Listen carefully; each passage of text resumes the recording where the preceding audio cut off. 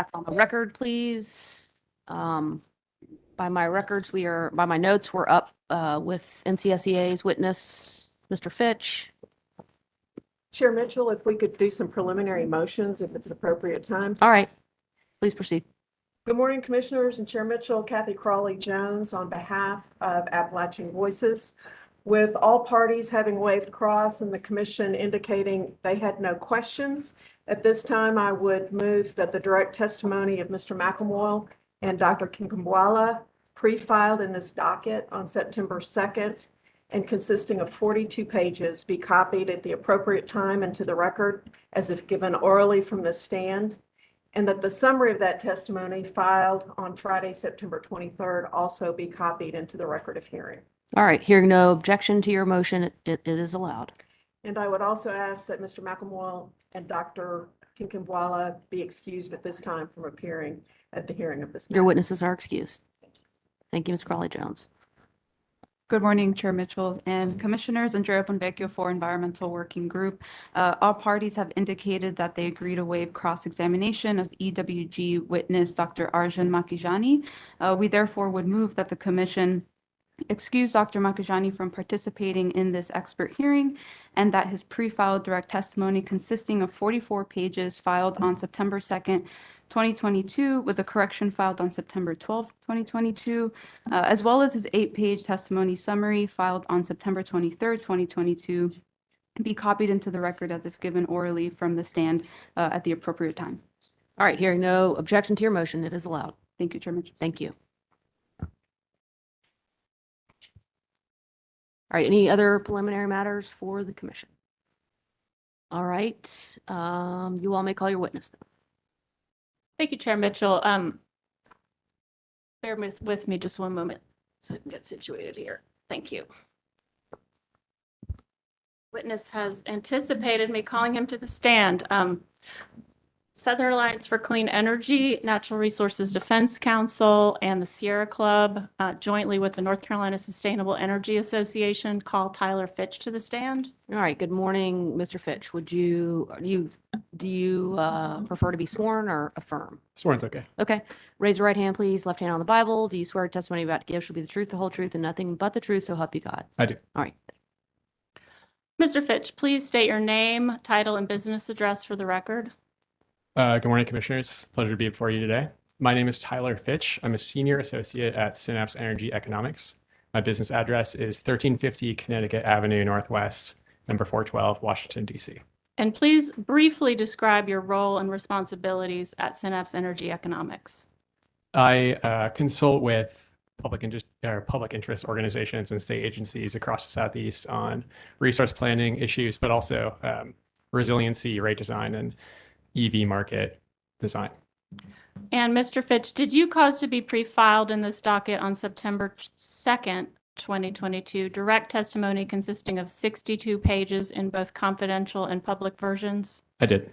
Do you have any changes or corrections to your pre-filed testimony at this time? I do not. So if the questions put to you in your testimony were asked at the hearing today, would your answers be the same? They would. And did you also have an exhibit to your testimony? I did. Was the exhibit to your testimony prepared by you or under your direction? It was prepared by me.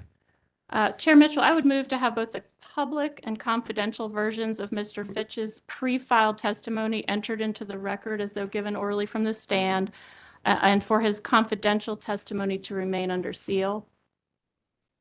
All right, hearing no objection to that motion, it is allowed. And I would also move to have the exhibit attached to Mr. Fitch's pre-filed testimony identified as pre-marked. All right, the exhibit will be identified as it was when pre-marked. And Mr. Fitch, did you also prepare a summary of your testimony? I did. And Chair Mitchell, I would also move to have Mr. Fitch's summary, which has been filed in the sub 179A docket, entered into the record as though given orally from the stand. All right, that motion is allowed. Thank you, Chair Mitchell. The witness is available for cross-examination and questions from the commission. All right, Avangrid. Good morning, Ben Smith, representing Avangrid Renewables, LLC. Morning, Mr. Fitch. I just have a few questions for you. Sure.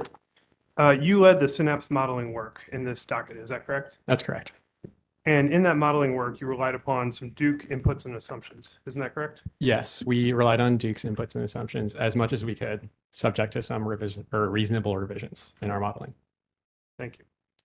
And isn't it true that the Duke generic profile of offshore wind was one of those inputs or assumptions that you relied upon? That's correct. Would the Synapse modeling conclusions have looked any different had you used offshore wind profiles with a sort of larger energy profile, for instance, 1,300 megawatt rather than 800 megawatts? Sorry, I got confused by the last part of your question. Are you asking about the sort of blocks that the capacity expansion could pick, or are we talking about sort of like dispatch curves and capacity factor? I'm talking about the box, but let me restate just so it's clear. Would the Synapse modeling conclusions have looked different had you used offshore wind profiles with larger blocks? Yes, it would. And- Sorry, go ahead. I'm finished.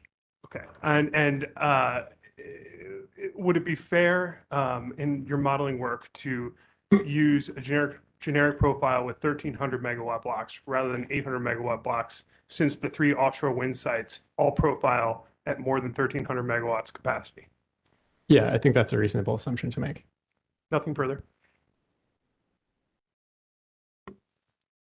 All right, CCBA. Thank you, Madam Chair.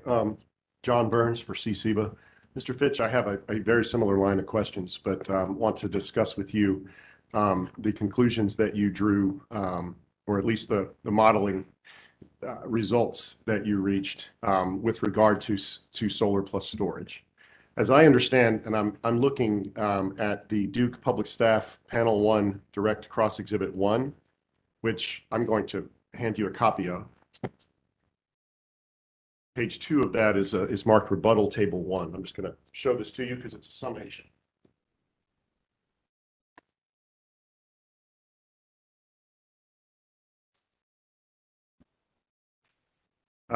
On that document is page 2 of that document there's a chart, which you're looking at the right one. I handed it to you with the right one up. Sorry. It says page 1 of 3 on the top right corner, but it was given to everybody as part of one exhibit. So when you look there, it says NCSEA et al. You see that line underneath the top of the chart? And it shows solar of 4,000 and BESS paired with solar at 0. As I understand from your response to Mr. Smith, you assumed in your modeling the same or similar assumptions to what you saw in Duke's original modeling. Is that right? That's right. And in this case, we did use that static dispatch curve for solar plus storage that I think we've already talked about, or I think there's been discussion of in this hearing already. Okay.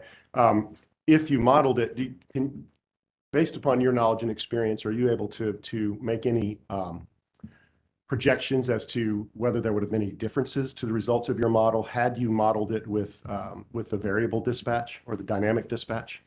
Yeah, I can. Yes, I can do that. And what would you expect those results to show? I would expect the way that I think about this dispatch curve is it's a single method of operation for the solar plus storage resource that we're talking about. And in the case where it can be dynamically dispatched, we could see lots of different types of adjustment based on the load curve for the day, based on other resources that are online, things like that. So I think using the dynamic dispatch that has been discussed is sort of a strict improvement to the economic value of those resources. And would the model that you used have generated more use of solar plus storage had you modeled it with dynamic dispatch? It's difficult to comment with specificity about how many more megawatts would have been procured if things had been different. But what I can say is that using dynamic dispatch would have put upward pressure more or less on procurement for those resources. So to put it another way, I would expect more procurement of those resources, but the magnitude of that increase is very difficult to know or make predictions about. Did you review SP5 and SP6? I did review the inputs, but not the outputs in great detail. Okay, thank you. That's all the questions I have for you this time. Thank you, Mr. Fitch. Thank you. Sigper. Thank you, Chair Mitchell. Good morning, Mr. Fitch. Just a couple of questions for you. First, I want to turn your attention to the Carbon-Free by 2050 report that you co-authored on behalf of NCSEA et al. As filed in this docket on July 20th. Do you have a copy of that with you? I have the public version in front of me. Excellent. Synapse included a summary of 3 different sensitivities it ran using Encompass's production cost modeling function. Is that right? To my recollection, we did run several. I'm not sure if the number is 3, but around there. Subject to check, I suppose. Okay. And can you turn with me to Table 9 on page 26?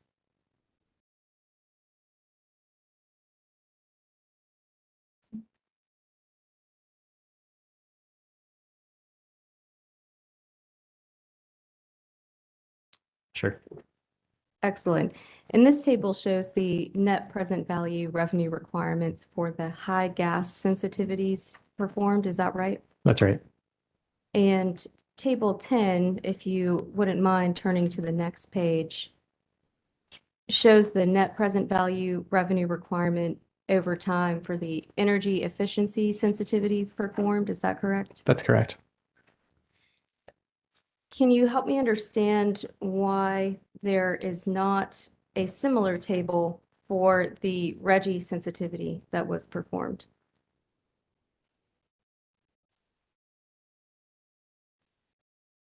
I'm just going to take a moment to review this. Sure.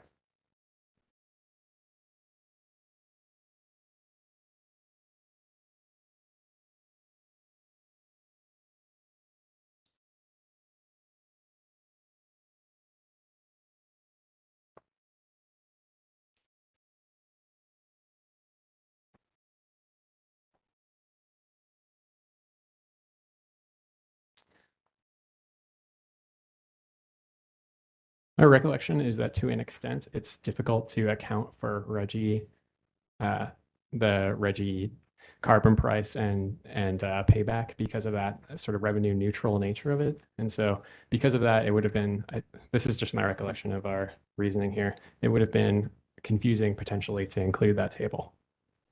And so it was not included. Is that correct? That table is not included in this report. And it was also not produced in Discovery. Is that correct? Not to my recollection. Thank you. No further questions. All right, CPSA? Okay. EJ Can.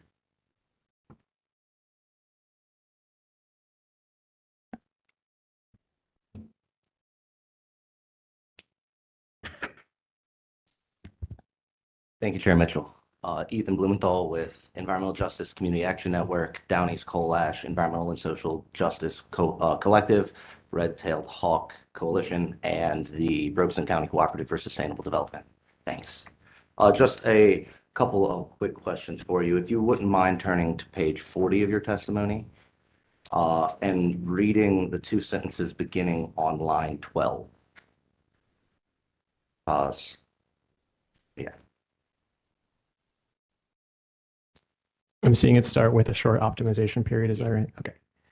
With a short optimization period, the model may not see the falling utilization and rising costs as it makes its near-term resource planning decisions. And that's in reference to gas CCs and CTs. I therefore recommend that the commission direct the company to include a full period capacity expansion optimization. Thank you. Could you, in this context, explain what a short optimization period or what you're referring to with that term? Sure. So one of the settings that you can include in Encompass in general is a planning period. And essentially that's how far is this algorithm going to look out forward to minimize or optimize on costs. So you could think about doing this in the case of the carbon plan, all 28 years or even longer than that if you wanted to, or you could think as short as 1 year. And one of the reasons why we balance this is because it's very computationally difficult to do it over the whole capacity period or the whole optimization period, like 28 years. So what's done is something called segmentation, which is splitting, and I think we talked about this previously, splitting the entire period into 8-year chunks, something like that. And I think in general, the issue with that, in the past, when the electricity industry in general was sort of had several static trends, 8-year optimization periods made a lot of sense because you could look at something like electricity or total load that seemed to be, relatively predictable at least, or gas prices that were relatively predictable, but it didn't include things like a decline in carbon cap, which is essentially in our modeling producing an incredible transition in resources. So for that reason, in this case, the planning period and the optimization period is important because using, for example, an 8-year planning period, Encompass is choosing what is optimal from 2022 to 2030. And it might choose a carbon emitting unit like a gas CT or a gas CC. And it would see, okay, this unit might be okay to meet the 70% reduction target in 2030. But essentially, Encompass isn't testing how it's going to do over the entire period.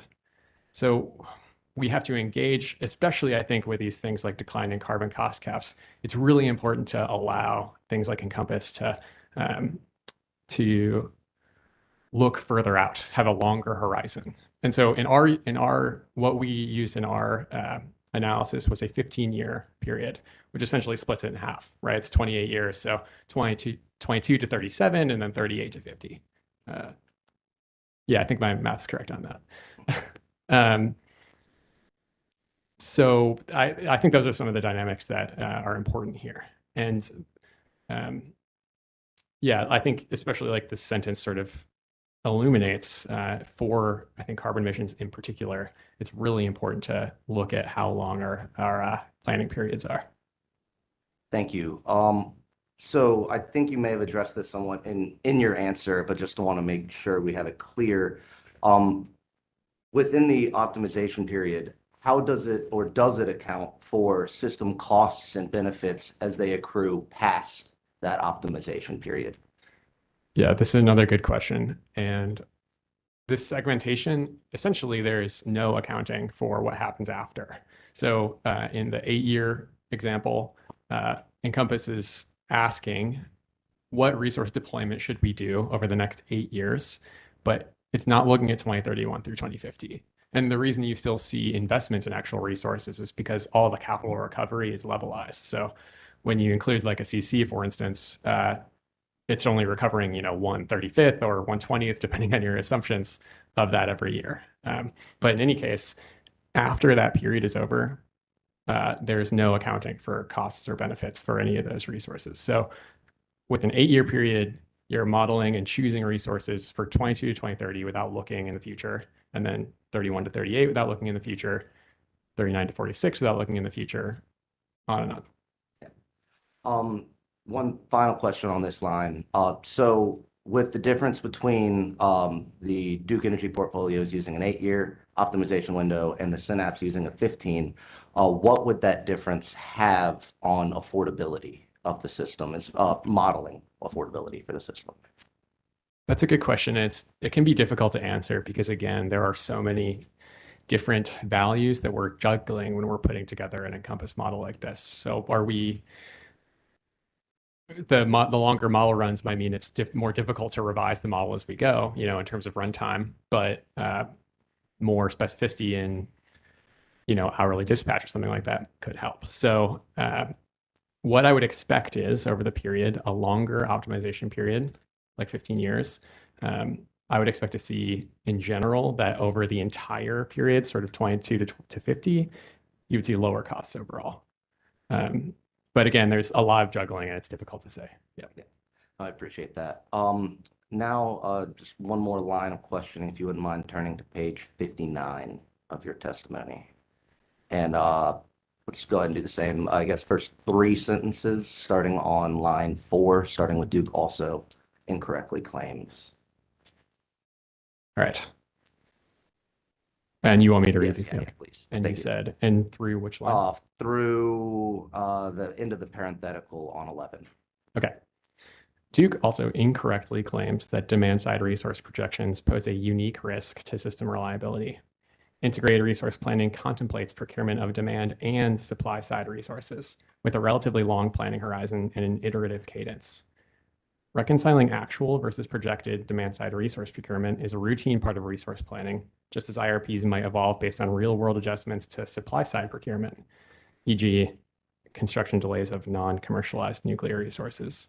And so I think what this set of sentences is getting at is a concept that we've heard about a lot in this hearing, which is the idea of checking and adjusting. So like this is an iterative process. So every 2 years, we'll get an opportunity to say what's working and what's not. And I think the point I'm making here is that applies to demand side resources as well. So if we set, for example, a higher target for incremental savings, we'll be able to check and adjust in 2 years and say, are we meeting this? Are there adjustments we need to make in terms of policy or anything like that? And I think the other point that I'm trying to sort of illuminate here is there's no inherent risk with demand side resources of looking or pulling out the drawer where demand side resources are and finding them not there when you need them, because just like any other resource, we will check every 2 years and make sure that resource adequacy is working exactly as it needs to. Thanks. I think you somewhat got it. And then the next question, which is, so how would you compare when utilizing a benchmark for EEDSM, say 1% of achievable retail load? How would you compare the risk of that benchmark being set too high versus that benchmark being set too low? Sure. And one thing I think it's really important to put out here in terms of how I'm thinking about reliability with the Synapse Encompass model that folks have been assessing over the last 2 months or so. In terms of reliability, that is a priority for Synapse and our Encompass modeling because it's table stakes for any resource planning you do. And the reason that we structured our model the way we did, with imitating as many Duke resources as possible, or excuse me, decisions as possible, was to maintain that reliability. And one place where we mimicked Duke's settings precisely was on the commitment issue. So just like Duke Energy's capacity expansion and production cost models, the Synapse model used partial commitment for capacity expansion, and it used full commitment for production cost modeling. So just when I'm thinking about the reliability risks, for instance, of energy efficiency, I'm feeling confident in what Synapse is putting out because, again, it mimics Duke's choices on that precisely. And in terms of energy efficiency, I think the risk with having a goal that's too low is you could be leaving money on the table, so to speak.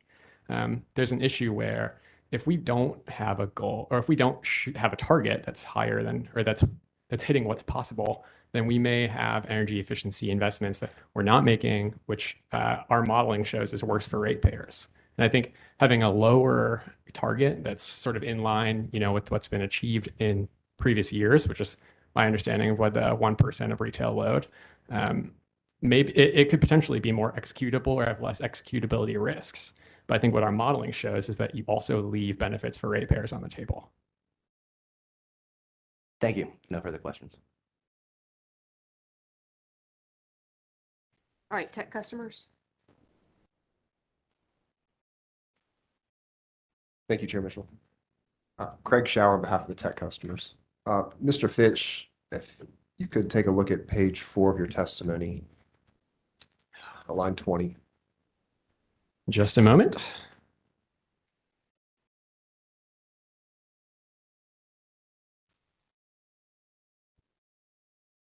You make the statement on line 20 that you use the same underlying Encompass database that Duke used to develop the portfolios in its proposed carbon plan filing. Do you see that?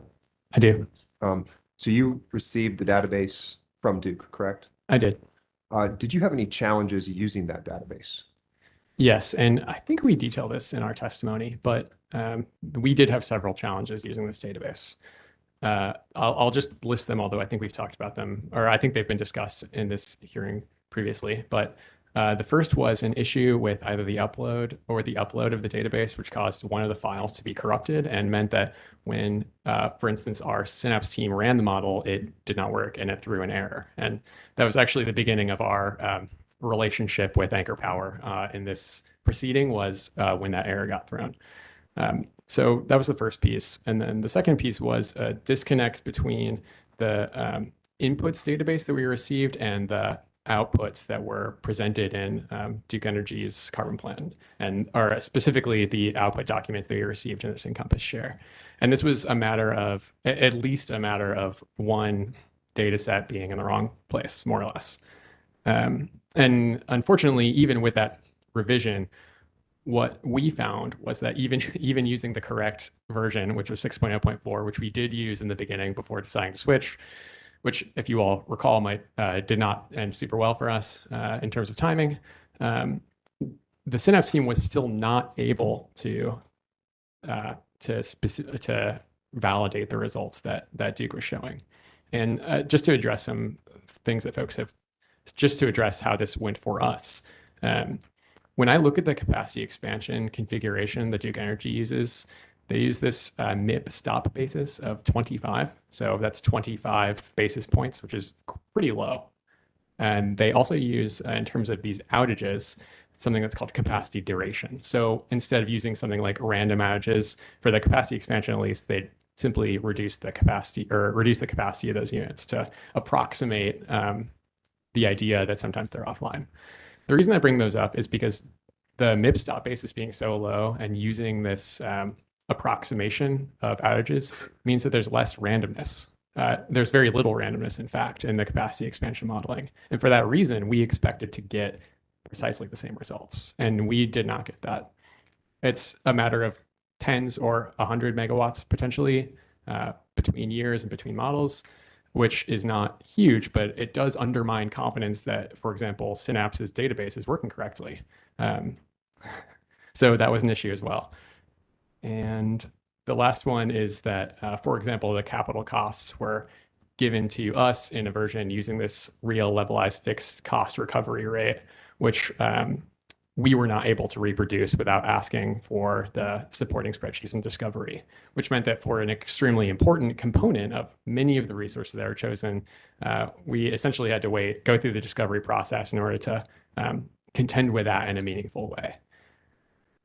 That's my memory of the issues that we had, but it may not be comprehensive of all the issues, but I do think I talk about it in my testimony. And I apologize, I did not see that in your testimony, which is why I wanted to ask. Last question. How long have you been using Encompass? Sure. Yeah. The first project I led in Encompass started in 2021. But at Synapse is actually one of the first clients of Anchor Power Solutions, and our relationship started in either 2015 or 2016. And as part of coming online at Synapse last year, I received training on the Encompass model that lasted over several days. I have like a phone call text relationship with at least one person at Anchor Power. And I obviously had the benefit of the team at Synapse who have been working with this model for essentially as long as it's been commercially available.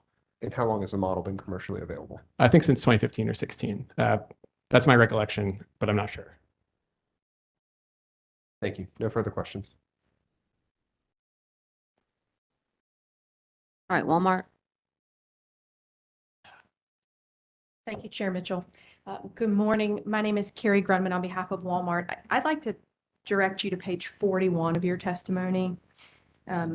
Over the course of several pages, you talk about the concept of collaborative modeling. And on page 43 of your testimony, you mention some successful collaborative modeling that took place with Excel in Colorado and Minnesota, and then Duke Energy in Indiana. Can you tell me how you're aware of those three instances? Sure. It was just consultation with my teammates at Synapse who had worked on those projects.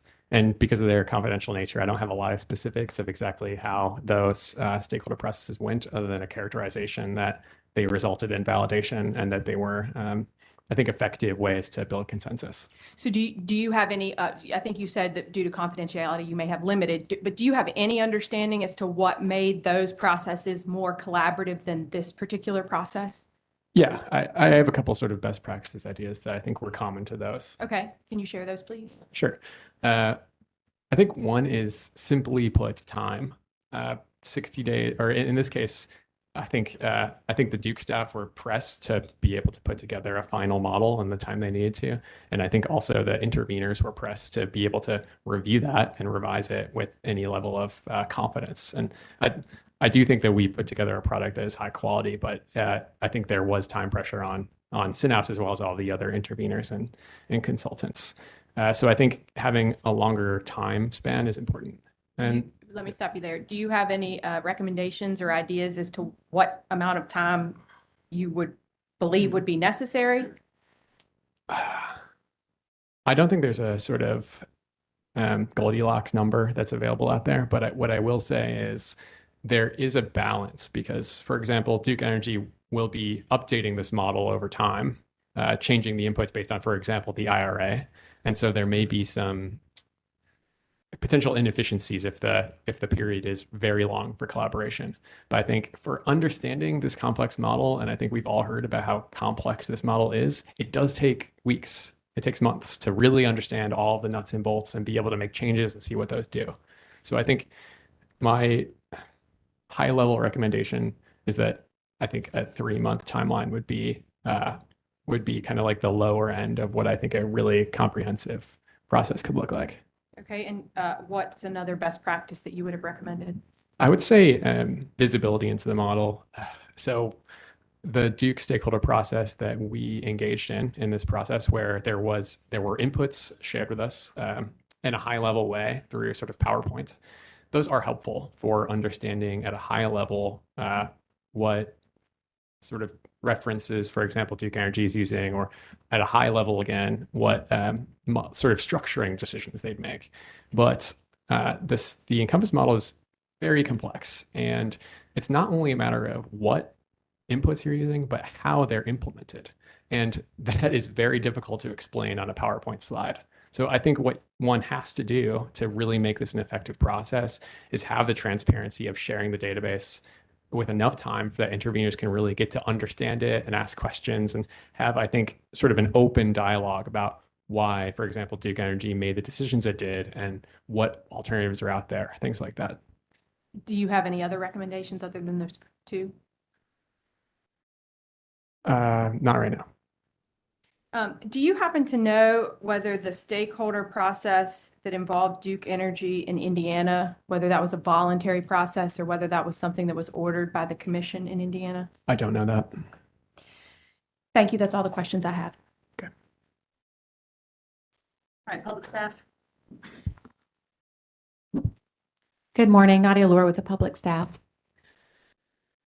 So you said earlier today that you mimicked Duke's settings for unit commitments exactly. Is that correct? That's right. Did you change any other settings in the production cost modeling runs, such as using a typical day instead of all calendar days? Yeah, I appreciate that question. We did use, we increased the MIP stop basis to 200 basis points. And we also used a typical week, is what the name of that sort of structure is. It's sort of, it's essentially, it uses like a typical 7 days for a month hourly. Okay. And what might be the impact of those changes on the production cost results? I'm glad you asked that. And I think the most important thing one thing I really want to stress is that the commitment practice was the same between the Encompass model or the Synapse modeling and the Duke Energy modeling. So I think for the MIP stop basis, I'm going to go into the gory details here, but essentially the Encompass is a linear programming algorithm at its heart, and it wants to work with continuous values. So Encompass would like to procure 386.7 megawatts of storage, but that's simply not how it's done in the real world. We round up to 400 or down to 200, something like that. And so in every case, whatever the MIP stop basis is, the Encompass will solve to this like exact, precise, continuous number of, for example, resource acquisitions. And then from there, it sort of back solves and it says, how close can we get to that sort of like abstract optimal portfolio using the blocks that are available to us? And essentially what this MIP stop basis asks is how close do we need to get? So by increasing that, essentially you allow the model to find one that's good enough earlier and go with it. But what I do want to point out is that in all those cases, the model's solving towards this optimal basis. And so I wouldn't expect to see, for example, a different set of resources or a drastically different set of resources if you decrease that MIP stop basis. So I think it sort of allows the model to run over a quicker time frame. And then the typical week structure, I think it finds a happy medium between the kind of like full, as robust as you possibly can in terms of hourly dispatch, and the typical day that we've talked about in this proceeding already. So again, that's sort of a abstraction that allows for a faster runtime. Thank you. And if you can turn to pages 50 and 51 of your testimony to table 6.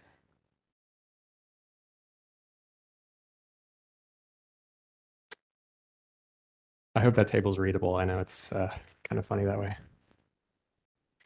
So it looks as though your portfolio adds significantly higher quantities of solar and storage in the near term than Duke's portfolios. Is that accurate? That's accurate. And in your modeling, did you use the same transmission cost adders that Duke used for new capacity resources? I did. Do you think that the interconnection of higher levels of solar and storage in the near term than Duke anticipates would necessitate higher transmission costs than Duke used? Yeah, it's a good question. I'm happy to talk about it. So I heard in previous discussion that the transmission adder was roughly equivalent with the red zone upgrades. Essentially, if you sort of summed up what the red zone upgrades could actuate and compared that to the transmission adder that Encompass uses, they'd be relatively similar. So I do think it's a good approximation for incremental transmission.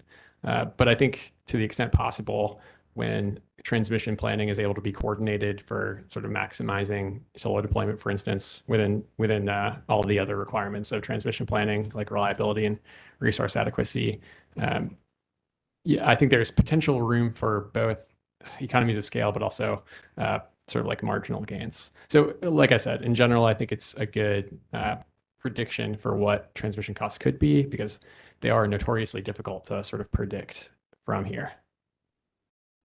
Okay, thank you. That's all I have. All right, redirect. Yes, thank you, Chair Mitchell. Bear with me just one moment, please. Mr. Fitch, in response to a question from Mr. Blumenthal, you alluded to 1% of retail load, and I think you were alluding to that as the target that Duke is using in this, that Duke is proposing. Did I understand you correctly? Yes. And do you recall that Duke's target is in fact 1% of eligible load, that is net of opt-outs? I do recall that. Okay. Let's see. In response to Ms. Lohr and Mr. Blumenthal, you mentioned this issue of unit commitment and alluded to the fact that Synapse used the same unit commitment settings that Duke had used in its Encompass modeling. Did I understand you correctly? You did. Okay. There's been a fair amount of confusion on this issue, I think, in this hearing, and so I just want to make sure we clear this up, hopefully once and for all. Did SACE et al. And NCSEA provide Synapse's inputs for its Encompass modeling to Duke Energy pursuant to the company's request for intervenor modeling files? That's my understanding, yes. I provided to SACE et al. And NCSEA, and I assume that they were provided. So, okay. Yes. Thank you. So those modeling files that SACE and NCSEA, or that you provided to SACE and NCSEA that we then provided to Duke, do you recall that those included a file that was named index.xlsx? I do, and the .xlsx is just the extension that means it's a It's an Excel spreadsheet. Okay, But so it's a tongue twister. So when I refer to that file name henceforth, I'll just call it index. What was in that index file? So, sure. The index file, it contains essentially all of the scenario. Let me start earlier. What we're talking about is an export of the database that Synapse used to put together its portfolio, its scenarios. So what needs to be included in that export is the data, all the changes that we made in terms of different capital costs, things like that. And then what the configuration of each of the scenarios we ran was. So that index file has all the configurations of the scenarios in it. And when you say it has all the configurations of the scenarios, would that allow someone reviewing those documents to understand what settings Synapse used? Yes, it would. Okay. I have a couple of exhibits I would like to have passed out, if I may, Chair Mitchell. And I'll just ask my co-counsel to assist me. If you could pass out one of each of these, please.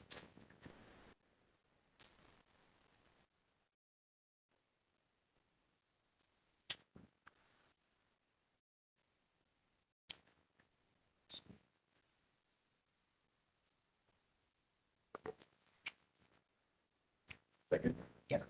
Thank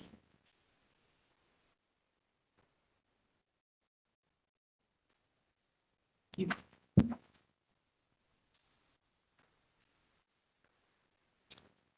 And Chair Mitchell, I would like to mark the document that says excerpt of index XLSX lookup values tab at the at the top left corner for identification as SACE et al. Fitch Redirect Examination Exhibit 1. All right. The document will be marked as SACE et al. Fitch Redirect Examination Exhibit 1. And then the second document that says excerpt of index XLSX scenario settings tab at the top left, I would like to mark that as for identification as SACE et al. Fitch Redirect Examination Exhibit 2. The document will be marked as SACE et al. Fitch Redirect Examination Exhibit. Thank you, Chair Mitchell. Mr. Fitch, do you have copies of the two documents? I do. Could you please refer to SACE et al. Fitch Redirect Examination Exhibit 1? That's the one with the lookup values tab in the top left corner. I've got it. Do you recognize what is reproduced here in the exhibit? I do. This is an excerpt of a much longer list of input descriptions and options that work sort of as a key for understanding the scenario settings. So for every option on the scenario settings tab, it shows what the choices are and sort of what they mean. So I do recognize it, yes.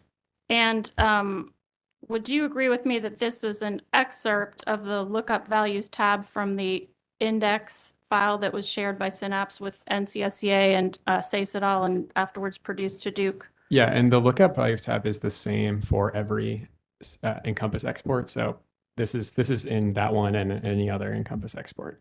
Okay. Can you please explain what is shown in each of the columns of this table that is in the exhibit?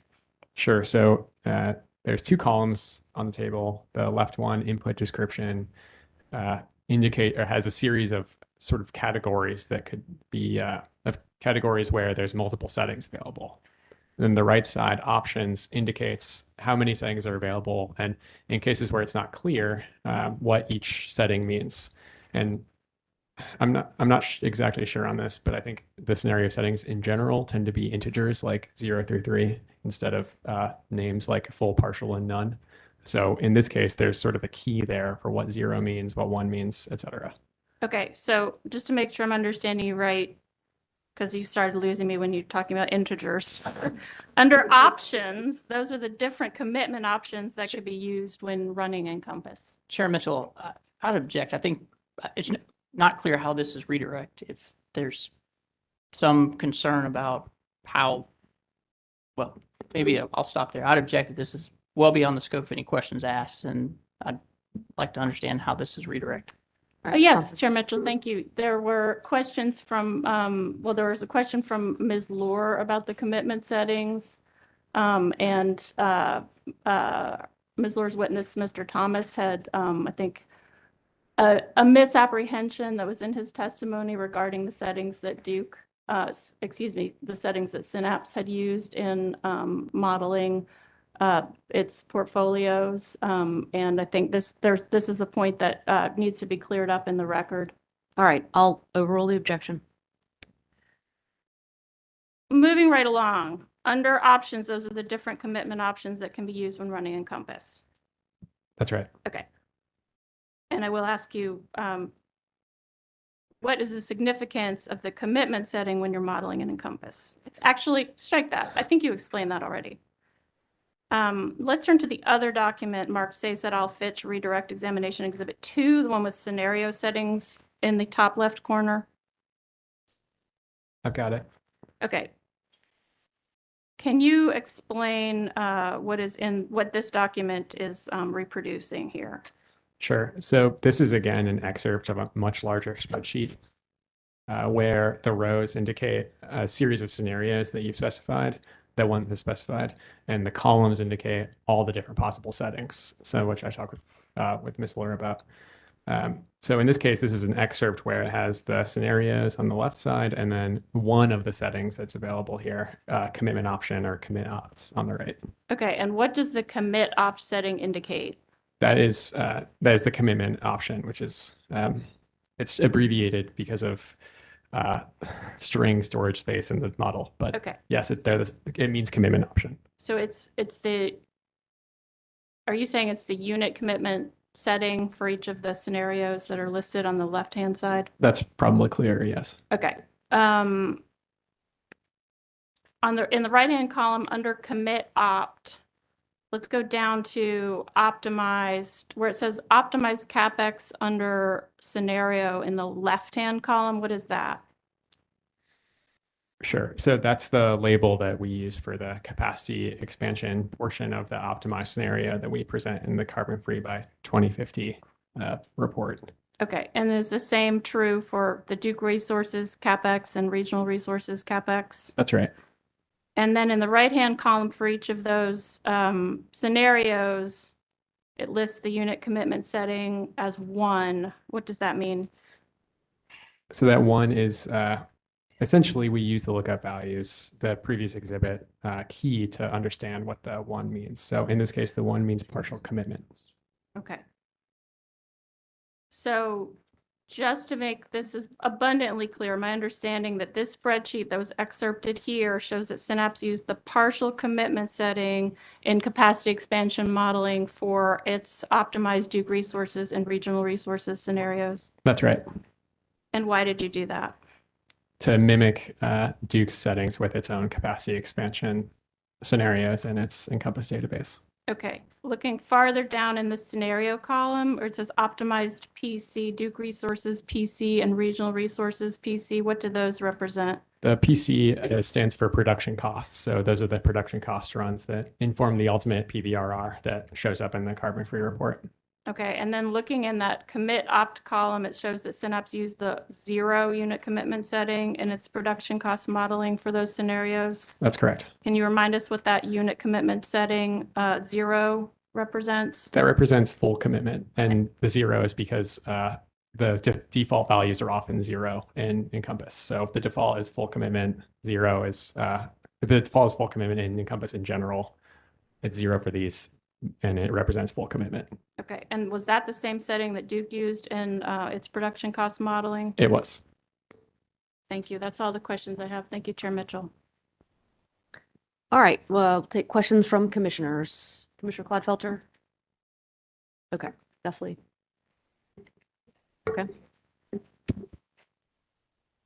Let's see. Good morning still. So I have a few questions, and it's mainly just to understand your testimony and to see exactly what you're asking of the commission.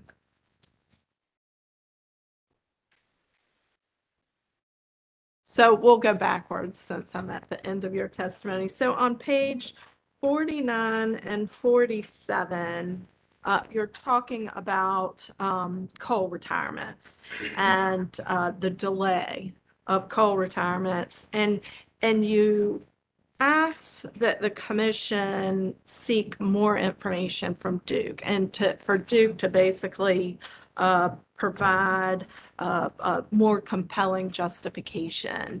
And so can you talk to me a little bit about exactly what does that look like and what additional information that you think is required?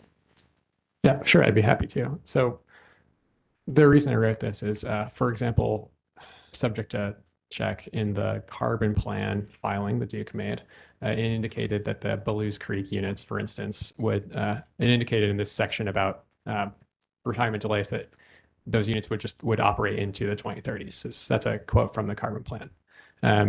Even though I think from the 2020 IRPs, the earliest practicable retirement date for those units was 2030. So that just sort of gives an example of disconnect that I saw in the carbon plan versus this previous earliest practicable retirement date. I'll try not to stumble on that word too much.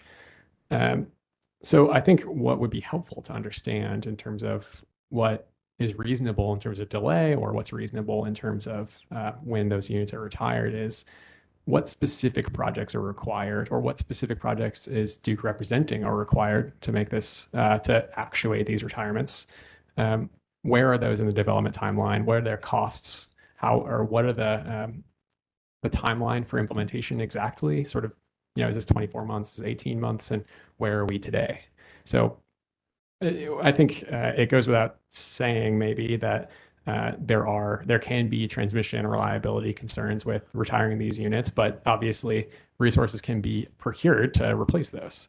And I think that the place that we're flying in the dark a little bit here is what specific projects are we talking about here? What's the timeline for those? Where are we on that timeline?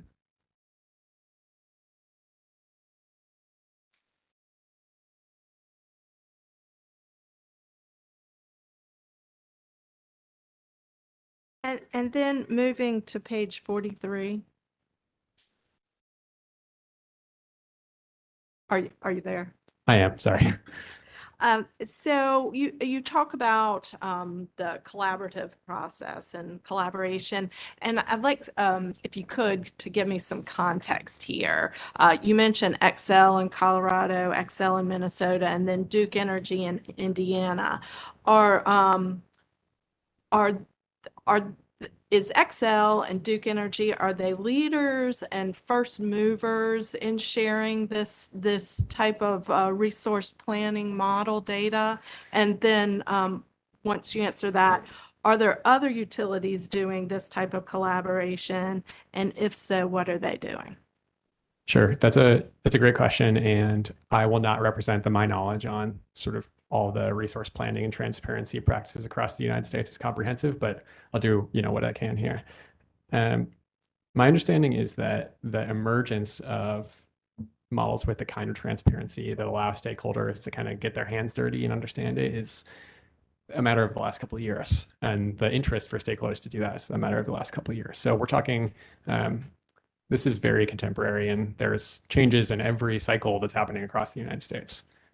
So I think these are three good case studies, absolutely, in terms of sharing data with the stakeholders and in terms of being able to validate the data, the outputs versus the inputs that we're getting, things like that. So in terms of whether they're leaders, it's hard to know because this isn't something I've comprehensively studied, but they are, I think, good examples for us to look to here. And then there are other stakeholder practices that are done. And one that I'm thinking of is, unfortunately, I can't remember the name of the utility, and I'd be happy to file a late filed exhibit or something like that in the Southwest that allowed, for example, stakeholders to select a series of inputs that the utility used in their own sort of production of their model results. So there was sort of like a stakeholder scenario. And that method isn't without its pitfalls, but I think can be really clarifying to understanding how these decisions with inputs can change what the outputs look like. So I guess to answer your question, I would say these are good case studies to look at. And I think new practices are sort of arriving as we speak. Okay, thank you for that.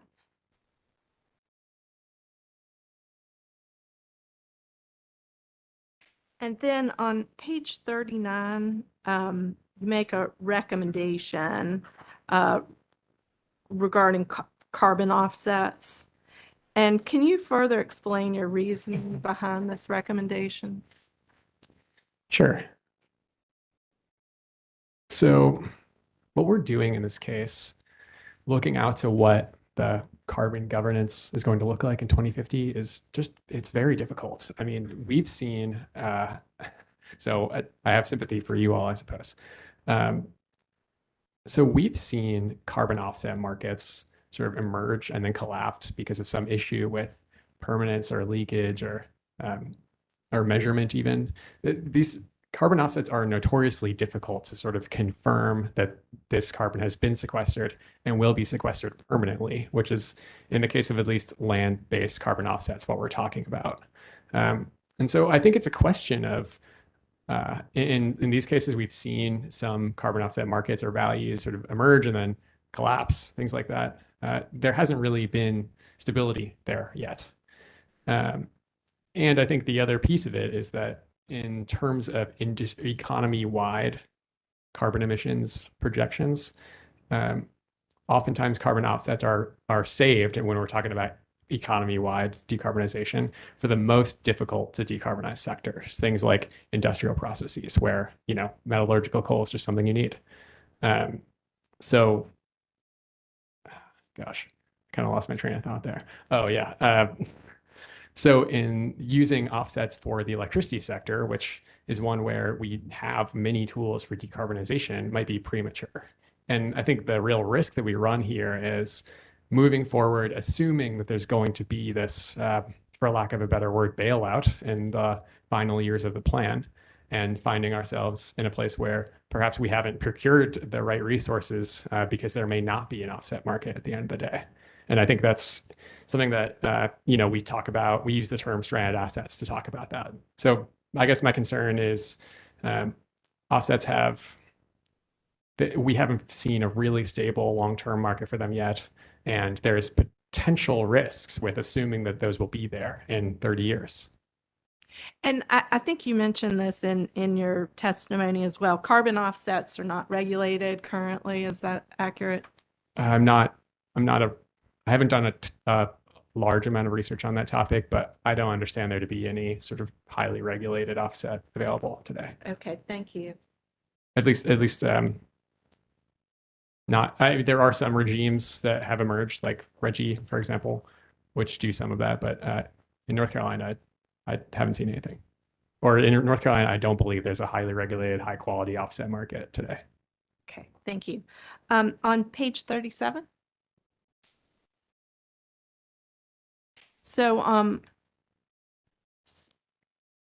you mentioned on line 3 that the IRA may impact battery charging requirements.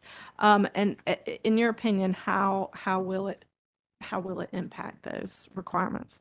My understanding is that the investment tax credit previously, before the IRA, required that solar plus storage installations required the storage to charge directly from the solar, be DC coupled, that kind of thing.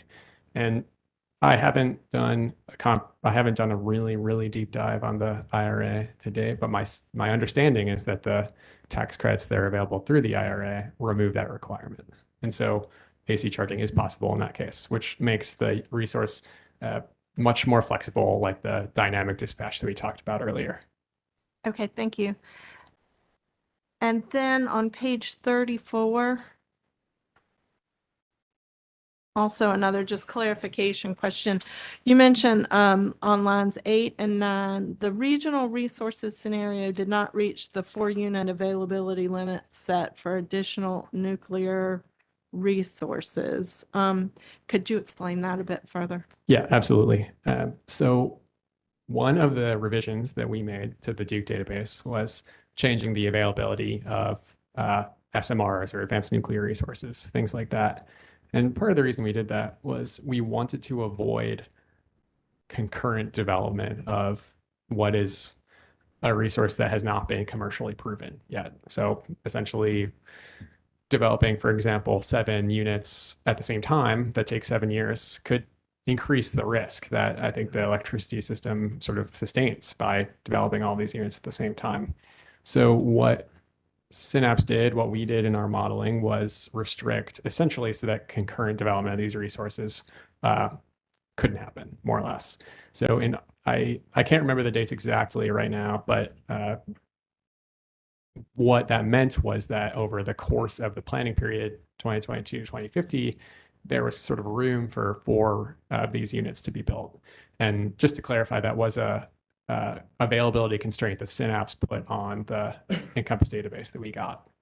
And so when I say that regional resources scenario did not reach that availability limit, what I mean is the regional resources scenario did not build 4. It built less than 4 SMRs. Okay, thank you for that clarification.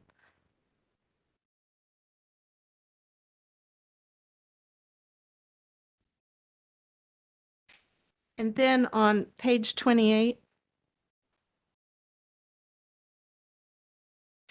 you talk about how the commission should initiate a new I'll wait for you to get it. Thank you. So you talk about how the commission should initiate a new proceeding for pursuing long-term prospective regional planning and consideration of regional coordination. So when you say consideration of regional coordination, can you expand on this point and exactly what you mean with those 2 words? Sure. First thing I'll say is in general, the commission, this is one potential action that the commission could take to explore transmission coordination and planning, and I give it as a recommendation, but I think the commission understands that this is a critical issue and there's lots of different ways to tackle it. In terms of regional coordination, what I'm referring to is the concept that, especially with variable renewable energy, being able to integrate that energy over a larger region allows for more economic value from those resources, more or less.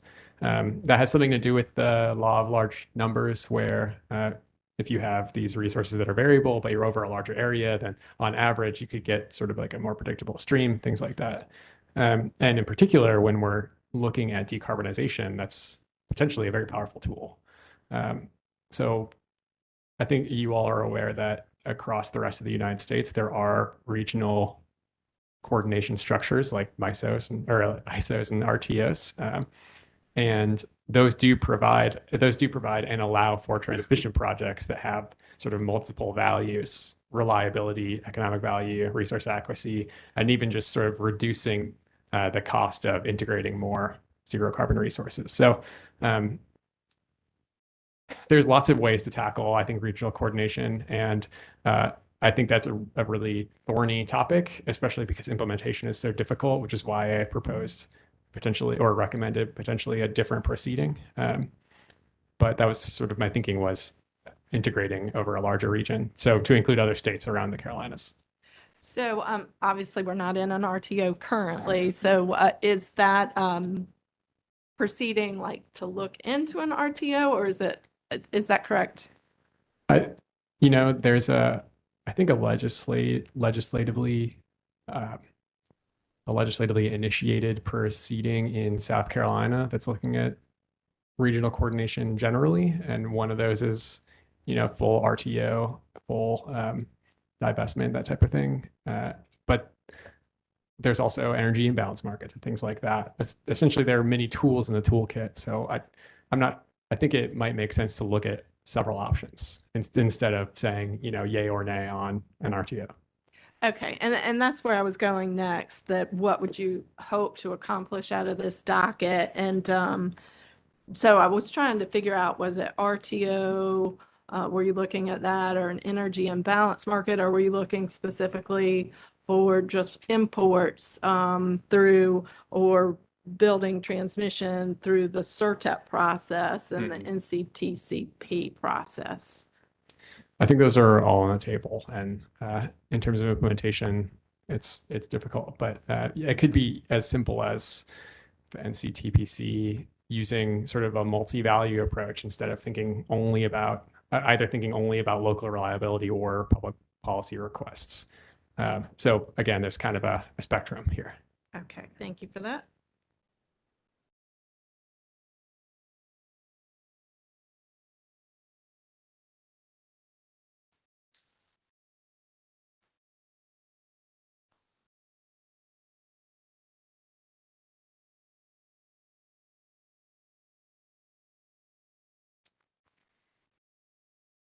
And then my last clarification question's on page 6.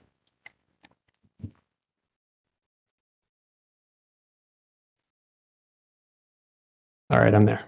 Okay, so with your optimized model and your regional resources model, there's a larger piece of the pie from the solar. And where is that solar? It may just be generic solar, but my question is, where's that solar coming from? Is it coming from new build within North Carolina, or is it from resources outside of North Carolina? And if it's from resources outside of North Carolina, is it coming in from PJM? Is it coming in from the South? That's a good question, and I don't think it's incredibly clear in this, so happy to clear it up. All the solar you see there and the storage is all within region. It's all within the Duke Energy DC DEP balancing authority. So none of that's being imported. And essentially what we're seeing here is Encompass selecting that much solar subject to the transmission adder and the deployment limitations we've talked about. But all of that is within region, yeah. Okay, thank you very much. Thank you. Who has questions? Okay, Commissioner Brown Bland. Just a couple here. So what is there a deduction or an inference that you would have the commission draw with regard to the difficulties experienced in terms of running the model? I would say that this is the North Carolina Utilities Commission's first run with Encompass in IRP. And it's Duke Energy Carolinas, Duke Energy Progress' first run. And for many interveners, it's their first look at it. So I think growing pains are something we should expect. But I think I tried to give recommendations in my testimony for ways that we could improve it. So it's more what you want the commission to get out of it is more educational and informational based. Well, in terms of what I think is good is going to lead to potentially smoother proceedings and more shared understanding and more collaborative problem solving in the future. I think things like more transparency, longer timelines are going to be important, and I think will at least give us a better shot at coming to a carbon plan that's, in the best public interest. And do you have sort of the same question as a certain deduction or inference that the commission should draw from the fact that Synapse had an inability at least to validate Duke's numbers? I would say I'm confident in my team. I'm confident in Synapse as an organization. I'm confident that our approach to the Encompass model was the appropriate one in all cases, or at least the appropriate one in terms of import and validation. And my thinking is that the validation issue could likely be from some other input problem where there was one tiny change that was made somewhere deep inside the model that was a difference between what we got and what the outputs looked like that we also got. I think simply put, these are really complex models, and moving them from place to place is difficult. And even maintaining version control when I'm not sure how big the Duke Energy modeling team is, but I'm assuming it's big. That's difficult. So in terms of a deduction that I would have the commission take, I would say I do think the validation issue is a problem because it's hard to be confident that our models are running correctly when that's not the case. But I think I might chalk it up to just the compressed timeline on this. So do you or don't you, is the inability to validate significant to the results that we see with the scenarios? I would say it does. The reason that we validate is to make sure that our model works exactly like Duke Energy's model does. And I think we and the interveners got very close, very, very close to validating getting exactly the same result. And so for that reason, I do have confidence that, for example, the synapse encompass scenarios do model appropriately. But the lack of validation creates a risk that there's some tiny piece of this that's working in a way that's not expected. And that's just an unfortunate thing we have to work with here. Thank you.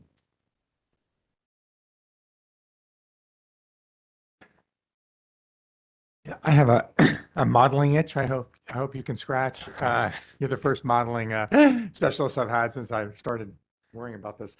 But we're being asked to infer a lot of value and information from these present value numbers. And in some cases, there's large deltas, but in some cases, really small deltas. So I'm just curious, you could say a little bit about something we haven't heard a lot about, which is the discount factor that's used for calculating these. And then kind of on a related note, the inflation factor that's used. I mean, I saw you talk a little bit about inflation of PPAs, but in your model right up, but could you just talk a little bit about those? And was there any test, because we're in this weird macro world, of kind of changing those, and does it change the order of everything? Yeah, these are good questions. I'm happy to talk about them. And I know you said you have a modeling itch, but I think I may be a little long-winded, so I'm hoping I don't scratch too much. But I would say on the inflation, which is the easier one, when we were configuring this model, inflation wasn't the sort of public policy issue that we're hearing about in the newspaper on a regular basis. And so we used what is typical for us, which is taking some kind of long-term inflation estimate that's produced by one of the branch banks of the Federal Reserve. So something like 2.5%. And we just apply that to everything, basically. The inflation issues that we're seeing today are difficult because broad-based inflation that sort of affects the value of the dollar on everything might not change differentially to resources subject to the same inflation. Differentially, there might not actually be that much difference if they're subject to inflation. But I think it is something to keep in mind here. And one part of modeling is that it's very difficult to get the most up-to-date thing into your model as quickly as possible. In terms of the PVRR, it's a really good question, and I'm glad you're focusing on it. The way that we calculate it, which I believe is the way that Duke calculates it, is using a discount rate that's equal to the weighted average cost of capital for Duke Energy. So you calculate an annual cost of carrying all these capital investments, of fuel, all that stuff, and then over time you discount by the weighted average cost of capital. That can be helpful, and so is what I understand to be very common across resource planning in general. But I think if you really dug into it, there might be some people might recommend, a social discount level that's less, because obviously we're talking about ratepayer dollars here. So it's an interesting policy question. I think we sort of default to the weighted average cost of capital because that's, I guess that's sort of a structure that we adopt here. But it's a good question. Yeah, you got an issue that I've had since I've been here, is that, is a customer's discount rate the same as a major corporation? And I'm thinking of our average customer, and I'm not sure that's the case, but that goes down a rabbit hole that I don't want to pull this whole group into. But I appreciate it for that. Just to follow up on the inflation, one of the things that we've heard sort of as strategies for making different choices, and it comes up a lot, is the idea, of hedging, of locking things in. So, I mean, the thing that I noticed was, particularly for your PPAs, you do kind of inflate those. Mm-hmm. But from what I understand, one of the advantages of a PPA is, in general, the way I think we've structured them in the past is to lock in a rate, and it doesn't inflate. So it's actually becoming a much better deal. as you move forward, then say something that is going to require the payment of fuel costs and those kind of things. So I don't know if this is a small issue or a big issue. I'm not sure if this issue makes sense, but I just wondered, like, how are those things treated? Again, I'm not sure how big a deal it is in this particular model, but you're up here and thought Might I'd as well. ask. I'd say my understanding is that PPAs can be structured to the sort of cost per megawatt hour can be structured to either increase with inflation or stay flat. And I think as a conservative approach, we just chose to inflate those numbers just because that would avoid this issue where maybe they were undervalued at the end or over time.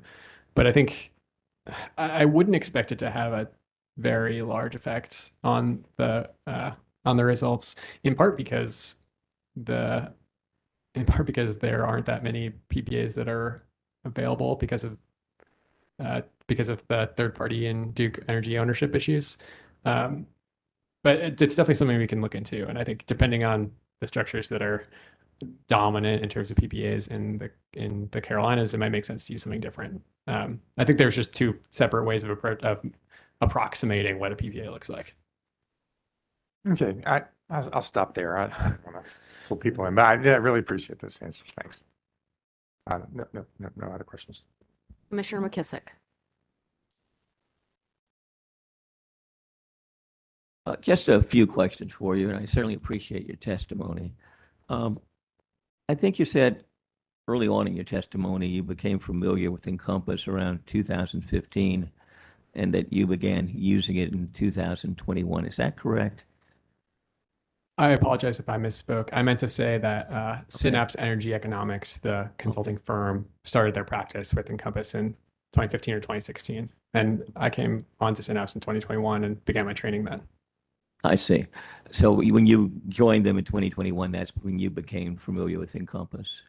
Yeah, and I'd analyzed the results of IRPs in the past, so I had some familiarity there. But that was my introduction to the kind of like guts of Encompass in particular.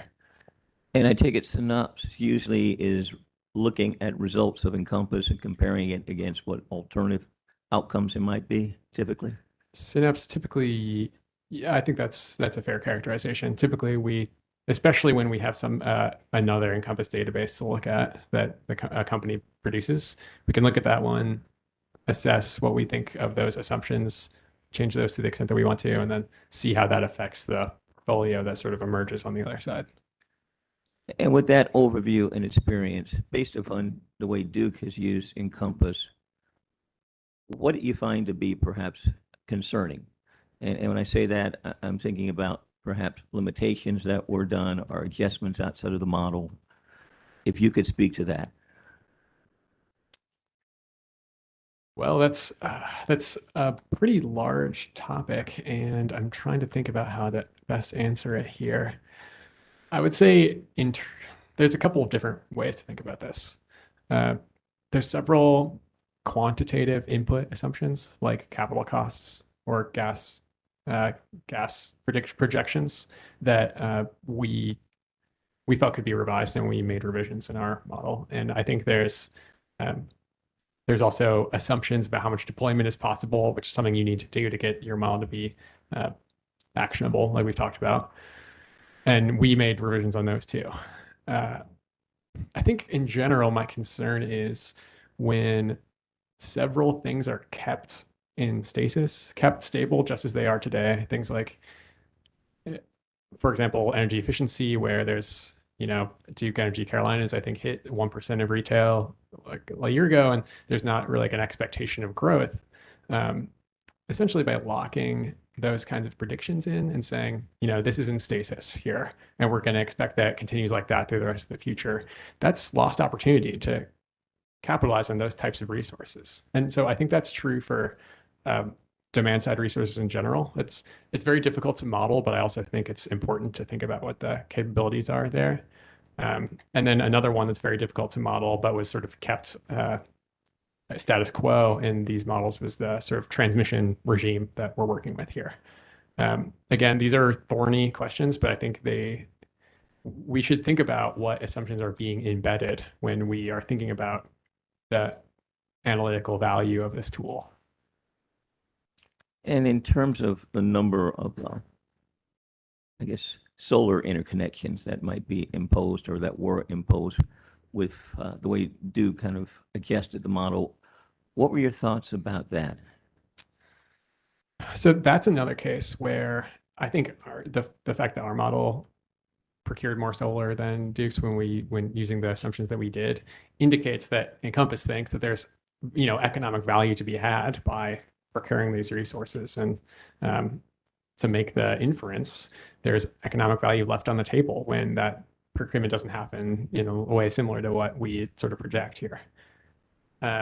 So I think that's kind of the major issue, is the risk of losing out on these resources that provide, an important value here. In terms of what I used to create the projections that I did, I'd say I looked at the developments that have happened recently with interconnection, like the move to clustering, for example, and looked at sort of historically what Duke Energy's interconnection has looked like, and made essentially a reasonable assumption that there was greater ability to do this. And I think even things like transmission planning that work a little differently, or there's potentially many process improvements we can make that could make interconnection easier. And if we lock in, again, the deployment that we have today, then we assume that none of those happen, more or less. And I think that's a risk. Okay. Now, on page 50 of your testimony, at the very bottom, there's a table 6 relating to carbon-free by 2050 short-term recommendations.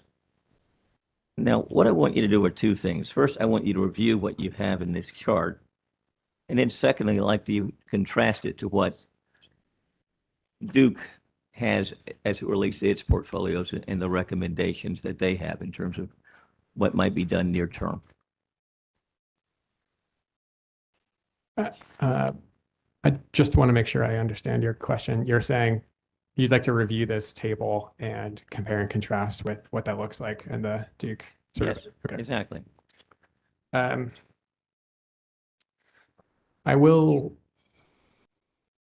do my best here, but what I'll say is I didn't review the results of the SP5 and SP6 portfolios in great detail.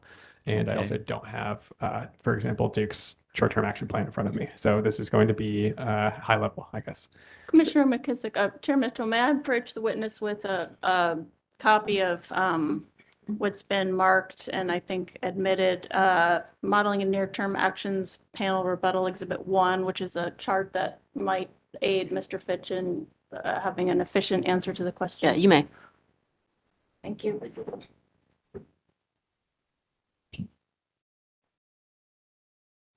Sure. Thank you. All right, so I'll just kind of go row by row here. Sure. All right, on energy efficiency, obviously what we're looking at here is 1.5% of retail load as an incremental savings target, and that is higher than both Duke's base and high projections. And that the way that we modeled it sort of ramps up to there in 2030, I think, is when it hits 1.5%. So that's greater investment in energy efficiency. For distributed energy resources, the Encompass scenarios we used use Duke Energy's high DER adoption, which anticipates a little bit of acceleration in the rate over 2022 to 2050. So at 2035, there's some separation between Duke's projections and what we have, but I think it's meaningful. So more DERs. Additional solar, there's already been a lot of, I think, hearing time on this, but the Synapse models anticipate more procurement of solar. So in particular, I think we're talking about 4 gigawatts, 2022 to 2024 procurement timeline. So that's greater than I think what Duke Energy is sort of projected. And similar for battery storage, I think our model sees a lot of value in battery storage to integrate these resources and provide capacity. So we procure a lot of this. For onshore wind, it's very helpful to have this now. Based on this exhibit that Ms. Thompson handed me, it looks roughly the same, and I think that shows that there is value and diversity of variable renewable energy resources. And then for onshore wind Midwest, this is a resource that Synapse introduced into the model that's PPA, sort of third-party owned solar that's procured through PJM. And we included the firm point-to-point cost of importing these resources, which is quite high, to be clear. And we found that our model selected that significantly, just showing, I guess, the value of regional procurement in general. And then for offshore wind, I believe ours is broadly consistent with what Duke Energy has. Well, yes, I think that's right. I can keep going through the kind of options for long-term procurement if that's helpful. Well, I mean, I think you've touched upon most of the issues I was concerned about or had interest in. Now, let's talk a little bit about what I'll call onshore wind dealing with PJM. I mean, you factored in the additional substantial cost, what's related to transmission upgrades or improvements that would be necessary for that to occur in your model. Is that correct? Yeah, we used PJM's firm point-to-point transmission costs, which I'm hesitant to rattle off the numbers, so I won't. But we did use that, and we had it inflate at 2.5% over year to year, and it was every year incurred. And even with that adjustment, it showed as if that was a viable option that automatically kicked into your model. That's right. And I think that speaks to just the value or just the capacity factor of the Midwest wind. I mean, driving through there, you get a sense of what the power of that wind is like. And for that reason, capacity factors and even capacity factors are high, costs are low. And for that reason, it's cheap, zero carbon energy. Very good. Well, I think you've covered the things I was concerned about in terms of contrasting comparison. So appreciate your testimony. Thank you. No Thank you, further Commissioner. questions. All right, Commissioner Kim Wright. Thank you. And most of my questions have now been answered. I just have one follow-up clarifying question. And it relates to energy efficiency. And I don't think you need to look at it, but the table on page 37, where you state higher level of energy efficiency is achievable and lowers total system cost.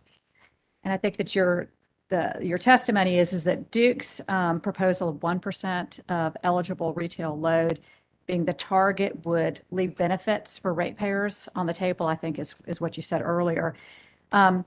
So Duke's testimony several days ago or last week was that the 1% would be the target, but they would try to improve upon that if possible.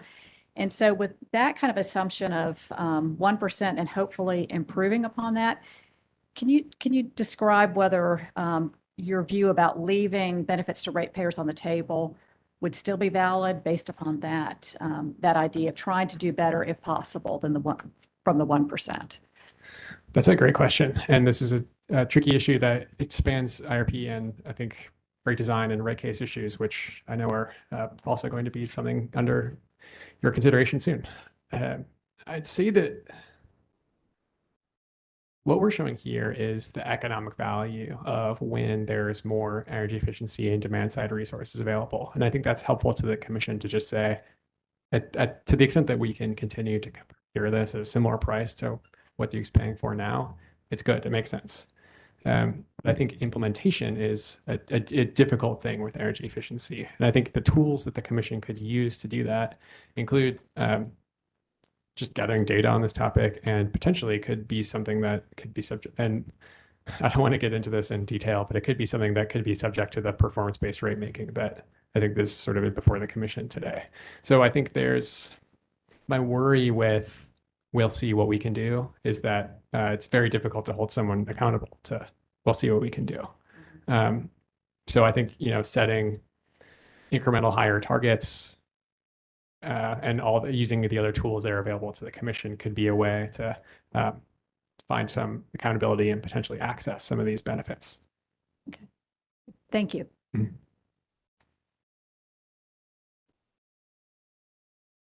Commissioner Hughes. Yeah, another modeling, it's related to how you're modeling EE and DSM. Are you familiar with the cost recovery mechanism that we have in North Carolina at all? I don't think I can testify with a lot of confidence on that mechanism. Well, so when you're modeling the costs of the EE and DSM, customer costs, because that's what we're all talking about, is the PBRR. Are you just taking sort of a historic cost and inflating it? Are you taking whatever Duke had in their model and just inflating it? Or are you making any kind of so you're not looking at actually how we pass it on to the actual individual customer? So what we did in this case was we used the cost stream that was identified in Duke Energy's modeling. It's sort of the, programmatically, what kind of procurement are we doing? What are we expecting in terms of behavioral energy efficiency savings? And we did proportionally scale that up to meet the 1.5% of retail load. And we did the same thing for attendant costs for each of those categories. And then those are a separate cost stream that we integrate into the PVRR at the end there. So I think broadly, for the purposes of how the PVRR was calculated in Duke Energy's versus Synapse's, they're consistent. I don't have as much confidence on exactly how that implements into the rider or the mechanism rather. No, I appreciate that, but you did it the same way. So I think we have a chance with the Duke modeling panel, hopefully later today. Thanks. Thank you. Commissioner Clodfelter. Mr. Fitch, I do have one question for you, just to be sure that I was understanding something correctly that's in your official report, the carbon free by 2050. Do you have that? I do. I think I understand it correctly, but I want you to confirm that with me in Appendix B, page 15. I am making my way there. Okay. You talk about the different results from running version 6.0.9 and 6.0.4. And I think I understand what you're telling me there is that in 6.0.9, the model was assuming that the listed units there would run on 100% gas. Whereas but what I want to confirm is that in 6.0.4, the model assumes that the units co-fire at the existing actual percentages that those units are capable of today, right? That's right. Yes. So what I'm seeing in table B1 then is the present value revenue requirement difference between running those units 100% on gas and running them as they are currently configured to run. Am I understanding that table correctly? That's my understanding of the table. Yes, is that it assumes that my understanding is this is a physical constraint of these units that they're not able to run actually 100% on gas today, but there's some co-firing that has to happen for these specific units. And in the 6.0.9, there was a bug where it was able to run completely on gas. So the change in PVRR that we're looking at, the increase is just because we're adding coal back into the mix, which is just a higher dollar per megawatt hour sort of fuel. So I more or less what I'm saying is I think that your understanding is correct. Okay, that's what I wanted to be sure. Great. Thank you. Thanks. Yeah, thanks for allowing the clarification. Okay, I have just a few questions for you. Let's stick with the coal retirements just for a minute. So is it Synapse's position or is it your position that the company's out of model delays for those coal units, for certain coal units, was inappropriate? I would say it was not sufficiently justified in the Okay. carbon plan filing. Okay, and so do I understand correctly, and just correct me if I'm wrong here, but do I understand correctly that the modeling that you all did allowed the model let me say it differently. The portfolios you all came up with allowed the model to select the retirement dates for the coal units? That's right. Yeah. So we've talked about endogeneity. This is another example of that. Yeah. Okay. And sort of having corrected the issue that Commissioner Clodfelter I discussed with you that's set forth on B15, the modeling that you all did allowed the model to select the retirement dates, taking into account that some of those units co-fire? Yeah, that's right. Okay.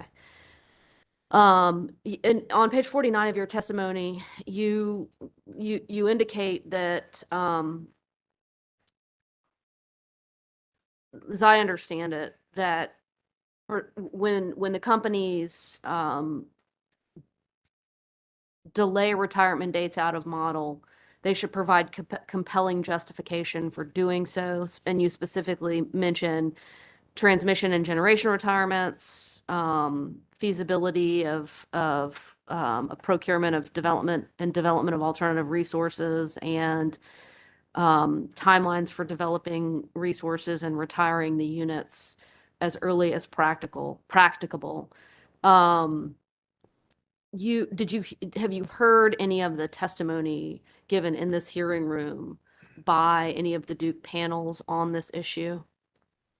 I've heard a significant amount of the testimony, but I haven't heard all of it, and I'm not exactly sure if you're referencing a single topic, what was said. Okay, on the issue of the retirement dates for certain coal units. Is it your position that the companies haven't provided compelling justification for those out of model delays? Based on what I reviewed, that's correct. Okay. Okay. Let's move on. Ms. Luer asked you a couple of questions, and one of them was, did Synapse use a typical week structure? I think that's what she said. At least that's what I'm remembering. What is a typical week structure? What does that mean? Why is that important? Help me understand how that even fits into what we're talking about. Sure. So I think what Ms. Luer asked me, my recollection is that she asked if we use the typical day structure, which is one of the several options for sort of like time of year or time of day structures you could use. And Duke Energy has in their testimony talked at length about the potential issues with the typical day. And I believe in the Snyder rebuttal testimony, there's several graphs that sort of indicate there's this peak and there's a valley and that type of thing. So that's typical day. And what that attempts to do is for a given month, include sort of the peak demand for that month, and also what the lowest point at that month looks like. And the reason that's important is because there are, minimum capacities for some of these units. And so one wants to get a sense of what minimum load looks like. So the typical week essentially condenses the 4 weeks of every month into 7 days, 7 24-hour periods, and then runs hourly dispatch on that. So it's kind of it avoids some of the artifacts of the typical day structure, but it allows for a little more flexibility in terms of runtime. So it's just easier on the model to do typical week versus typical day, meaning that sort of the practical limitations of the model that we've discussed earlier in this hearing. Okay, I'm just trying to understand. So did and I think you were shaking your head yes, but I'm trying to understand the difference between the typical day structure and the typical week structure. Sure. And so Duke used typical day? Yeah, I'll just try to make this as clear as I can. For what Duke Energy used was typical day for capacity expansion, and it used 8760 for production costs. 8760 being every hour of the year. And I guess the thing to say about typical day, week, and 8760 is typical day includes this artifact type thing that includes like a sharp peak and then a trough and that kind of thing. And the typical week, I think, does a similar kind of a similar kind of summing together, but it integrates over 7 days. So in Synapse's view, those days are represented, or that week is sort of representative of the month and avoids some of the pitfalls of what you see in a typical day. But it also avoids having to run 8760 basically. So just to be completely clear, Duke used typical day for CapEx and 8760 for production costs, and we use typical day for CapEx and typical week for production costs.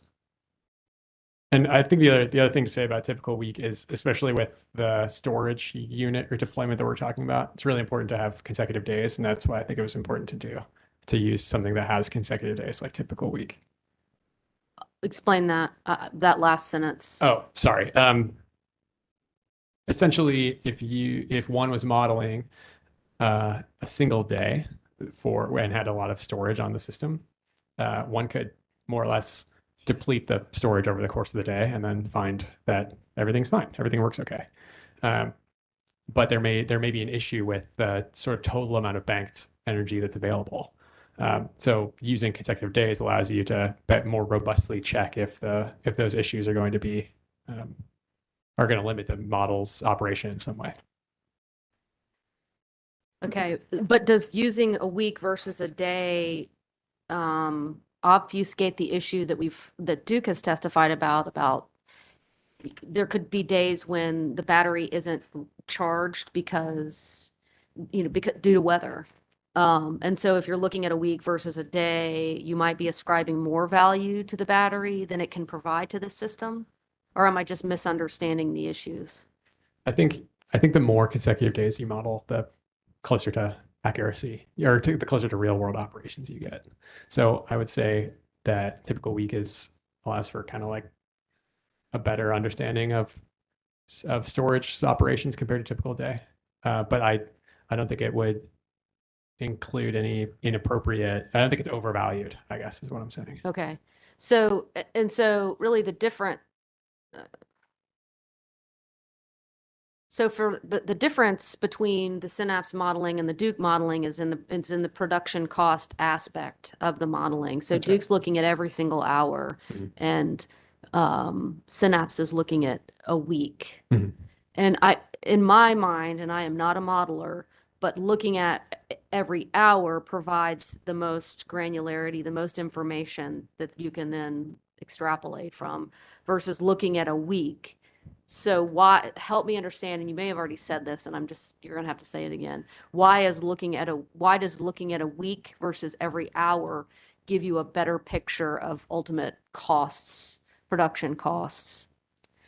I think it's a balancing decision that has to do with the realities of modeling runtime, things like that. So that's definitely an aspect that comes in here.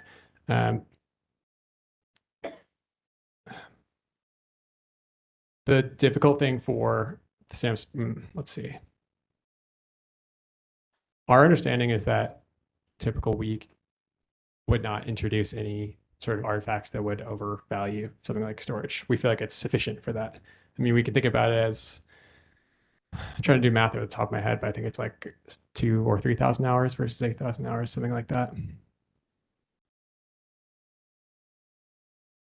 Okay, and did you all discuss this anywhere I didn't see it in your testimony, and I could have missed it, and I didn't see it in the report. I don't think that the typical week description, we don't go into that Okay. detail. Yeah. Okay. All right. It might be helpful to say that when we found the model issue, the model versioning issue, the 6.0.4 to 6.9 issue, and we were given the extension of 5 days, we did have to rerun every single run over that 5 days. And that was like a 24-hour per day process, and we were running things as quickly as we could and including them in the reports. So the typical week was helpful, or the typical week allowed for some more flexibility there. Okay. In terms of just integrating the versioning change. Okay. Understood. Okay. Let's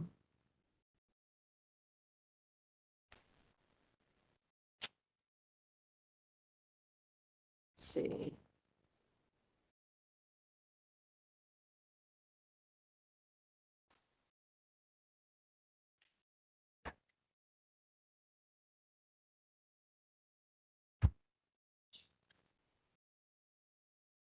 All right, I think that is all from me. What we're going to do is we're going to break for lunch.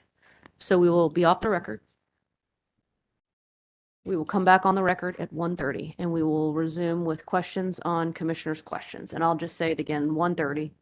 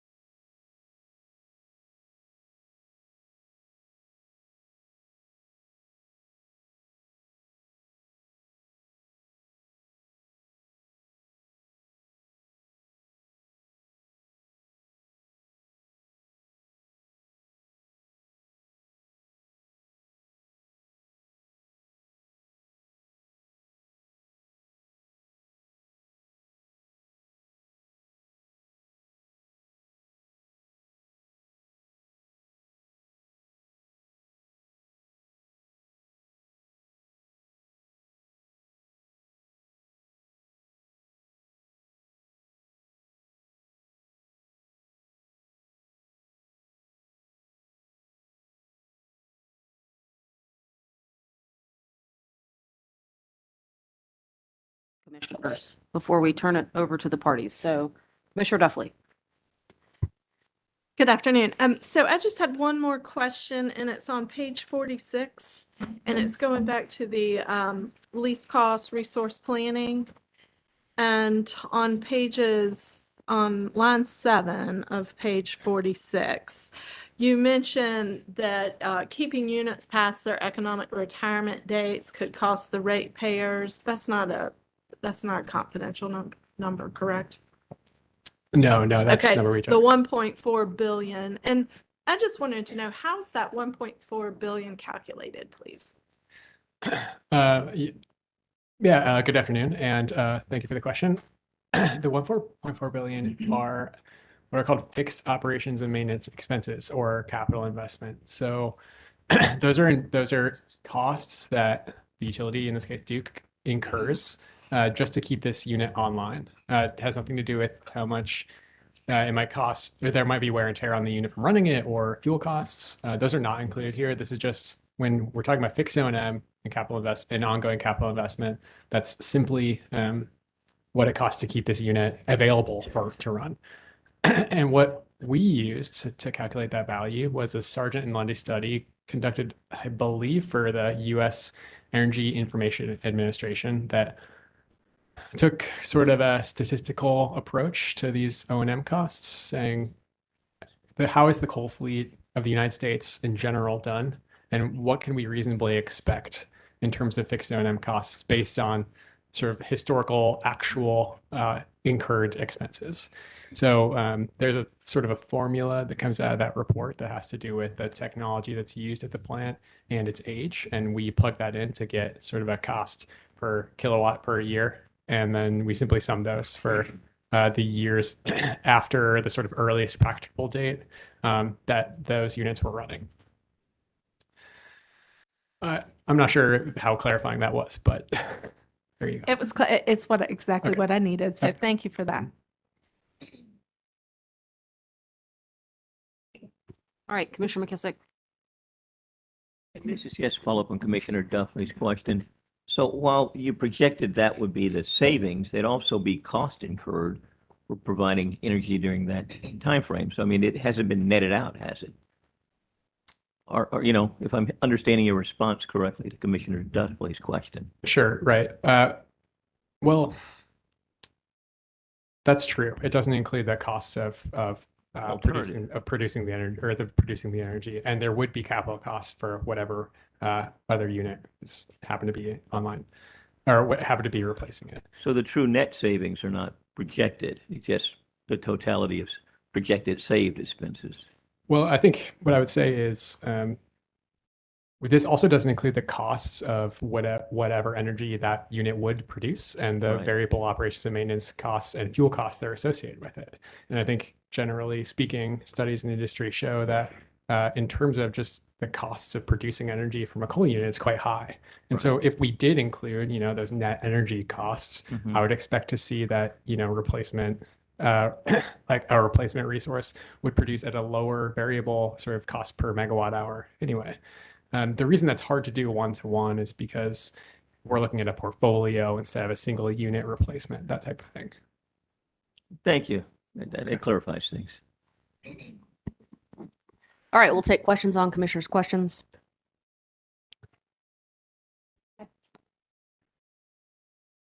Good afternoon, Mr. Fitch. My name is Margaret Force with the Attorney General's office, and I just have a quick follow-up on questions that you had from Commissioner Brown-Bland and Commissioner McKissick having to do with the initial difficulties that you ran into running the model and inferences that might be drawn from that.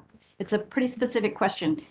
Do you recall when you were running the initial models, if there was an issue that came up about the timing of outages for nuclear units and how that was done in the Duke modeling?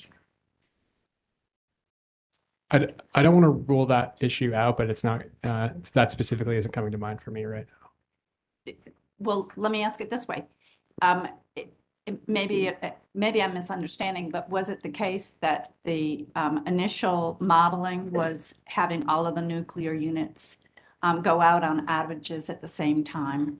Chair Mitchell, Commissioner Brown-Bland didn't ask anything about nuclear units or specific challenges that Mr. Fitch had that related to nuclear units in any way, and this was not raised in his response. So if this is essentially a fishing expedition that the AGO's expert would like to speak to, I'm sure you can ask him this question and he can provide insights into it. We can do that. This is one of the inferences that can be drawn about some of the difficulties that were faced in modeling. So I'm drawing it right from the questions. All right, Ms. Force, just ask the last question and then move on if you don't. Yeah, that's my only question. Okay. If you recall, was there an issue initially about whether the timing of the outages that was modeled had all of the nuclear units going out on outages at the same time rather than spreading those out?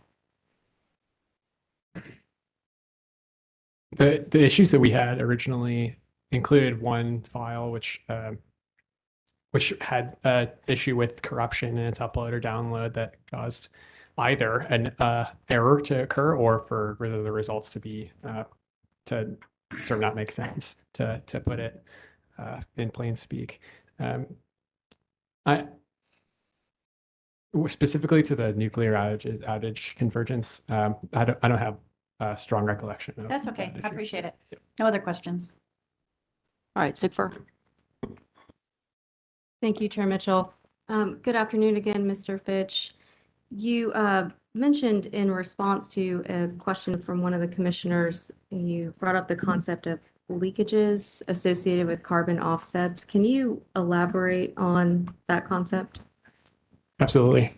And this proceeding actually has a great example of a potential leakage, which was originally when Duke Energy was contemplating siting gas generation in South Carolina that would not technically perhaps count toward HB 951, but would potentially be part of the carbon plan. And essentially what that is a perfect encapsulation of what leakage is. So the idea is any reduction in carbon emissions from North Carolina would just simply be offset by an increase in emissions in South Carolina. So what we'd say is that those emissions leaked, and that for that reason, the sort of carbon governance regime that we're looking at wouldn't be as effective. Thank you. And likewise, Reggie came up in your responses to certain questions from the commissioners. Are you aware that studies have shown that approximately 25% of apparent emissions reductions in Reggie jurisdictions are leaked to surrounding states? I'm not familiar with any study that found that. Are you familiar with Sigfer witness Mueller's testimony filed in this docket? Not in detail. Would you agree with me that several commissioners asked you questions about EE and DSM measures and how those are recovered in rates? We had a very high level conversation about that, yes. Would you agree, subject to check, that Sigfer witness Mueller testified, among other things, that his company, Charlotte Pipe and Foundry, is in the process of investing hundreds of millions of non-utility dollars to decommission a foundry currently reliant on fossil fuel melt processes and instead converting to a more efficient and cleaner electric melt process? Objection. Chair Mitchell, I don't believe this is getting very far afield from any questions. Yeah, I think I'll sustain it. Thin read. I'll sustain it. Go ahead. You were asked by some commissioners about EEDSM and the modeling levels, percentages of retail sales. Do you recall that? I do. If there was some way that Duke could get credit for energy efficiency measures that otherwise would show up as naturally occurring, but which are actually happening at a cost to the private sector, what would you think about that?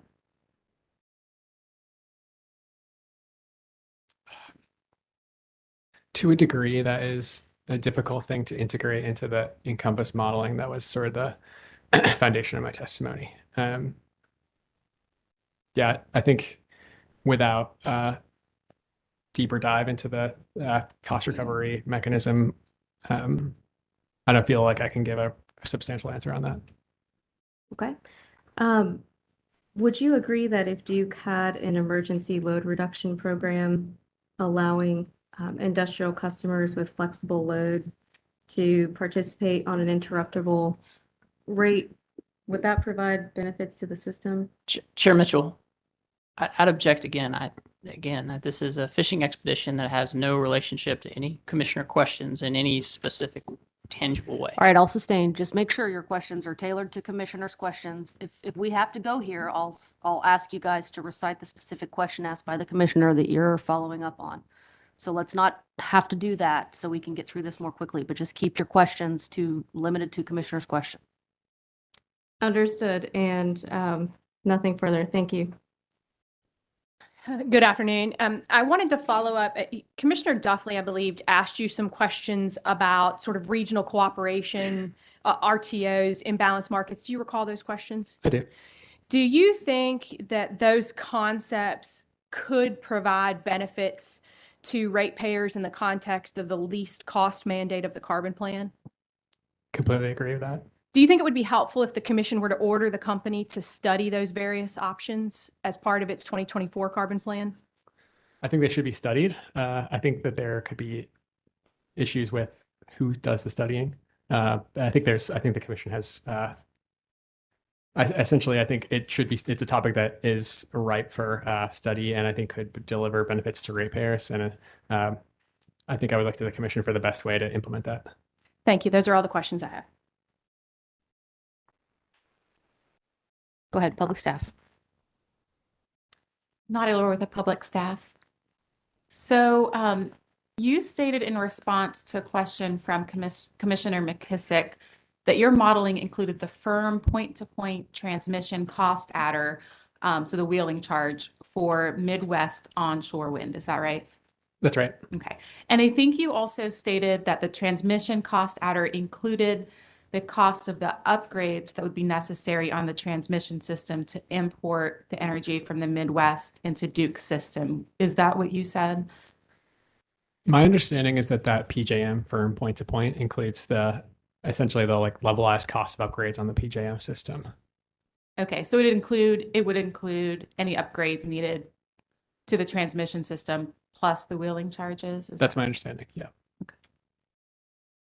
That's all I have. No questions.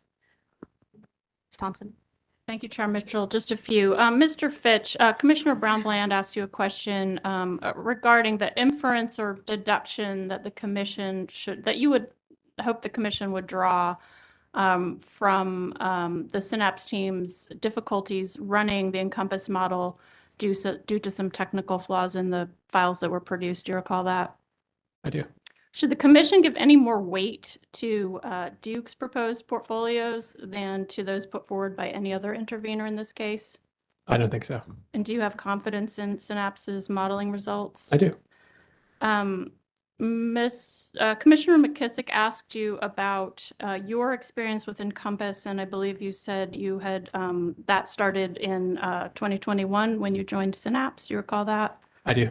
How many years, collectively, how many years of experience do you and your team members who were involved in producing the Carbon Free by 2050 report and doing the Encompass modeling, how many years of collective experience do those folks have with running Encompass?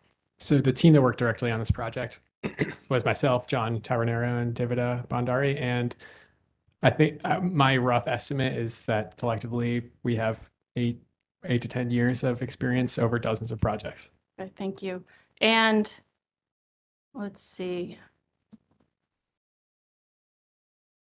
Commissioner McKissick asked you a quite broad question about the differences between the assumptions that Synapse made and the assumptions that Duke made. You mentioned energy efficiency as one example. Do you recall that? I do. Overall, what can you say about what resources Duke's assumptions tended to favor, just directionally speaking, and what types of resources did they tend to disadvantage? That's a good question.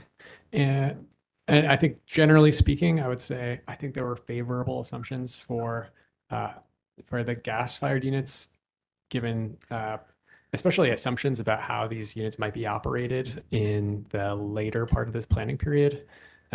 Just as an example, a unit with a 35-year lifetime that's brought on in 2029, its projected retirement date would be 2064. And so making assumptions about whether this unit or what the latter half of this unit's life is that suggests something will come along and save it. That seems aggressive to me. And I would say on the SMR side, I think there's a fairly aggressive capital cost and construction time assumptions that I think are quite optimistic. So those two stand out to me as potential ones that have optimistic assumptions applied to them. And I think we've talked about in this hearing some resources like solar deployment issues or even energy efficiency targets that cause those to play less of a role than they could. Commissioner McKissick also asked you about your table 6, which is the table showing the Synapse recommended near-term actions. Do you recall that? I do. And you discussed a number of resources. You kind of went down the table and discussed the resources in there. What resources were not in your table 6? There were no gas-fired assets. Okay. And finally, quickly on the typical week structure, do you believe that using the typical week structure caused the Synapse modeling to lose important precision? No, I don't. And do you believe that the typical week structure accurately simulates the real-world operation of the system? I do. Thank you. No further questions. Thank you, Chair Mitchell.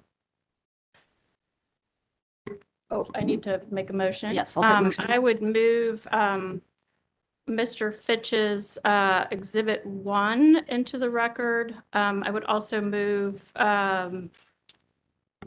Say et al. Fitch redirect examination exhibits 1 and 2 into the record.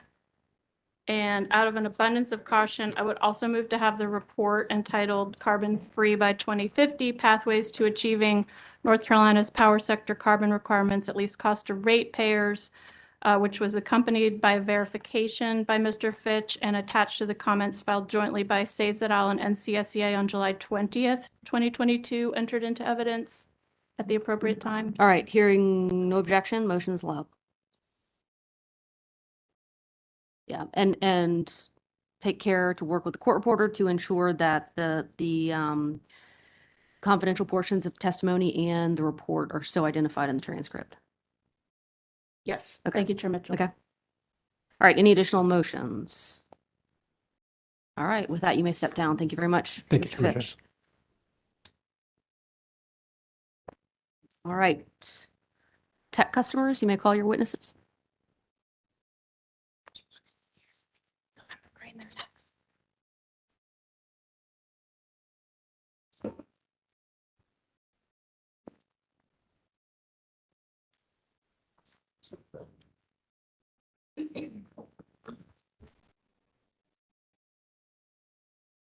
Thank you, Chair Mitchell. You all have a preference between being sworn or affirming? Okay, raise your right hands, please. Left hand on the Bible. You swear the testimony about your to give will be the truth, the whole truth, and nothing but the truth, so help you God. Yes. All right. All right, Mr. Shire. Thank you, Chair Mitchell. Craig Shower for tech customers at this time, already seated at the stand are Michael Borgatti, Maria Rompani, and Adrian Kimborough. Mr. Borgatti, please state your name and business address for the record. My name is Michael Borgatti. My business address is 417 Dennison Street, Highland Park, New Jersey. By whom are you employed and in what capacity? So I'm the Vice President of RTO Services and Regulatory Affairs for an energy and utility consultancy called Gable Associates. I manage a multidisciplinary team of folks that serve as the principal point of contact for our clients that are transacting in wholesale services throughout North America. And can you provide a brief overview of your job responsibilities that are relevant to your testimony? Yeah, absolutely. So I've been directly involved on behalf of our clients in the development, construction, financing, operations and ownership of literally tens of thousands of megawatts of natural gas-fired facilities. I've also been involved in the development, ownership, and operation of onshore and offshore wind facilities, solar facilities, batteries. We also advise buyers at wholesale and advise folks that are looking to develop transmission solutions, particularly for public policies like the ones at issue in this proceeding. And have you testified before this commission previously? No. Right. Did you cause to be filed in this proceeding on September 2nd, 2022, direct testimony consisting of 33 pages and 2 exhibits? Yes. Do you have any corrections to your testimony? No. If I asked you the questions in this pre-filed submission today, would your answers be the same? Yes. Right. Mr. Bugatti, did Gable Associates cause to be filed in this docket on July 15th, 2022, a report titled Review of the Duke Carbon Plan and Presentation of a Preferred Portfolio consisting of 66 pages? Yes. And has that commonly been referred to as the Gable Report? Yes. And is the Gable Report true and accurate to the best of your knowledge? Yes. And did Gable Associates cause to be filed a confidential and public version of the Gable Report? We did. Right. Dr. Rampani, please state your name and business address for the record. My name is Maria Rumpani. Strategem's business address is 10265 Rockingham Drive, Sacramento. Right. And by who are you employed and in what capacity? I work with Strategen Consulting. I am a senior manager. And while at Strategen, I focus on resource planning, reviewing integrated resource plans, and leading a lot of the modeling work that we conduct as a company. Right. And can you provide a brief overview of your job responsibilities that are relevant to your testimony? Yes. So I have reviewed on behalf of some of our clients several integrated resource plans across the U.S., and I have conducted alternative modeling for some of them. And have you testified before this commission previously? No, I have not. Did you cause to be filed in this proceeding on September 2nd, 2022, direct testimony consisting of 22 pages? Yes. Right. Do you have any corrections to your testimony? No, I do not. If I asked you the questions in your pre-filed submission today, would your answers be the same? Yes. Mr. Kimbrough, can you please state your name and business address for the record? Yes, my name is Adrian Kimbrough. Business address is 417 Dennison Street, Highland Park, New Jersey. And by whom are you employed and in what capacity? Also employed by Gable Associates as a vice president as well. Right. And can you provide a brief description of your job responsibilities that are relevant to your testimony? Sure. So I work on cost of service rate filings, asset valuations, and production cost modeling. And in that regard, I've reviewed the cost structures, capital costs of hundreds of power plants, including the very same class of gas generators at issue in this proceeding.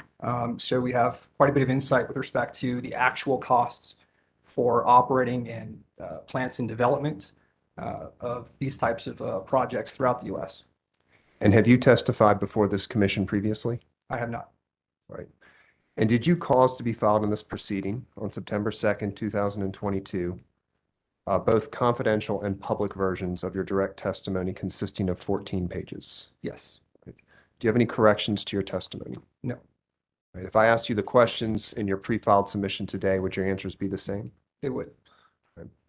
Chair Mitchell, at this time, we would move that the direct testimonies of Mr. Bugatti, Ms. Ramponi, and Mr. Kimbrough be copied into the record as if given orally from the stand, and that the exhibits of Mr. Bugatti be marked for identification. Motion is allowed. We do note that the testimony of Mr. Kimbrough has sections that are pre-marked as confidential and should be sealed as such. Chair Mitchell, these witnesses also prepared witness summaries, which are already filed in the record. We ask that the witness summaries be copied into the record as if given orally from the statement. Motion is allowed. Thank you. At this time, the panel is available for questions. All right, Sigfur, you are first. Excuse me. Margaret Force with the Attorney General's Office. I have a couple of questions I'd like to ask. We didn't schedule time for it, but they will be brief. All right, you may proceed. Thank you. My name is Margaret Force with the Attorney General's Office, and I have a question that follows up on some questions that were just asked in the earlier panel. I think you were all present at the time. We had questions from two commissioners about difficulties running the model and inferences that can be drawn from that. And I had a question about one of the particular issues, whether you're familiar with it or not, having to do with nuclear units and the timing of outages of those units and how that appeared in the model. Is that a familiar issue to you? Yes. Oh, No, sorry. go ahead, Mary. Okay. I can take that one. So when we first ran the model, we went through the capacity expansion step. Then in the production cost step, in later years, we did observed a lot of unserved energy that would pop up in different places, and it wasn't intuitive as to why that was happening. Our particular choice was to follow what the companies did on that specific issue and add some units to address those. Although in principle, like in resource modeling, we have additional thoughts on this topic. For the purposes of the proceeding and because these appeared after post 2040, we chose to do that. When the companies filed rebuttal testimony, they identified a mistake or a modeling bug, as they mention it, in the nuclear maintenance rate that made them probably like go into maintenance altogether, which caused this unserved energy here and there. So although it wasn't one of the first, many modeling difficulties that we had initially, I think, what I'd like to say is that this particular issue of adding nuclear units to address unserved energy was one of the many steps that the companies followed. I think it was like step 7 or something. And that was particularly important per the companies for ensuring reliability. Well, it turned out it was a modeling bug. So it does raise some questions as to the necessity of all those steps. Thank you. And I just have one more question. There were questions earlier about the experience of the teams who are preparing the prior panel's testimony, and I'm curious whether you could relate the experience that you all have had with Encompass in particular, and how many years you've worked with it. I was the one who conducted the Encompass modeling. I generally have my background in economics and mathematical modeling. I have worked in developing such models, writing the equations behind them. With Encompass in particular, I think I have experience since 2020. We've done several engagements with that, and I have provided testimony conducting Encompass modeling before. So that's for my experience in general. For my experience now with the database and the issues that we experience in this case, as witness Fitz mentioned before, there were several issues that, were partially resolved, but resulted in, cutting the time that we had to explore the model and understand the issues to maybe in half, and I'm being generous. Like we had 2 to 3 weeks to actually work with the model, with a working model that we could trust. And they, I can go like in detail into the issues. I think witness Fitz addressed many of those. My conclusion is the issues didn't allow for the time that we would have wished to have. And they raised questions around transparency. And I think the many steps that the companies took out of model also introduced some errors. Yeah, sure. So we also have some additional experience with respect to production cost modeling, energy markets, and the drivers that feed into production cost modeling. Myself, I have at least 4 years of experience with direct production cost modeling at Gable Associates, although not with Encompass. We use a separate model. But again, we have, decades of experience just between Mike and myself, understanding how the market drivers work, feed into production cost models, and how those can impact the results over long periods of time, like we're observing here. Yeah, and I would agree with that entirely. And just to add, for where we sit in the universe for the clients that we represent, these types of models are determinative to the types of decisions they make, whether it's a utility like the companies here that are talking about an IRP process, whether it's an institutional investor, a private equity firm, a market buyer. So this is sort of our core competency for our firm. It's something that we do quite regularly. Thank you. I don't have other questions.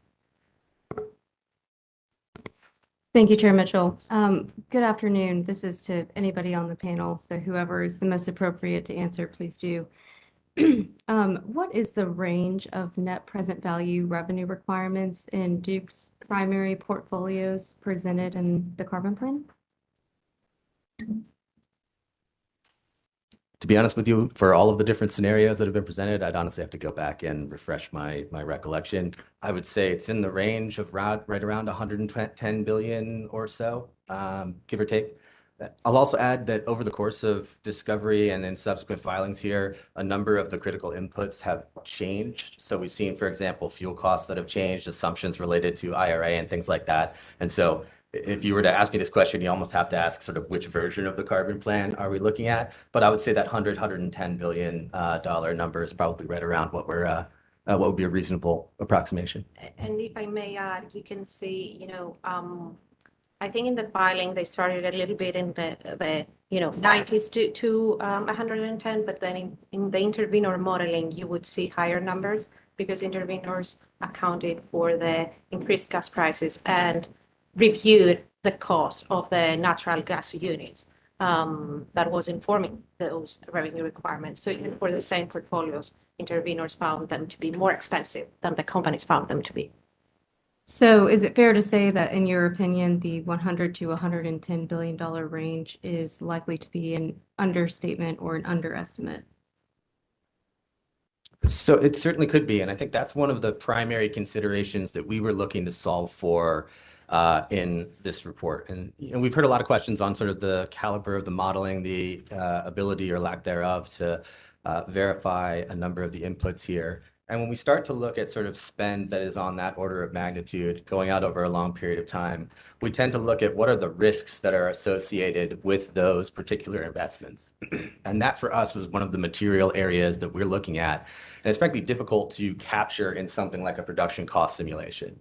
So if you were to invest today in a combined cycle that you don't need 5 or 10 or 20 years from now because the portfolio changes, that shows up as what we would call a stranded cost or a stranded asset. Essentially, you've invested in something that isn't necessary for you from a reliability perspective or from a market need perspective.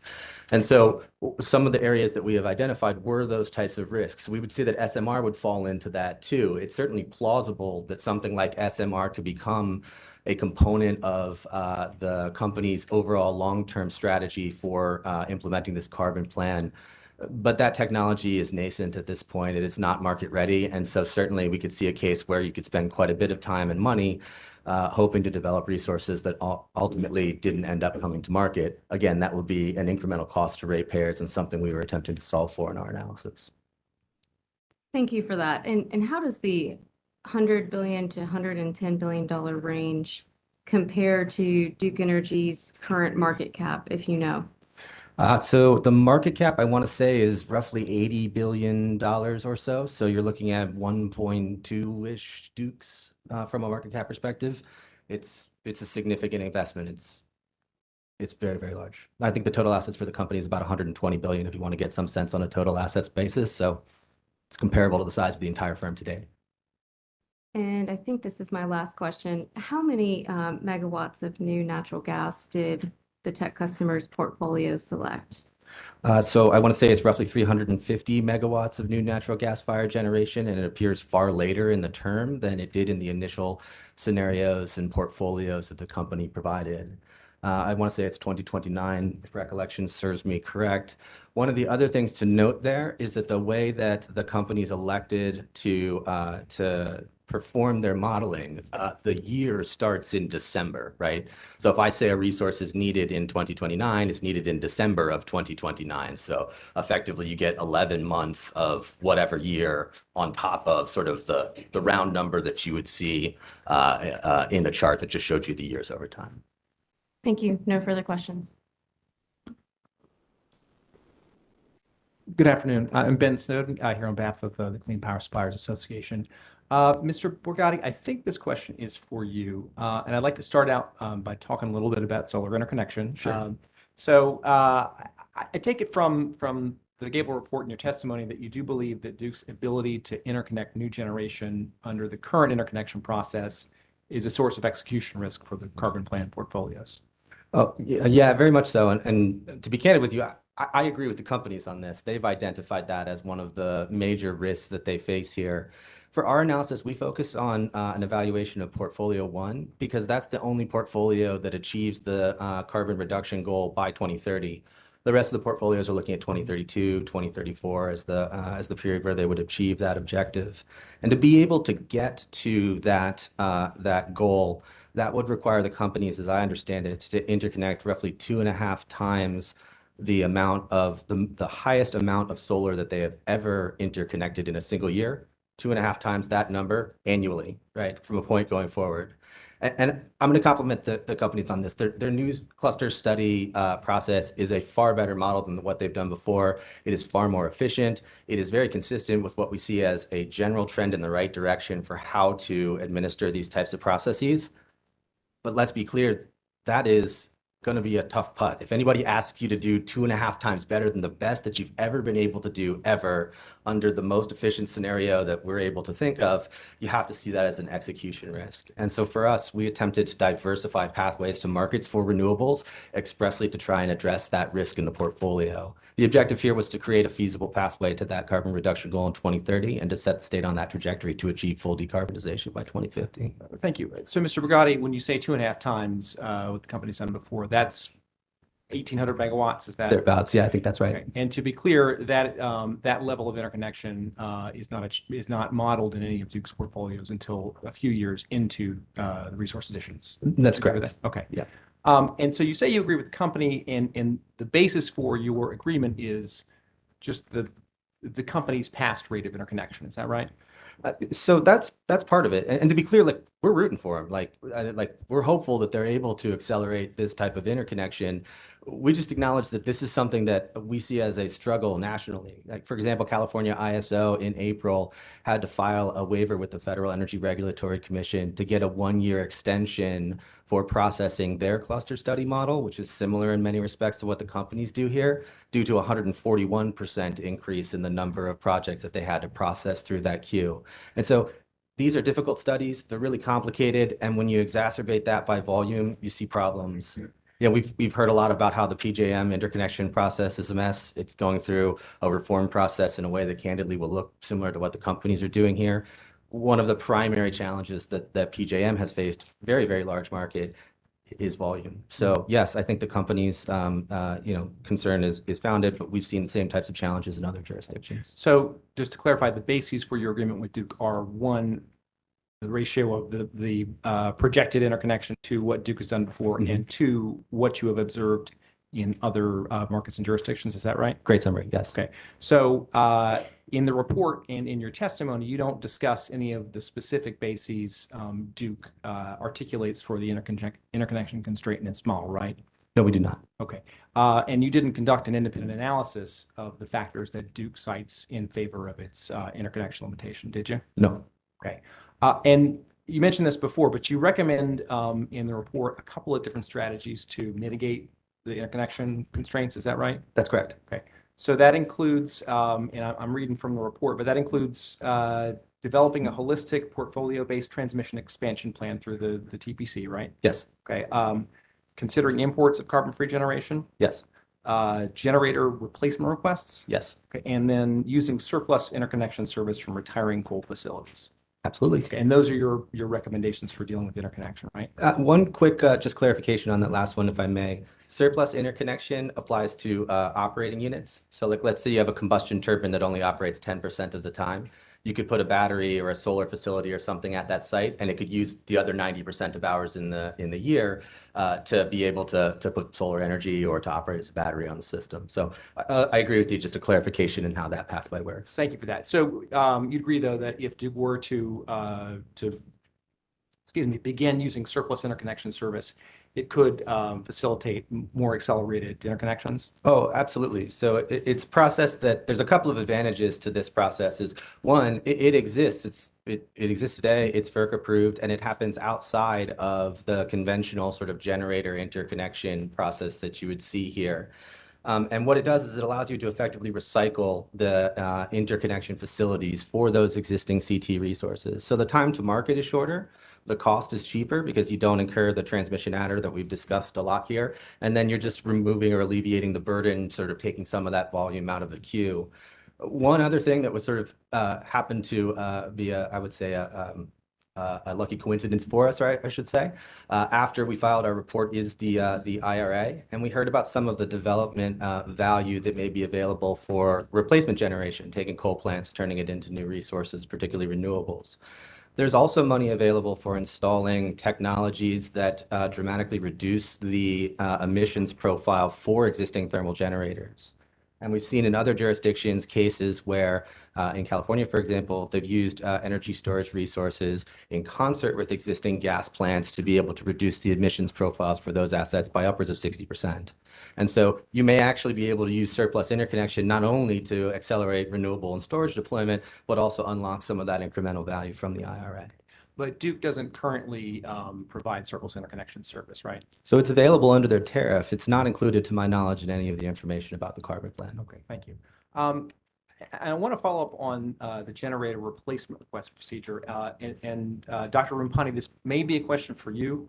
As I understand it, Gable, or you all argued that by taking the interconnection service from retiring coal facilities, you could unlock a lot of interconnection sort of potential located at those facilities. Is that about right?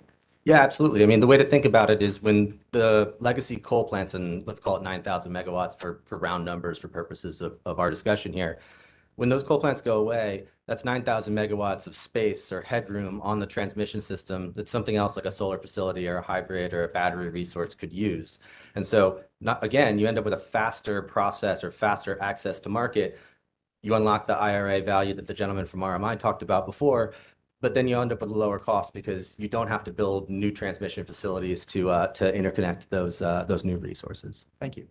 So is the use of the generator replacement procedure reflected in Gable's modeling?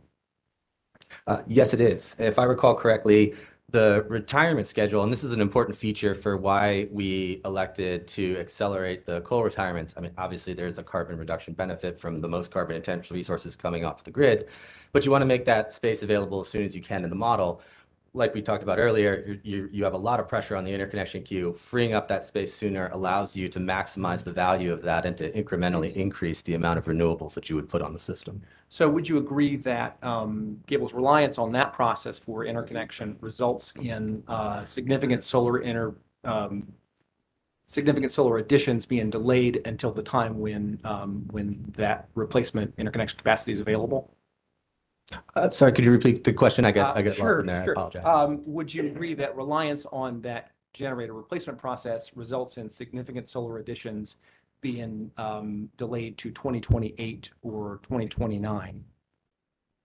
Well, I don't know that I would say that they're delayed, right? Because the other pathways to market would be available for those resources. But again, you're sort of looking at a ramp up in that time period to when, as we were saying earlier, that's when you really need to be putting this 1,800 megawatts on the system consistently. And so at that area where you're going to call, I'm going to use the phrase peak demand for interconnection service, you're providing an additional available pathway. And so I don't see that as precluding additional solar. I see that as sort of a pressure release valve on the interconnection process. We would say they should try to interconnect as much of this stuff annually as possible. Under all of the plans that are available out there to date, solar is a huge component of the zero carbon, low carbon resource mix going forward. I think we were in the way that we approach this problem, tried to respect the reality that there are going to be some challenges in accelerating that deployment to the extent that the companies are going to need to hit that goal in 2030. Okay.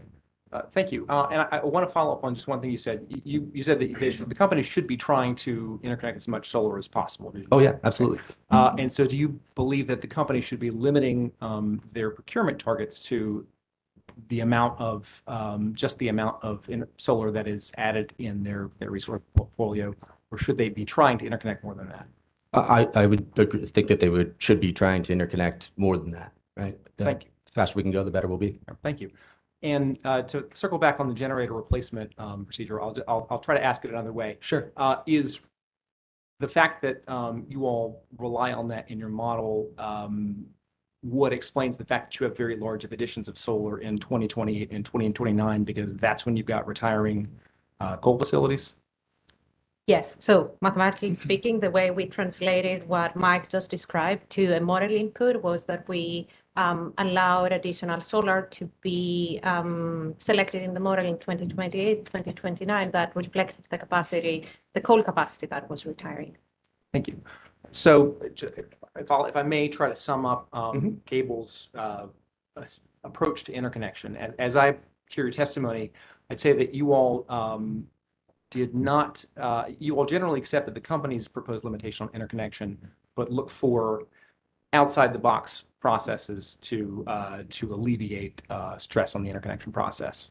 So I think that that's a fair characterization. Now, the total annual deployment limits, I believe we used the company's input in the first year, but after that, we did increase that to respect the idea that there would be these alternate pathways available. For the years that we had coal retirements, not beyond 2030. That's right. Thank you. If you don't mind, if I turn y'all's attention, do you have Duke's rebuttal, the modeling panel rebuttal testimony? I do not. Table 1. May I approach? Sure. Okay.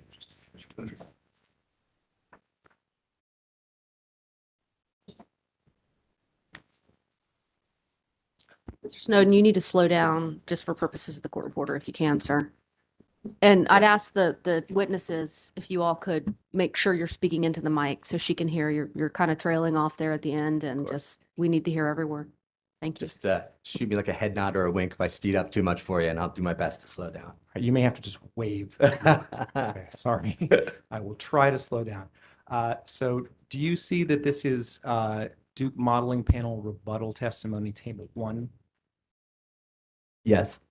Okay, and this is for reference, I believe this is on page 96 of Duke's Modeling and Near-Term Actions Panel Rebuttal Testimony. Do you see that this table purports to be a summary of the company's proposed near-term actions with interveners' suggested modifications? Yes. Okay. And you all see where it says tech customers under alternative portfolios? Yes. All right. And you see where this table says that your near-term procurement recommendation is 3,450 megawatts. Do you see that? Yes. Okay. But that 3,450 megawatts, that is not a near-term procurement recommendation that is in your report or in your testimony, is it? No, it's not. Okay. That's just what is added in your preferred portfolio through 2028. Is that right? Yeah, that's exactly right. Okay. So,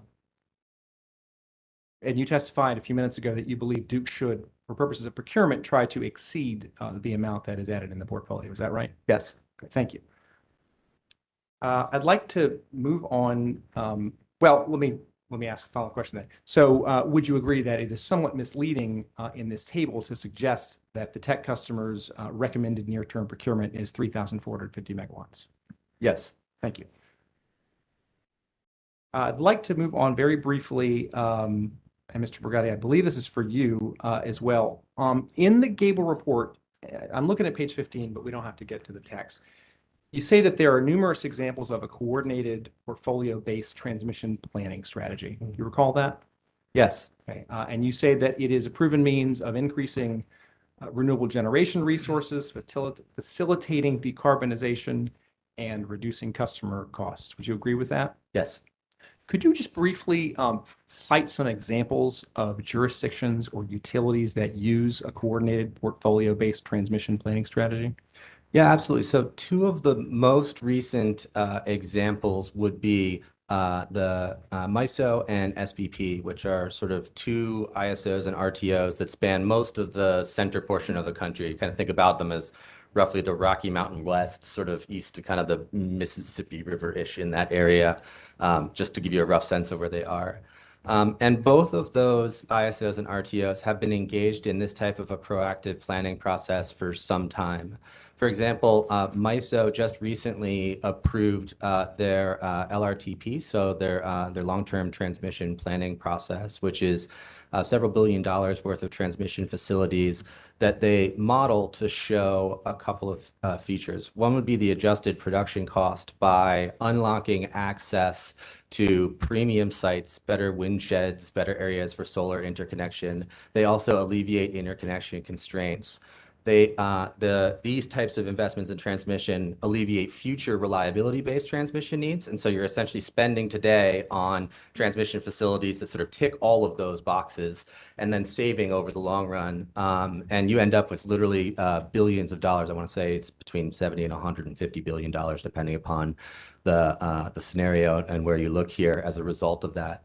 We're also seeing in terms of generator interconnection, there is a joint interconnection transmission study process that's going on between MISO and SPP, where they're looking at congested points of interconnection along their shared seams. And they're saying, okay, if we were to build these transmission lines, that would alleviate pressure on our queue.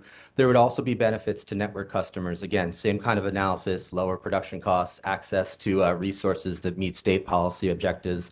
And they're saying, let's allocate those costs between the generators that are in the queue and reflect some of those benefits on the grid. And in both cases, we see significant benefits from them.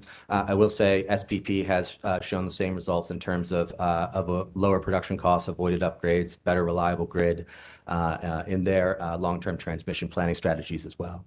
Thank you. I'd like to move on one last quick topic, and this is cost assumptions.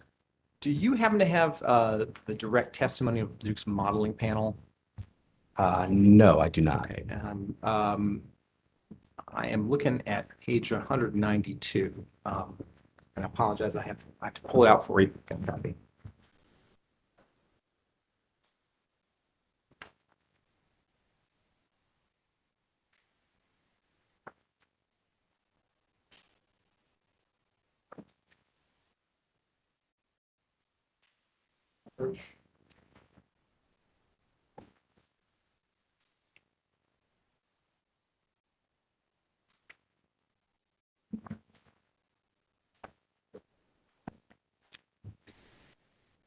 Awesome.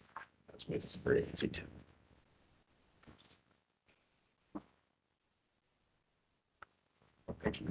Okay, we are on page 192 of Duke's modeling panel's direct testimony. Do you see that? Yes. Okay, and do you see figure 17 there? Yes. All right, and you see that this shows a comparison of the assumed cost various modeling parties used in their respective models. You see that? Yes. And this chart appears to indicate that Gable Associates used lower capital cost assumptions for CCs and CTs than did the Brattle Group. You see that? Yes. Okay. Would you agree that all things being equal, if Gable Associates had used lower capital expenditure assumptions for CCs and CTs than Brattle, then Gable's model would be more likely to select those kinds of assets than Brattle's model? Yes, it's the short answer. Okay. Yep. And by the same token, Gable's modeling would be less likely to select solar, storage, or other resources. If we're talking about the comparative cost of the two resources with gas being cheaper than solar, in that sense, yes, all else being equal, that's correct. If one resource is cheaper, it's going to be selected faster than a resource that's more expensive, all else being equal. Thank you. And based on this chart, would you characterize the difference between the Gable and Brattle costs for gas assets as significant?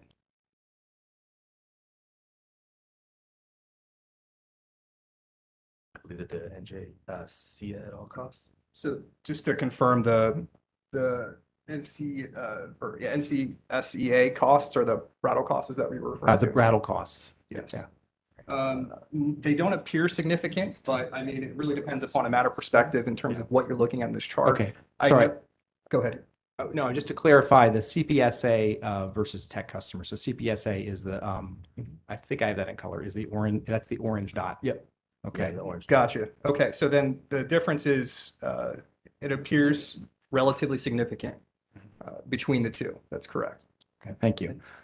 Maybe just to build on that, because I would agree with Adrian, is that it looks significant. There are differences in some of the gas costs and some of the solar costs, but for the other resources, batteries, offshore and onshore wind, they're comparable. The dots in the graph are kind of overlapping each other, so.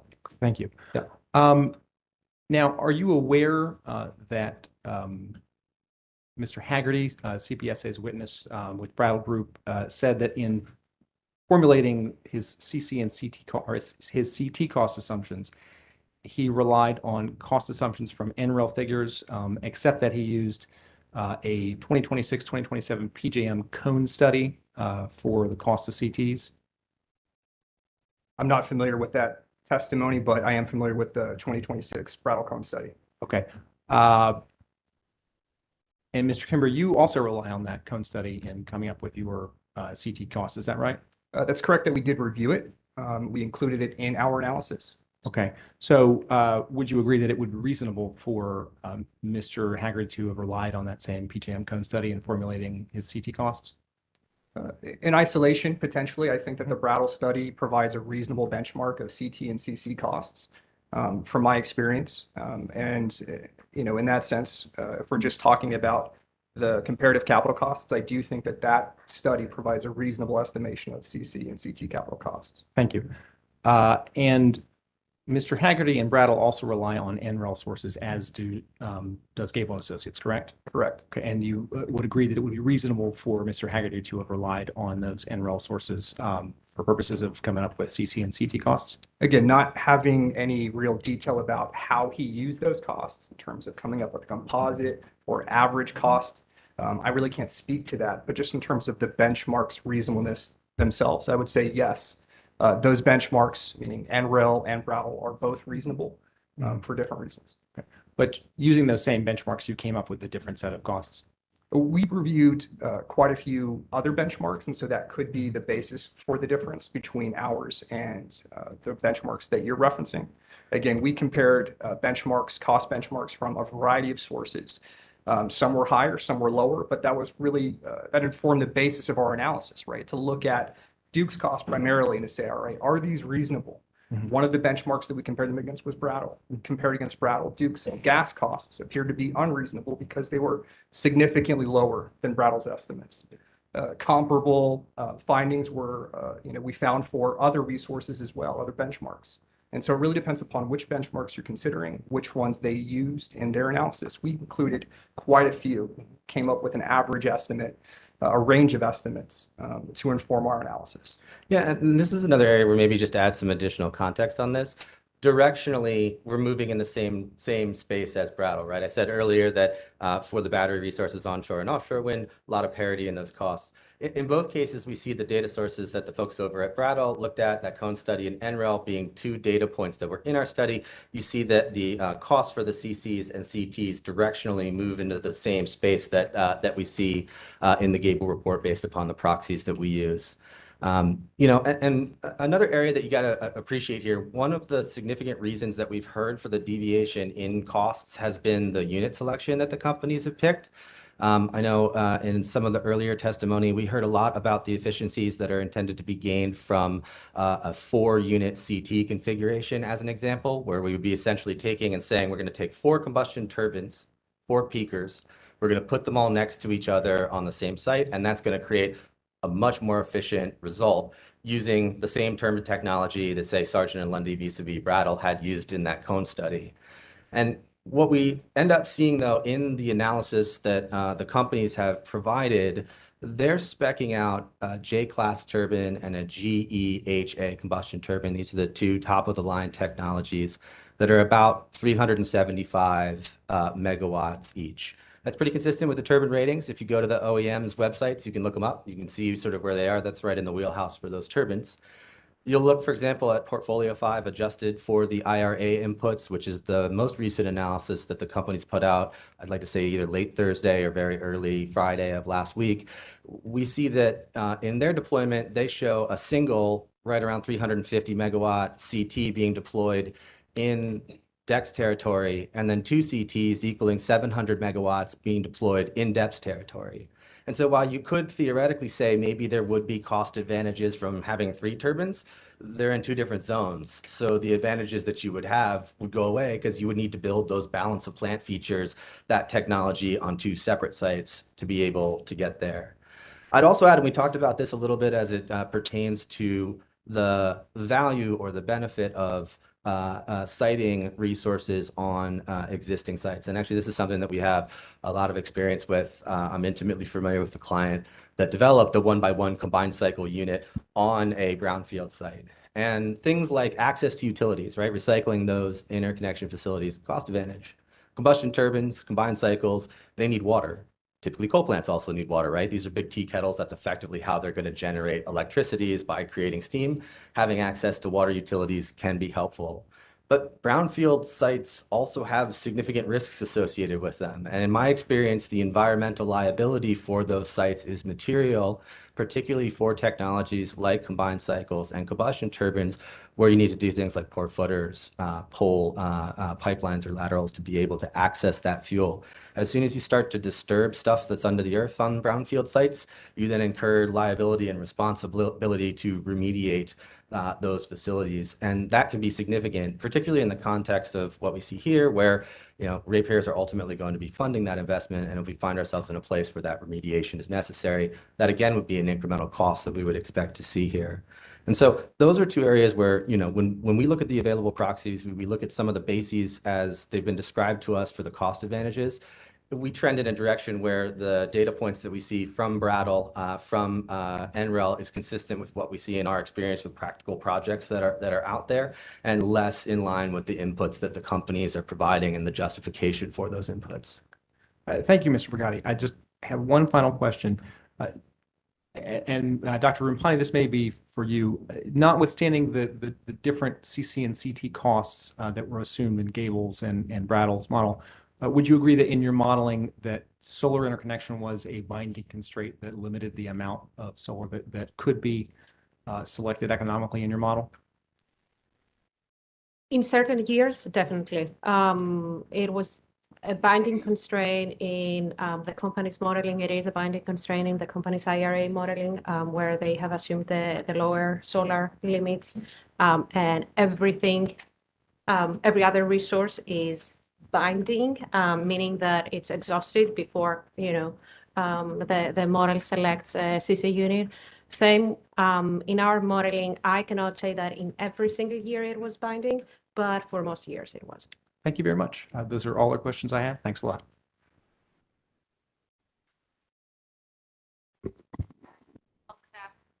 I have no questions.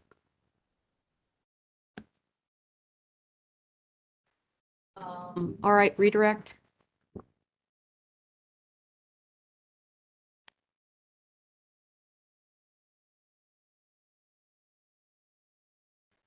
No questions on redirect. All right, questions from commissioners. Let's start with Commissioner Brown-Bland. Okay, Kleinfelder. Mr. Brigatti, during a lengthy answer to one of Mr. Snowden's questions about the benefits of using the headroom created when you retire an asset and then you site the new asset at the same place, the benefits with respect to the costs of transmission upgrades avoided. You, in the course of a long answer, you made some reference to a technology configuration of gas paired with storage in California. Oh, yeah. And you were claiming there were some benefits to that. I've been attuned to what parties are saying about the benefits of pairing solar plus storage, and I understand the benefits of pairing storage with nuclear facilities. Talk to me about that resource configuration and how is it operated? Yeah, absolutely. And sort of this is an emerging space. I think this is actually one of sort of the coolest emerging technologies that is sort of out there. When we heard from the operations panels here and from the companies, concerns about what happens if all of the batteries run out of energy for some reason as we start to model them. Legitimate, right? We are quite literally talking about transformational change in the way that the companies are going to operate the grid here. Reliability is an absolute paramount concern. We should be thinking very deeply about that. And we see gas represented in the company's modeling as a necessary bridge fuel for a period of time until, we move and we're able to deploy a significant amount of renewables here. What I was talking about was both, potential for replacement generation. You could cite a new resource here, but I was actually talking more about surplus interconnection, taking those existing facilities. And what the batteries do is the most fuel intensive, emissions intensive time for these peaking units is when they start up, right? Because they crank really, really hard to start up very quickly and then begin putting a bunch of megawatts on the system as fast as possible. Makes sense. It's a peaking unit, right? You're using it in real time to adapt to whatever situation you need. The battery sits there and it's almost like a turbocharger for your car. There's no mechanical parts, there's no sort of fuel need or anything like that. And that resource is available to sort of instantaneously start to provide that need. It can provide reserves for you instantaneously and then defer the number of starts for those peaking units. And so you can essentially have the battery be synced to the grid. That allows the CT to be synced to the grid, but you don't incur nearly as many starts. You also get the benefits of the additional ancillary service capabilities, which I think in all jurisdictions that I'm aware of, ancillary services are a key component of maintaining reliability, particularly in a heavily intermittent type of system like the one that we're ultimately imagining here. So do I understand you then that what's being done there is you're simply deferring the number of times you cycle the CT unit? Exactly. You're using the battery instead of a short cycle you might run on the CT. You're only ramping the CT when you want to run it for a longer peak. Exactly. So if you need energy for 6 hours, you can use the battery for some period of time to begin with, and the gas plant can take over. You're reducing the run hours. You also don't need to start that CT, and then that real-time condition that you're managing to goes away. It has to run for a period of time and then turn off, right? Because these things can't just sort of start and stop instantaneously. Who's doing that? That would be operations. So no, I mean, which utility? You made a reference to a utility that may be doing that already. Who's doing it? Yeah, there's two of these facilities that are out in California ISO. One is in Sacramento in a municipal electric service territory, and if I recollect correctly, the other one is SMUD. So it's in SMUD, and then the other one's in San Francisco. Okay. I have a citation to it in our report, and I'd be happy to follow up with an exhibit. It's in the report? Yes, sir. If it's in the report, can you just give me the page reference and I'll follow it from there? Absolutely. If you give me a moment, I can Sure. pull that up for you. Because I'm going to ask you some other questions about the report here in just a minute, so you ought to have it in front of you anyway. Yep.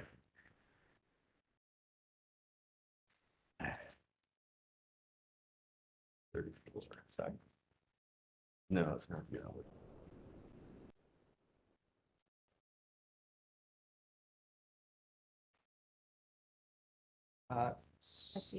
Footnote 48. Yeah. So it is footnote 48, and it is page 35 of the technical appendix that we filed with our report. Thank you. Let me ask you, I want to ask you a question or two about your report, pages 42 through 45, section 1.12, which addresses behind the meter generation. And I'm looking, start out with page 44, where this really jumped out at me. I mean, your preferred portfolio differs from that of quite a number of other parties in this case, not just from Duke's, but from other parties in a very substantial behind the meter solar addition. I think Duke is projecting less than 1 gigawatt by 2035, and you're saying we ought to go for 6 gigawatts, 6 times the amount of behind the meter solar. And I've read this discussion on these 3 pages. I have not, I confess, yet followed any of the links that you give to some of the examples in New Jersey and Massachusetts and New York. So I haven't really had a chance to follow up on that and read it yet. But I really am curious, when I look at the examples you've given us here from New York, from Massachusetts, from New Jersey, from California. One of the things that immediately jumps out at me when I think about those examples is rather significant rate differences that customers face in North Carolina as compared to those jurisdictions. And if I'm a customer trying to evaluate whether I want to install solar behind the meter, put it on my rooftop or on my factory top, I'm comparing that to my current cost of energy. Sure. Yeah. So in your modeling, did you take that into account? And if so, how did you take that into account?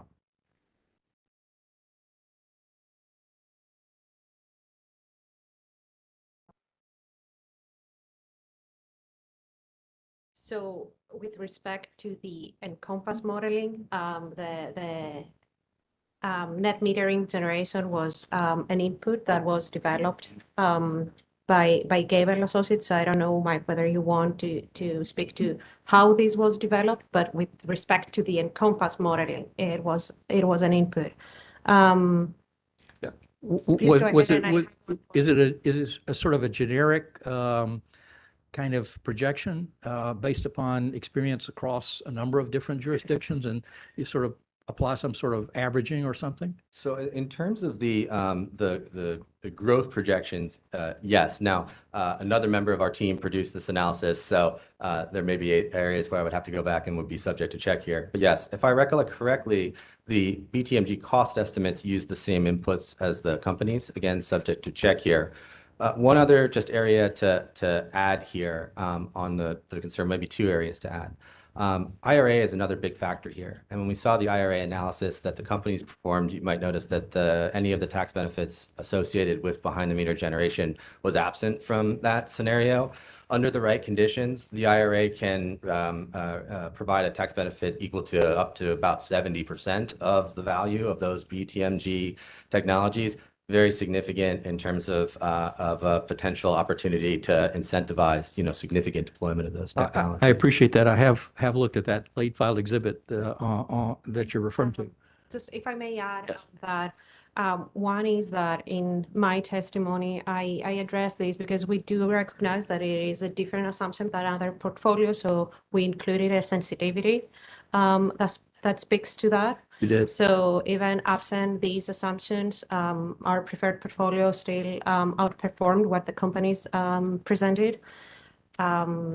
Yes, and my second point would be on the IRA, which Mike already covered.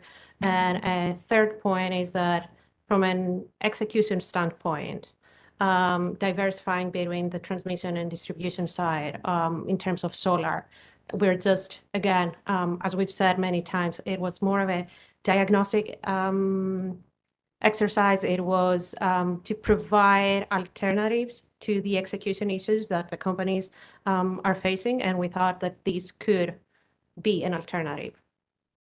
I'll have a question for you in a moment about that grid edge sensitivity that you ran on your portfolio. I want to stay with the present line. Sure. And really, again, I'm just trying to get a handle on when you develop the projections in the preferred case, not in the sensitivity, I understand, but in the preferred case, how you took into account current rate levels, rate differentials with other jurisdictions, and also income differentials between North Carolina and other jurisdictions. Massachusetts is general. I suspect that their average family income is a little higher than North Carolina still. I certainly can't. I mean, how are those things incorporated into your modeling? So I would have to go back again. I apologize. Another member of our team put that analysis together in his work papers. I certainly follow up with. All right, I'll stop then. On page 44, there are some generic suggestions that are made about things the commission ought to consider in order to achieve this level of penetration of behind the meter solar. One is revisions to net metering. Mm-hmm. You have anything specific to suggest? Yeah. So I think that there's a cap on the amount of net metered resources that are eligible for that program today. And certainly lifting the cap would increase the types of incentives that we would expect to see to stimulate investment in these types of resources.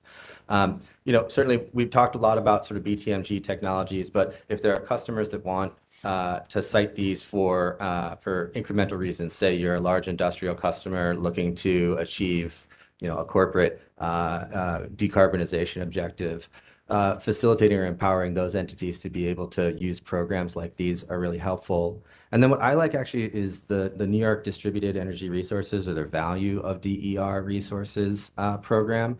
To me, it is a really interesting model, because what we see here is that these programs help to offset the need for other expenditures on distribution infrastructure, transmission infrastructure, bigger power plants, and things like that. And inherently, those avoided costs have value. And the way that VDER program works is they quantify that value and then essentially credit back against that value the contract opportunity for folks that want to sign up with those resources. That also allows you to enable things like community solar for folks that rent as opposed to own their own properties, don't have the ability to sort of say, I want to put a bunch of solar panels on my roof. It's not their roof.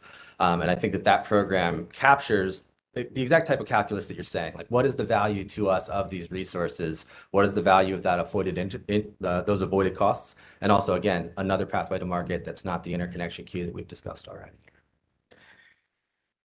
Thank you. Ms. Rampani, I do have a couple of questions for you about your testimony. Do you have it there? Yes. You ran the 3 sensitivities on the preferred portfolio, and you've mentioned one of them.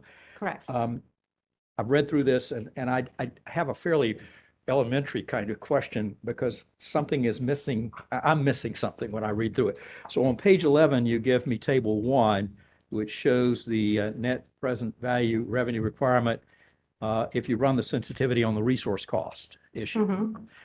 And then I go over to page 15, and I have table 4, which does the net present revenue requirement comparison for the other 2 sensitivities, grid edge and limited third-party PPAs. Mm-hmm. And those are set out on a single table. And it's a really elementary question. I'm not sure why I had one table for the one sensitivity, and then the other 2 are combined into a single table. What am I missing here? Why aren't they shown in 3 tables, or all shown as 3 different lines in a single table? I guess that's another way of asking my question. Is something I'm missing about what you're trying to tell me here? Okay, yes, absolutely. So I think the summary is provided in table 4. That's one calculated revenue requirement per sensitivity. Now, if you go to table 1, that's not a different portfolio, right? So we have 2 portfolios that I'm comparing. One is the preferred one, and one is the company's P1. And I'm comparing those under different resource costs. So the ones assumed by the companies and the ones that we assumed. So it is set out as to understand and sensitize the results that we have based on the costs, but it is not only a single run. So what you're seeing here is we're seeing P1 and we're seeing the preferred portfolio. I'm looking at table 1 and how these would, how the revenue requirement of those portfolios would be if we assumed the company's cost or the Gable costs. And the outcome of that is that in both cases, the preferred portfolio, even if we assume the company's cost, is lower cost than P1. I understand. Thank you. It just, as I say, it's such an elementary thing. I knew I was missing something. The first sensitivity compares the same portfolios, just with different cost inputs, and the other 2 sensitivities compare different portfolios. Exactly. Like I say, it was a pretty simple question, but it was escaping me. That's all I have. Thank you.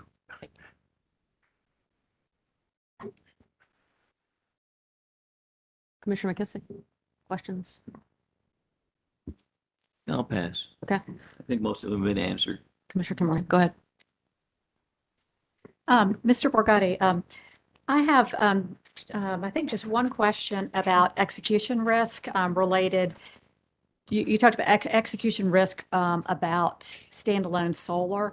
And so I have a question about execution risk for solar plus storage and then standalone storage or batteries. And looking at the table in your report on page 10, standalone standalone storage has been significantly reduced, but solar plus storage is quite a bit higher than Duke's model, about 13,000 megawatts. And Is that confidential information? Can you, it's, So it is, yes, it is confidential. okay. Can you talk about it relatively as? Yes. Okay, good. I'll speak in more general terms. I apologize. So for the execution risk, and this relates to Commissioner Clodfelter's question about batteries and placing batteries on existing sites. I think he was talking about peaker facilities. Yep. Are you also contemplating potentially putting solar plus storage on those peaker facility sites, or just the batteries? I would say that we're open-minded. You know, this is the surplus interconnection pathway, as far as I'm aware, was not mentioned or considered at all in the company's proposal here. We should consider all avenues for those sites. You're essentially maximizing the value of that existing infrastructure. We should do it. And then for execution risk for solar plus storage, I think it's on page 28 of your testimony. You talk about the surplus interconnection service, and then you state that deploying solar plus storage at the company's existing thermal generator sites.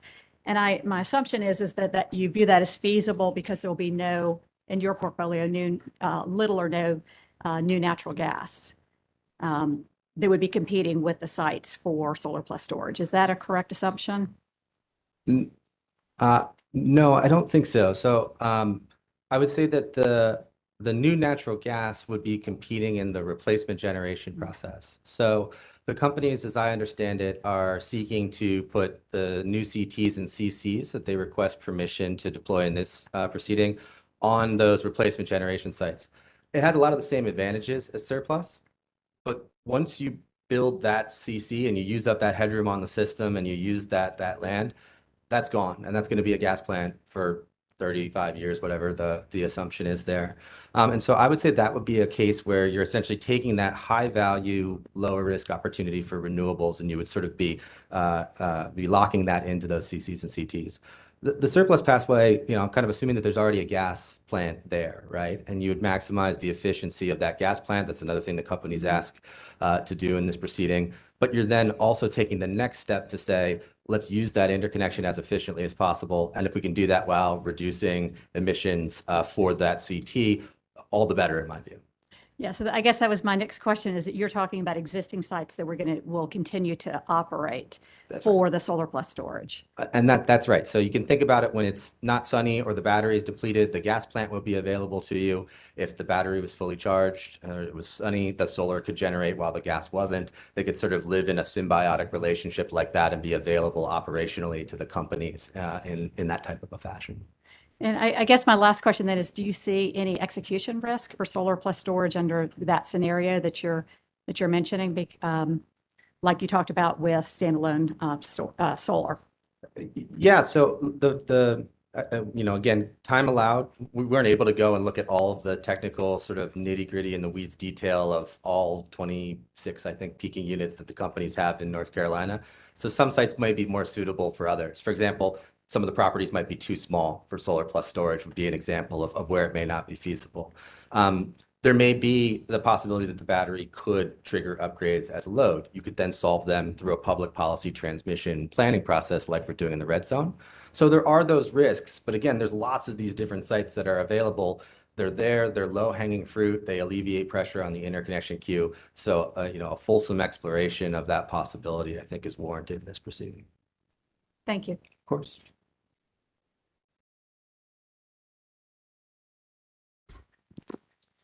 Just a few questions for you all I'm looking at Appendix A to the report starting on page 15, and you discuss transmission planning and you make some recommendations to the commission of things that we could direct the companies to do. Thank you. And you know, your recommendation occurs on page 17, where you recommend that we direct the companies to develop a coordinated portfolio-based transmission plan with the NCTPC. Just backing up a little bit, you also state in the report that numerous examples show that a coordinated portfolio-based transmission planning strategy is a proven means of increasing renewable generation resources. What examples specifically are you talking about? Are they the SPP and MISO examples that you mention in the report? Yeah, those are two of the more recent examples.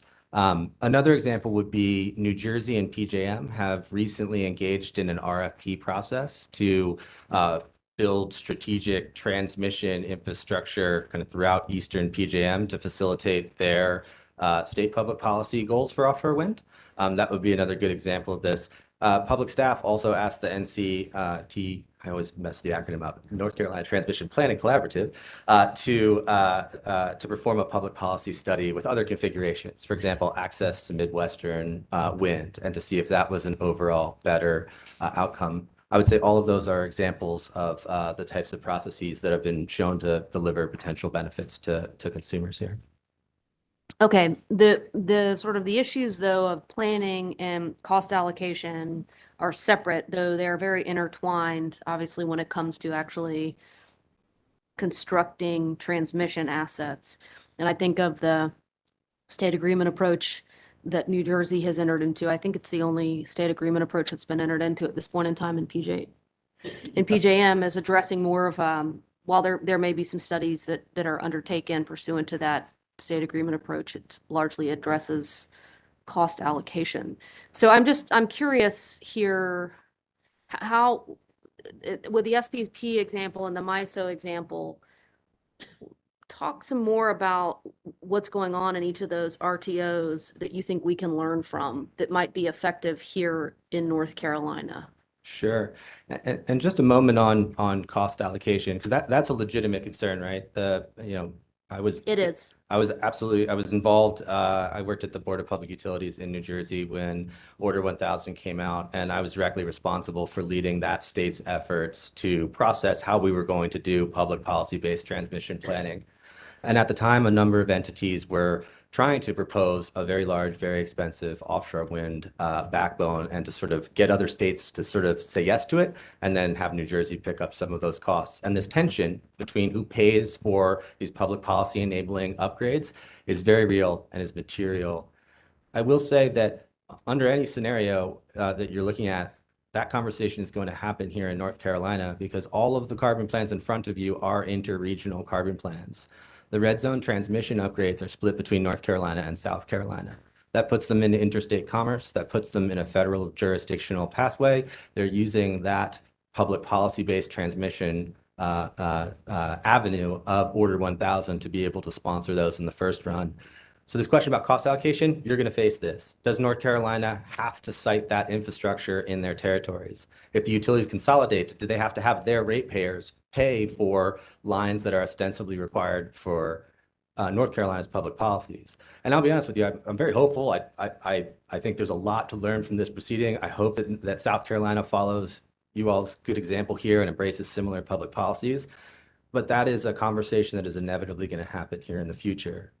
What we're saying here and what SPP and MISO did and what PJM did was acknowledge that we are looking at solutions far off into the future, that we have these renewable goals, that we are going to have reliability issues that we see as potential concerns in the future, and to say, okay, what is the most optimal way to plan our transmission system to, say, alleviate interconnection backlogs, which is what the red zone upgrades try to do, to enable access to the cheapest, best renewables that are available, to integrate offshore wind in the most efficient way possible and say, hey, that's the future that we're aiming at.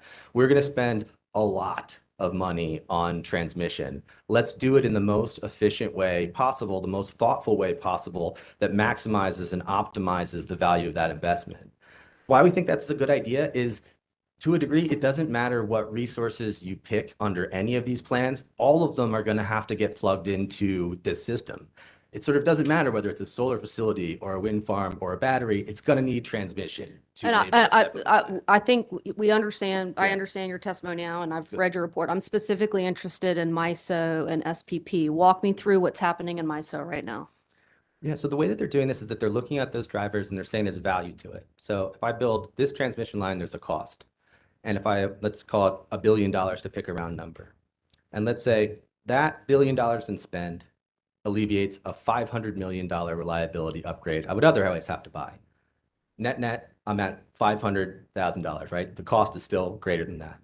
But then if I say this unlocks access to better, higher value wind resources, and that drops my production costs by $1 billion, I saved 500 million in avoiding that upgrade. I saved another billion in putting the best, highest value renewable resources on the system. I've got 1.5 billion in benefits in my example to $1 billion in cost. Let's pick that $1 billion number up because at the end of the day, that's the best, most efficient solution for me. And so that's the type of strategy that we would say here. We've heard a lot about imports and the value of imports or not, whether or not the interconnection costs would be a factor here. We've only looked at one example. The companies have only looked at one example, one of the interfaces with PJM, not the other interfaces with all of your other neighbors. It is absolutely fair to say that while taking the facts as true as the companies have stated them, I haven't looked at the studies the way that they've had the ability to. Those costs in all likelihood would be different across any of those other seams. There may be no costs across some of those other seams. And so to evaluate those types of scenarios and to make sure that you're making the best least cost solutions through that transmission planning process is I think what MISO is doing, what SPP is doing, and it's a good rubric for the types of strategies you could adopt here. How is what MISO is doing different? Just help me understand than this approach that Duke has taken, the Dukes have taken in this proceeding, where they've identified or they're pulling in these transmission projects associated with transmission constrained areas in their BAs. So how is that? How is what MISO is doing with the multi-driver approach different than what Duke is doing? Yeah, so and I don't want to be overly critical of the companies here because I understand that they had a relatively short timeline to be able to put the plan together too, right? And they were dealing with that constraint the same way that all of us were. But from what we understand, they looked at the transmission system in piecemeal. Okay, what's it going to take to integrate offshore wind? We'll start with an 800 megawatt block. Then we'll add a 1600 megawatt block. We'll think about that. These red zone upgrades showed up in their interconnection studies, and we'll think about that separately. We know there's going to be other reliability issues that have showed up, but they haven't considered whether, for example, changing the configuration of those red zone upgrades might offset a reliability project in some other part of their footprint. And so when we think about what MISO is doing, MISO is saying, okay, if we were to adopt the MISO model as an example, they would say our interconnection upgrades were the 500 and change million dollars that we saw for those red zone upgrades. But let's see if for another 100 million, we could avoid $1 billion of transmission spend in another area of our footprint. And that's the type of holistic analysis you would want to use to make sure that you're planning a grid in the most efficient, most effective way to achieve this public policy. And I appreciate that explanation. Are there any jurisdictions that you're aware of outside of organized market structures that are taking a more comprehensive or holistic approach to transmission planning? Yeah, I'd say Colorado would be another example of that. Out in the sort of Mountain West and Pacific Northwest, we see some of those utilities making similar choices. BPA, kind of a unique animal in our space, Bonneville Power Authority, it has been engaged in this type of planning processes too. So we do see it in other non-market areas as well. Okay, and just remind me because I'm not clear on this. I don't remember. Have there been any transmission projects actually developed coming out of the MVP process in MISO? Yeah, there have. Okay. There's a number of MVP projects, and honestly, those LRTP projects, very similar. MVP ended up being contentious, so I think they kind of rebranded as long-term transmission planning. So very similar, but yes, the short answer is yes. What was the contention? When MISO approved its public policy-based planning process, this idea as to whether or not some other state needed to pay for transmission that enabled one of their neighbors' public policies, that was essentially the issue because those MVPs were driving unlocking access to renewable resources in one part of the footprint.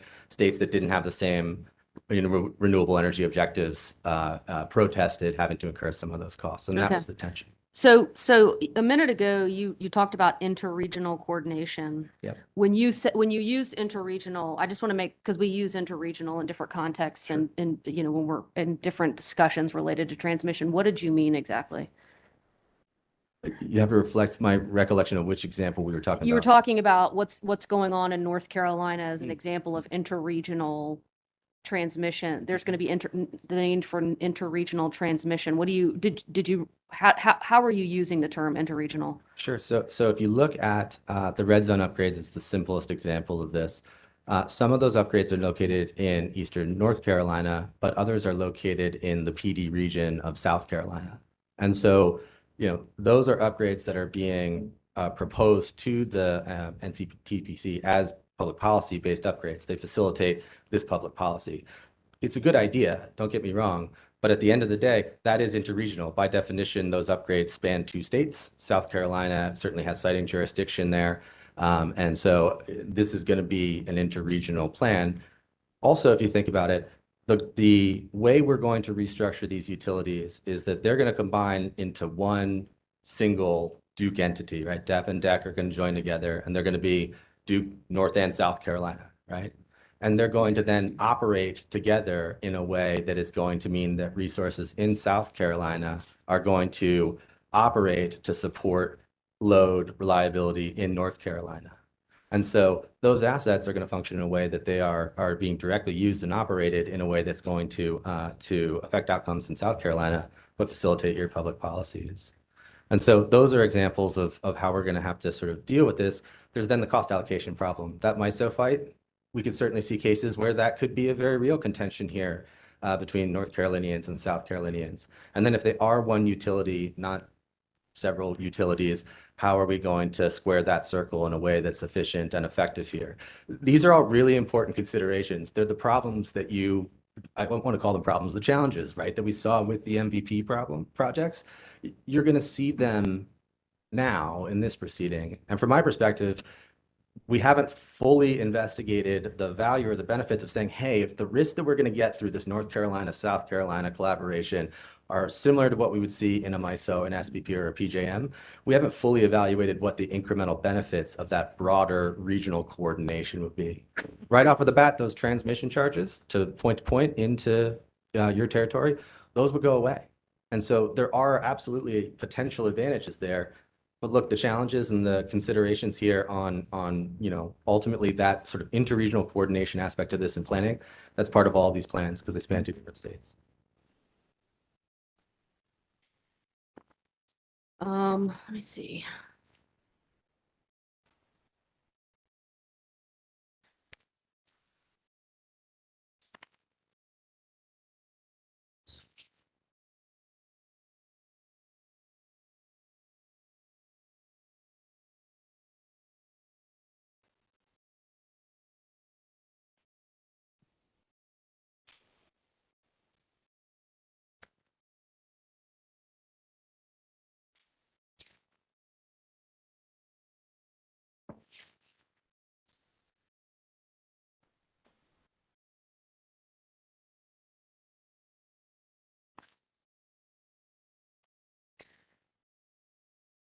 Are you all familiar with the provisions in 951, House Bill 951, that refer to customer generation or customer programs for certain types of customers? I'm paraphrasing because I don't have the statute at hand. Are Do we you know what talking I'm about some of talking about? the C&I type of procurement programs and things like that? I am, yes. Okay, let me grab my statutes. Are you all aware of any discussions that have been ongoing about this type of program, the development of programs pursuant to that statutory provision in North Carolina? Only to the extent that I understand that they are occurring. I don't have substantive knowledge about what's being discussed there. They are occurring. That's what I understand. Okay, I just want to make sure I heard you correctly. Okay. You all make some recommendations in the report about types of programs that the commission could direct Duke to develop here. So I was just curious as to whether there were any types of programs under development. Okay, that's all I have. Anybody else, any other commissioners have questions? Okay, go ahead. And really, My questions go back to some of these, I guess, out of model steps that we're discussing. Chair Mitchell's, some of her questions reminded me of some of these things that I had notated in going through some of the testimony here. I guess, Dr. Romani, when I go to page 18 of your testimony, I guess around line 21, you talk about adjustments that were made, and one of your recommendations, beginning at line 21, deals with tangentially, but in a different way, which says our recommendations include a comprehensive transportation plan to identify any potential needs driven by the coal retirements and provide more robust information for the coal retirement analysis. How do you see that all occurring and fitting together? How do I see Yeah, the comprehensive transmission plan with a coal retirement? yeah. That's a question for you, Mike. Sure, I can field that Okay. one. So the companies have done some preliminary analysis on that, and for two of the units who, forgive me, their names are escaping me. I want to say it's the Mitchell units, if I recollect correctly, and maybe Roxborough is the other one, if I recall. But there are transmission upgrades that are necessary to maintain reliability without those units. Yes. However, those upgrades can be avoided by siting new generation At the on same those site. sites, right? So you have a balance there. Do you want to build the wires, or do you want to look at whatever type of generation technology could, say, accelerate you towards the kind of the clean energy objectives, or meet reliability and provide other benefits? So I would say that's the type of thinking that we were imagining in this section. In this particular context. Okay. Yep. And your second bullet here says another concern is replacement of batteries with combustion turbines, which is done again outside the model, and you go into greater detail about that. Could you elaborate further on your observations there? And that's going to be at top of page 19. Yes, so the companies, after conducting the capacity expansion step, which did not select in their original portfolios any combustion turbines, they did an additional step where they replaced up to like 35% of that, of the storage capacity that was economically selected in the model with combustion turbines. Then they proceeded to do the production cost step. My concern with that is that, had it been economic, the model would have selected it. I understand there are trade-offs in the model and certain settings, but what they did, the companies, is they overrode the model results and then didn't check whether those remained economic.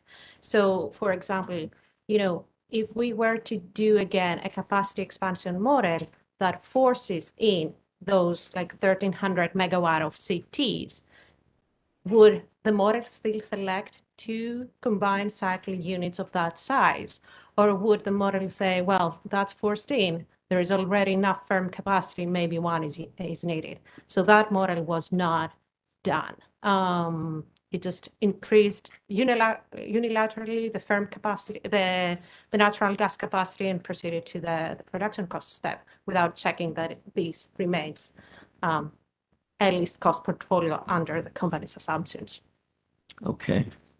And of course, there is no guarantee of firm capacity for gas anyway, is there? Yes.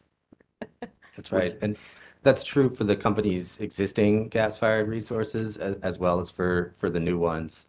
If you look at the conclusion in section N, I think the companies state that something like less than half of the combined cycles in their fleet have firm gas today, and they've got firm fuel for something on the order of 25% of their peak burn. And that is a risk here. It's a risk with adding new gas to a system that doesn't already have sufficient firm gas. I understand that there are potential developments for pipelines and things like that that could improve that scenario here. I think whether or not you get the reliability benefits for those resources really does matter. That firm fuel matters for the reliability benefit for those resources. I think what our modeling shows, and certainly the other scenario shows, that if gas is necessary, it's necessary later in the planning period, 2029, 2030, which would give you ample time to wait until a future proceeding make a decision and to allow sort of the regulatory process on approving these pipelines to play out, have a better picture of what that firm fuel topology might look like for those assets. And as I recalled in reviewing the testimony from this panel, at some point you made the observation that in terms of the estimates and costs provided by Duke related to the CC and CT expansions, that they understated that cost. I think it was what I remember something like 27% or something like that, and yet they understated that, but then they overstated the battery cost and others related expenses. Can you elaborate further on that? Kind of refresh my recollections. You remember correctly. So that was going back to one of the discussions we were having earlier today, where we were looking at the chart where we were comparing CC costs and CT costs, solar costs, and at a high level, what happened with the Duke Carbon Plan was that it used cost assumptions that created an advantage for gas, because it said, all right, gas, you are cheaper than every other benchmark in the market says you will be. And solar batteries, you guys are more expensive. And so when you create these cost disparities, it means that gas is more competitive, solar and batteries are less competitive. So the model is going to select gas faster than it will renewables, solar and batteries, most particularly. And as I recall, there was also a discussion about an out-of-model step relating to reliability adjustments that were addressing unserved energy in the later years and how it impacted the small modular reactors. Yes, that relates to the ADO question we received at the very beginning as a panel. So the companies had this like multi-step approach where they did the capacity expansion, they added the batteries, they did the production cost, they checked for unserved energy. They found that there is some unserved energy. They felt they claimed it was necessary to add the small modular reactors post 2040. In the direct testimony, they acknowledged that this was due to a modeling bug, so that step was not needed, and there was no reliability issue in terms of unserved energy at all. Thank you. I think that clarifies the things that were in the back of my mind in reviewing the testimony.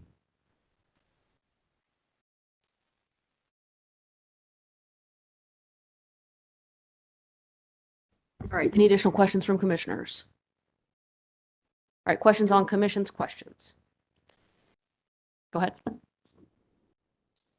Thank you, Chair Mitchell. Mr. Borgatti, in response to a question by Commissioner Clodfelter regarding the panel's recommendation for increasing penetration of behind-the-meter resources, you testified that lifting the cap would stimulate investment by non-residential customers. Is that correct? I believe so, yes. And by that, you're referring to the 1 megawatt cap on net energy metering? Correct. Can you explain in a little bit more detail how that 1 megawatt cap prevents or restricts non-residential investment in behind-the-meter resources? Yeah, so I mean, the way that we're thinking about that is that if you were to say that the BTMP limit was, say, the entirety of the customer facility load, then that would allow for incremental eligibility for that program, provide more of an opportunity for entities that were looking to take advantage of those programs to be able to deploy those types of resources. Thank you. Nothing further. Mr. Borgatti, I have just a couple of questions to follow up on Chair Mitchell's questions about transmission planning. And the first, there was some discussion of interregional coordination and regional planning and cost allocation, and you referenced the possibility of a cost allocation sort of as between South Carolina and North Carolina. And this is just, I don't know the answer, Sure. but there has also been some concern raised about the allocation of costs for transmission and other things, but specifically for transmission upgrades as between DEP and DEC. Yeah. Would it be possible through either the local or the regional planning processes to reallocate the cost of transmission upgrades as between the two utilities, assuming there was no merger? Sure. I'm not sure necessarily about sort of reallocating. So once you build the transmission in one of the utilities territories, it sort of becomes dedicated to those utility customers. And I think that was the point that the public staff panel yesterday, second public staff panel, was getting at. I don't know that after you spent the money, if you can sort of unwind that easily, right? But what you could do would be to say, okay, well, here's an upgrade that is entirely in DEP's territory.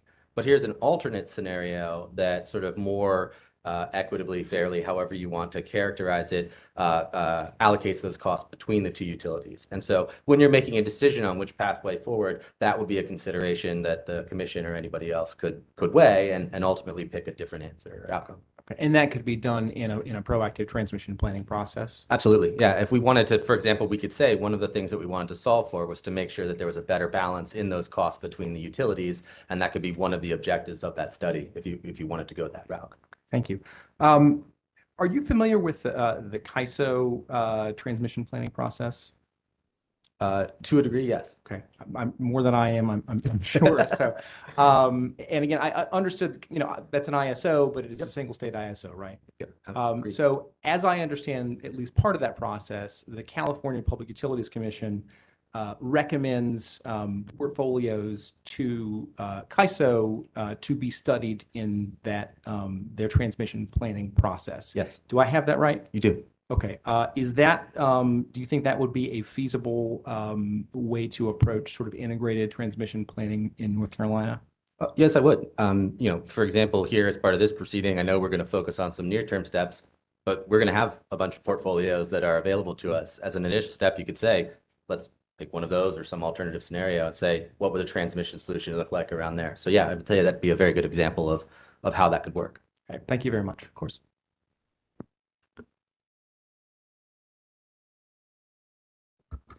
Okay, we're going to take our afternoon break. Let's go off the record, please.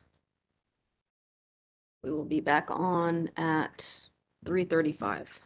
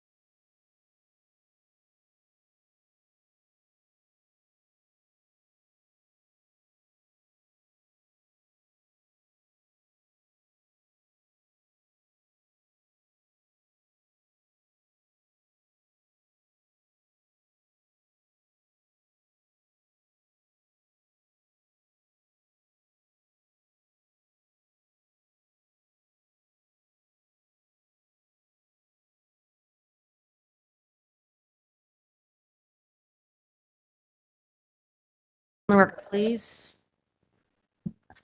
Mr. Shower. A few questions. Thank you, Chair Mitchell. Dr. Rampani, if you could turn to page 15, table 4, which you were discussing with Commissioner Clodfelter. Yes. Could you just provide an explanation of what this table is in terms of preferred, adjusted preferred, grid edge, limited PPAs? What are those referring to for the commission's benefit? Yes, of course. So the first one is P1. This is exactly, it's a portfolio that exactly imitates the resources that are included in the company's P1. We've just recalculated the cost associated with that portfolio because we believe that the companies have underestimated the gas costs, both capital expenses and the commodity prices. And then, so the preferred one is the one that is presented in the Gable report. It includes several strategies that we think mitigate the cost associated with the construction of new natural gas resources. And then the three remaining ones, the adjusted preferred, grid edge, and limited PPAs, are sensitivities responding to criticisms that the companies raised in their testimony. So the first one, the adjusted preferred, responds to a criticism by the companies that in later years, the portfolio might have some reliability issues. So although I'm personally very skeptical of any reliability issues that the portfolio might have, I still acknowledge that, it is good to provide the commission with a portfolio that fully addresses that concern. So what that portfolio does is the companies identified specifically what the capacity shortfall would be for the preferred portfolio in those years.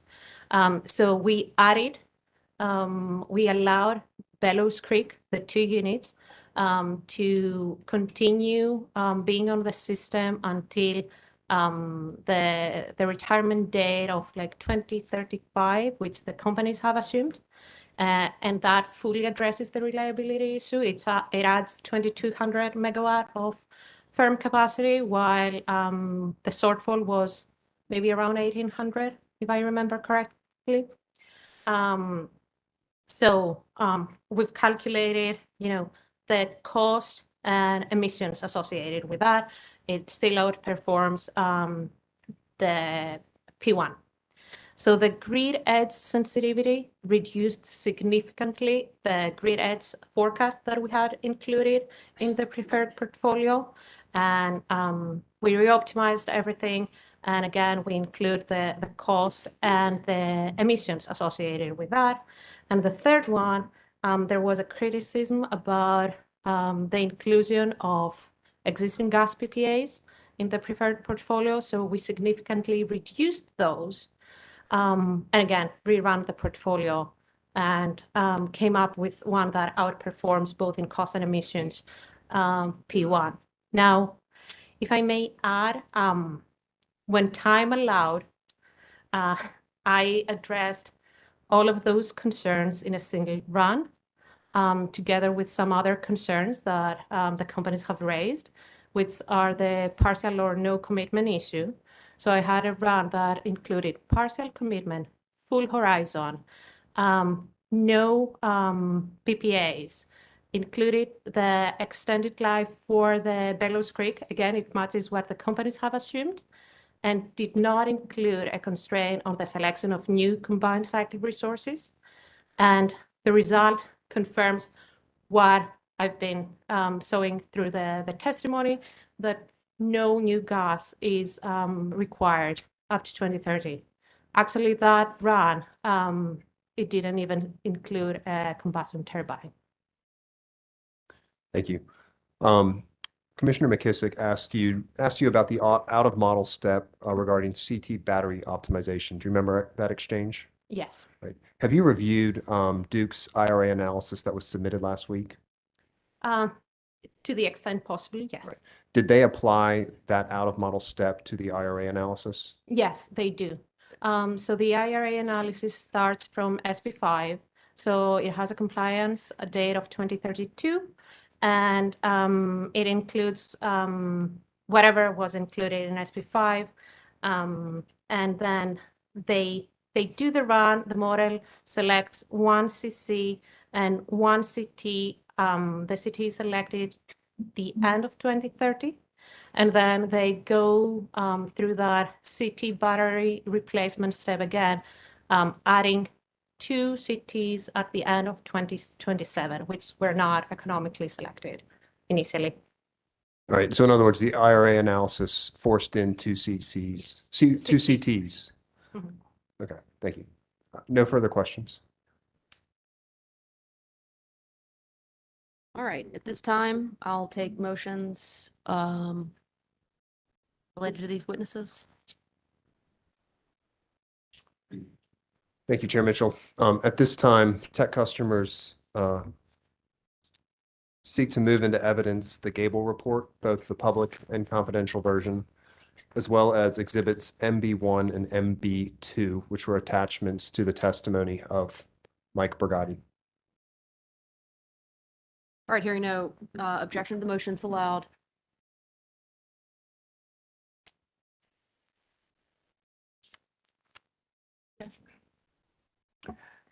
Mr. Rumpani, I want to be sure I understand something you just said in response to your council's questions on commission's questions. Were you telling us that you've run an additional sensitivity than is, When time allowed, yes. and it's not one of the ones that's included in No. your pre-file testimony? No, Has that been shown to Duke? no.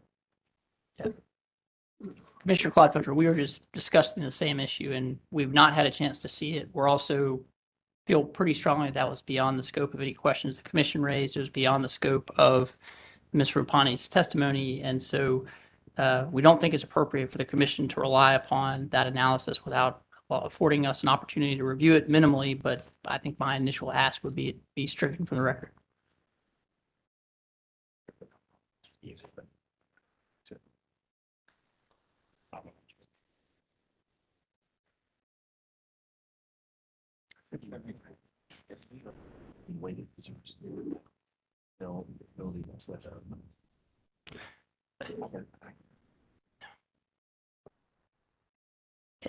And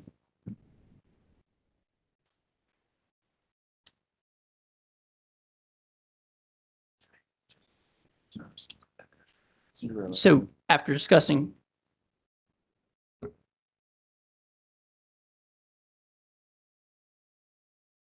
All right, here's what we're going to do. We're going to overrule the motion to strike. We're not going to request a late filed exhibit. Going forward, when we ask questions on commissioners' questions, restate the commissioner's questions and then ask your question. Restate the specific question and then ask your question, even if it's a long rambling question that seems to make no sense and be combination. I'm not kidding, not laughing. Restate the questions. Any questions on that direction? Okay. You all may.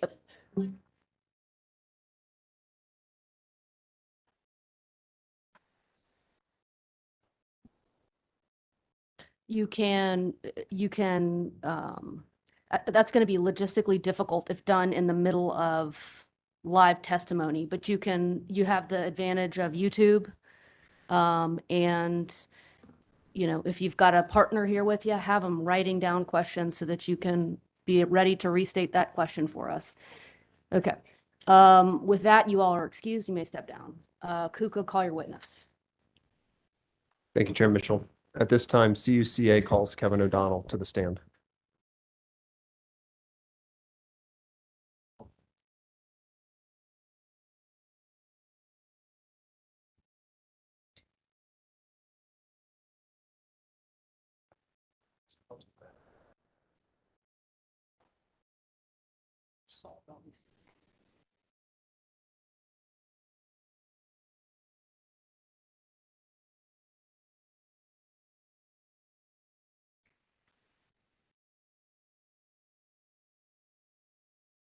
All right, Mr. O'Donnell, raise your right hand, please. Do you swear a testimony about to give shall be the truth, the whole truth, and nothing but the truth, so help you God? Mr. O'Donnell, can you please state your full name and business address for the record? Kevin O'Donnell, business address 1350 Suite 101, Southeast Maynard Road, Cary. By whom are you employed and in what capacity? I'm the president of Nova Energy Consultants. Have you testified before this commission previously? Yes. Did you cause to be filed in this proceeding on September 2nd, 2022, direct testimony consisting of 17 pages and an appendix of 4 pages? Yes. All right. Do you have any corrections to your testimony? No, I do not. If I asked you the questions in your pre-filed testimony today, would your answers be the same? Yes.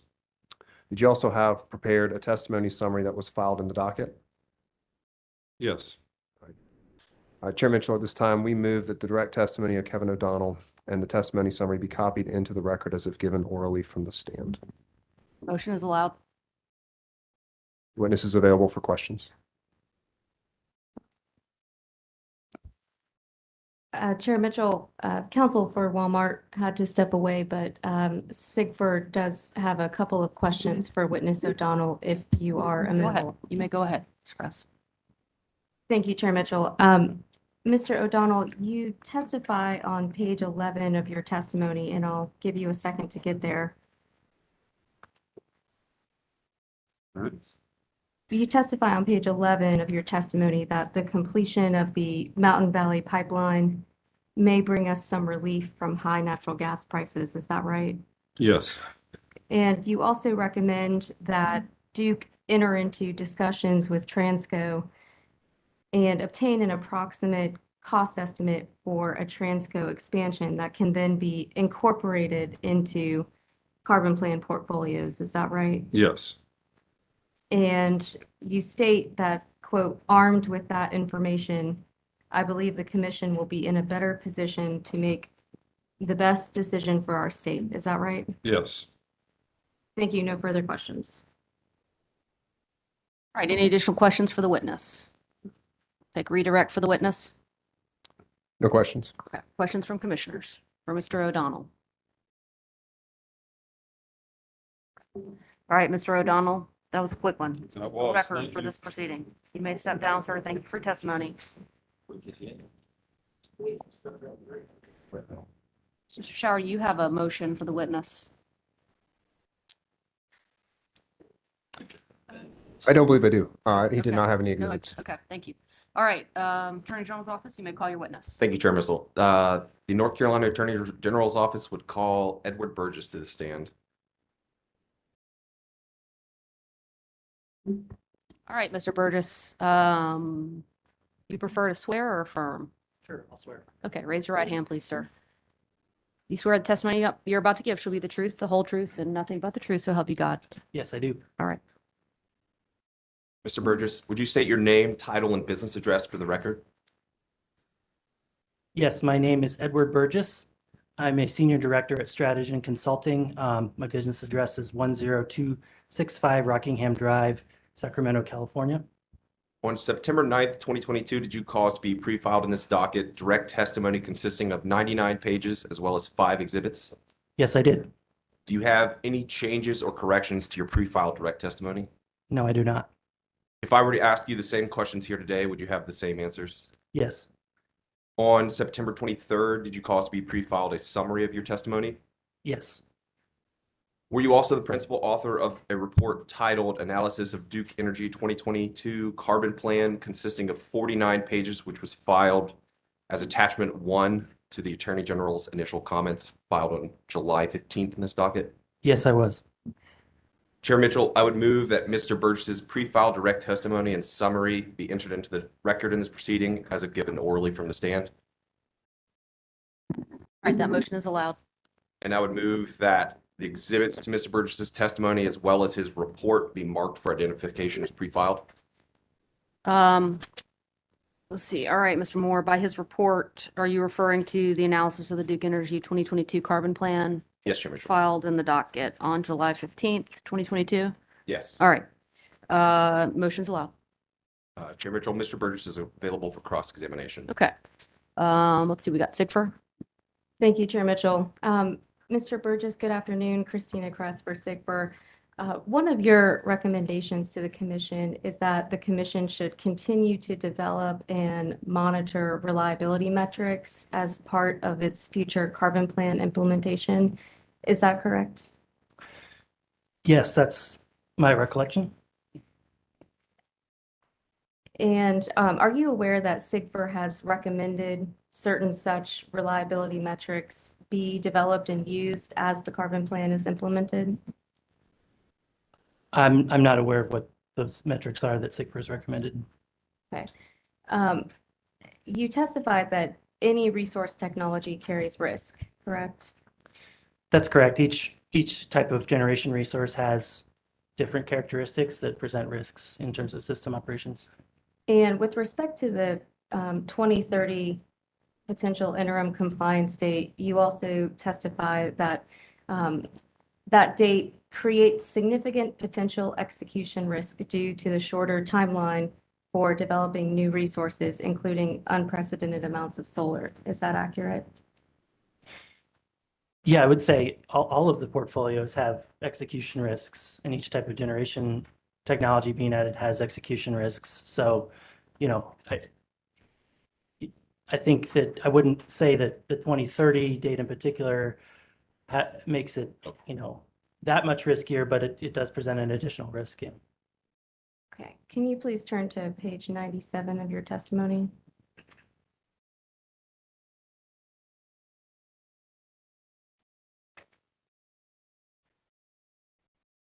'97. That's correct. So the excerpt that I was just repeating to you verbatim was in the context of discussing a potential 2030 interim compliance date, correct?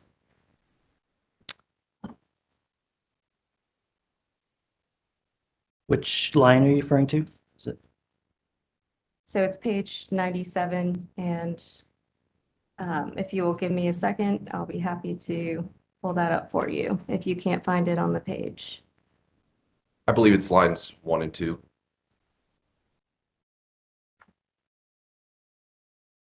Okay. So that's a yes then to my question? Could you repeat the question? Sure. So the portion of your testimony that I just repeated to you in my prior two questions pertaining to the 2030 interim compliance date and the excerpt of your testimony regarding the increased risk of the 2030 compliance date. Can you please confirm that that testimony was pertaining to the 2030 compliance date? Yes, I mean, in a shorter compliance deadline has additional execution risks. I agree with that. Yeah. Thank you. No further questions. All right, CPSA. Thank you, Chair Mitchell. Good afternoon, Mr. Burgess. Ben Snowden for CPSA. Mr. Burgess, do you have Duke's modeling panel rebuttal testimony handy? I do not. Okay. Okay. All right. Well, would you agree that in Duke's modeling panel rebuttal testimony, they characterize the AGO as supporting the company's proposed near-term actions with respect to the procurement of solar resources? Yes, I believe we characterize that as sort of the bare minimum or the floor of what, could be done in the short term. I think there was, let me say this. So we had sort of a couple different levels to our recommendations of what should be procured in the near term, right? I mean, I think our top line recommendation was we should go and take a look at the IRA and, whatever that result shows is really the best option overall. Short of that, we also provided some analysis with the SP AGO portfolio, which had a certain amount of solar and storage, et cetera, that could be procured in the near term.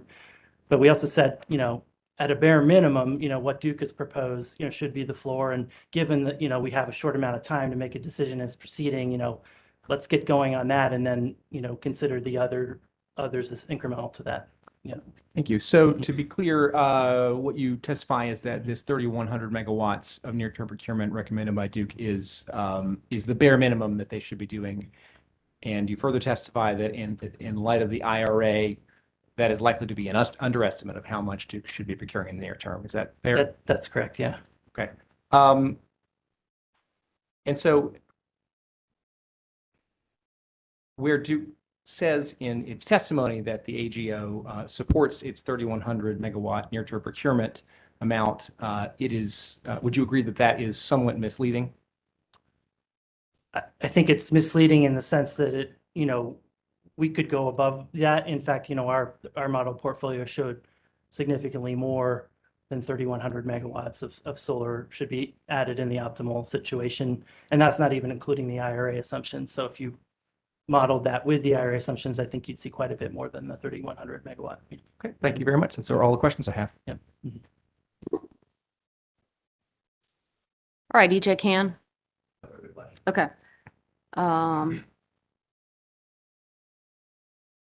Abundance of caution. Anybody else have questions for the witness? Questions for the witness from Duke? Okay. All right, redirect for the witness. No questions. Okay. Questions from commissioners? Mr. Clydfelter. Do you have the Stratogen report there in front of you, Mr. Berger? Yes, I do. Okay, I'm going to, my question really is just to clean up an evidentiary point, and I'm going to be asking you about some confidential information, but it's mainly just about what you have and haven't seen. I'm not going to get into the confidential information. Okay. Would you please turn to page 39 of your report? And just, I want to focus your attention on the paragraph that is immediately before section B, coal retirements under high gas price forecast. Yeah. You make a reference in there to some information that you reviewed in response to an AGO discovery request 6-2. Have you been provided a copy of late file confidential exhibit number 2 that the company filed? Is that does that contain the underlying study of the document is dated July 2021. It's titled Dual Fuel Expansion Evaluation. Okay, yes, I think you have had a copy of that. Yeah, the response to AG 6-2 had that embedded in it, so I reviewed that. That's exactly what I wanted to find out, was to be sure that what you're talking about in this paragraph in your report relates to the document that is late filed exhibit number 2. Yeah. That's all I have. Thank you.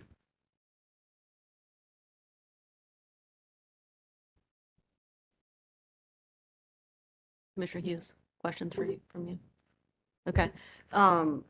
Without going into confidential information, can you comment on the feasibility to modify the plant based on what you've learned in this proceeding or heard from testimony given by Duke witnesses during the course of this expert witness hearing? Yeah, I think that what Duke testified to and in the public testimony was that, they looked into the feasibility and found that it could be done, but it was not something that they would pursue due to economics. So that was what Duke testified to. I disagreed with that characterization, that it would be uneconomic necessarily to pursue. And I'm happy to go into sort of further thoughts on that. What about gas supply? I mean, have you studied the gas supply issue? Yeah, so that's a great question. And certainly if you were to convert, coal unit to run more on gas, that there might be additional supply needs. And I think that, there could be some limitations of that gas, but there's also some advantages. The fact that there's already existing gas infrastructure at some of these dual fuel units would potentially reduce the cost of that. And Duke actually did provide some cost estimates of the gas upgrades too, and they look to be relatively affordable. So I think that, when you're sort of looking at that versus, new pipeline expansions, interstate pipeline expansions, that's something that should be considered. Whether you could also secure the fuel supply, bring in interstate. That's, I think, another question that should be evaluated too. And again, I think that the fact that there's some existing infrastructure there probably minimizes that risk to some degree. Okay, but did you specifically look at the question of whether Duke could get fuel into the state to fire that facility at 100%? Yeah, I think that that would be in some ways a similar type of assessment to looking at a new combined cycle plant of a similar scale, similar magnitude in terms of the gas that's needed. And again, I that particular location, I don't know that. I mean, I haven't studied, or I don't know of any studies that have looked at that particular location for getting gas in there. Okay, and to the extent that you know, and you may not, and you can say so, would I've learned during the course of this proceeding that converting a coal-fired facility to run on gas is less efficient than simply building a gas-fired plant. So would converting Belews 1 and 2 to run on 100% gas, would that require more gas than at least one or both of the CCs that we see right in Duke's portfolio? I think it's hard to answer without looking at the full portfolio and looking also at how that plant's being dispatched in the production cost runs. So, and you have to look at it both not only from a fuel perspective, but from a CapEx perspective too. So when you look at the totality of the CapEx and the fuel, it may be, less efficient in operations, but, you're saving a lot on CapEx too. And so putting those two together, it could be more affordable. Additionally, it depends on how much the plant operates. If it's, a conversion, and it's less efficient, you may actually have less concern about the gas fuel because it might not be operating as much as, say, a brand new combined cycle unit. And so, there's all these different factors that have to be considered together. And I didn't see any analysis performed by Duke or anyone else that sort of looked at, in the context of the carbon plan and the whole portfolio, how those balance out.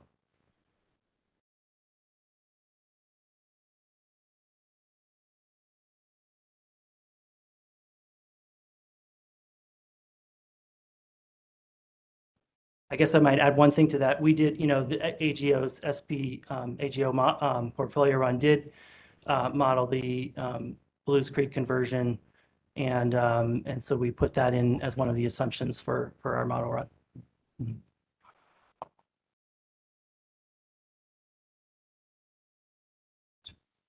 Okay, I don't have anything further for the witness. Just making sure, no more. Go ahead.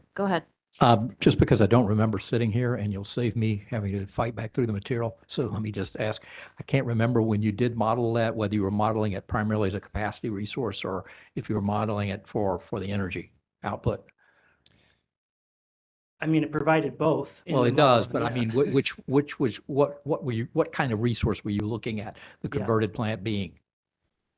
Yeah, I'd probably have to go back and see how it was operating in the model. I think that, it's certainly what we see with a lot of the gas plants, and I would expect that to be the same, is that the energy output,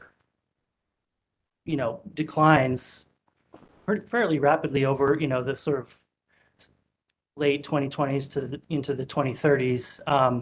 And so then it's more of a capacity resource in that case. But in that sort of, there's this window of time where Duke system really appears to have a lot of energy need. That's sort of in that 2027, 28 timeframe, and that's where I think it does have some value in that sort of period of time, and that's why I think we're seeing some of these in Duke's modeling, new combined cycle units going in right around then to address some of that energy need. Okay. All right, we'll take questions on commissioners' questions. Just one, I believe, as a follow-up to Commissioner Clodfelter's, in which he asked, and I'm paraphrasing, whether you had a chance to review the information that the companies filed as late filed exhibit number 2. I'd like to just ask, without bringing us into confidential session, whether you had occasion to evaluate if all of the files embedded in the company's response to AGO data request 6-2 were produced as part of that late filed exhibit. I haven't gone back to look at, yeah, I can't say with certainty if they had all of them in there or not. There were, I think, if I recall correctly, there were four files in the original discovery response. And I can't remember how many were in the late file exhibit. Okay, thank you.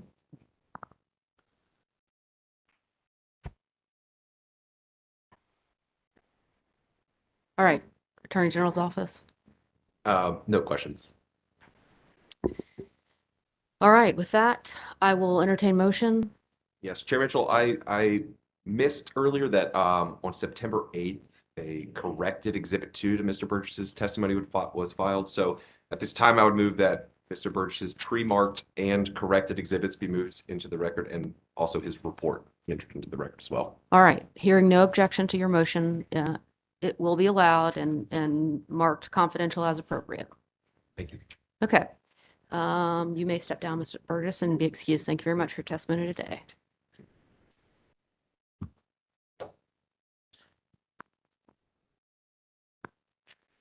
All right, we've got CPSA witnesses. Chair Mitchell, SIGFR has requested that their witness go ahead of us so that he can return to Charlotte today, and the CPSA has no problem with that. The chair would permit it. In full disclosure, I haven't had a chance to confirm that this is okay with commission staff, so I apologize. Just making sure that no other party is objecting to the switch. Okay. All right, you may proceed. Thank you, Chair Mitchell. At this time, SIGFR 2 and 3 calls witness Bradford Muller to the stand. All right, good afternoon, Mr. Muller. If you would, raise your right hand, left hand on the Bible, please, sir. Do you swear the testimony you're about to give should be the truth, the whole truth, and nothing but the truth? So help you God. I do. All right. Mr. Muller, would you please state your full name and business address for the record? Bradford D. Muller, 2109 Randolph Road, Charlotte, North Carolina, 28207. And by whom are you employed and in what capacity? I'm the Vice President of Corporate Communications for Charlotte Pipe and Foundry Company. And on whose behalf are you testifying today? On behalf of the Carolina Industrial Group for Fair Utility Rates 2 and 3, also known as SIGFR.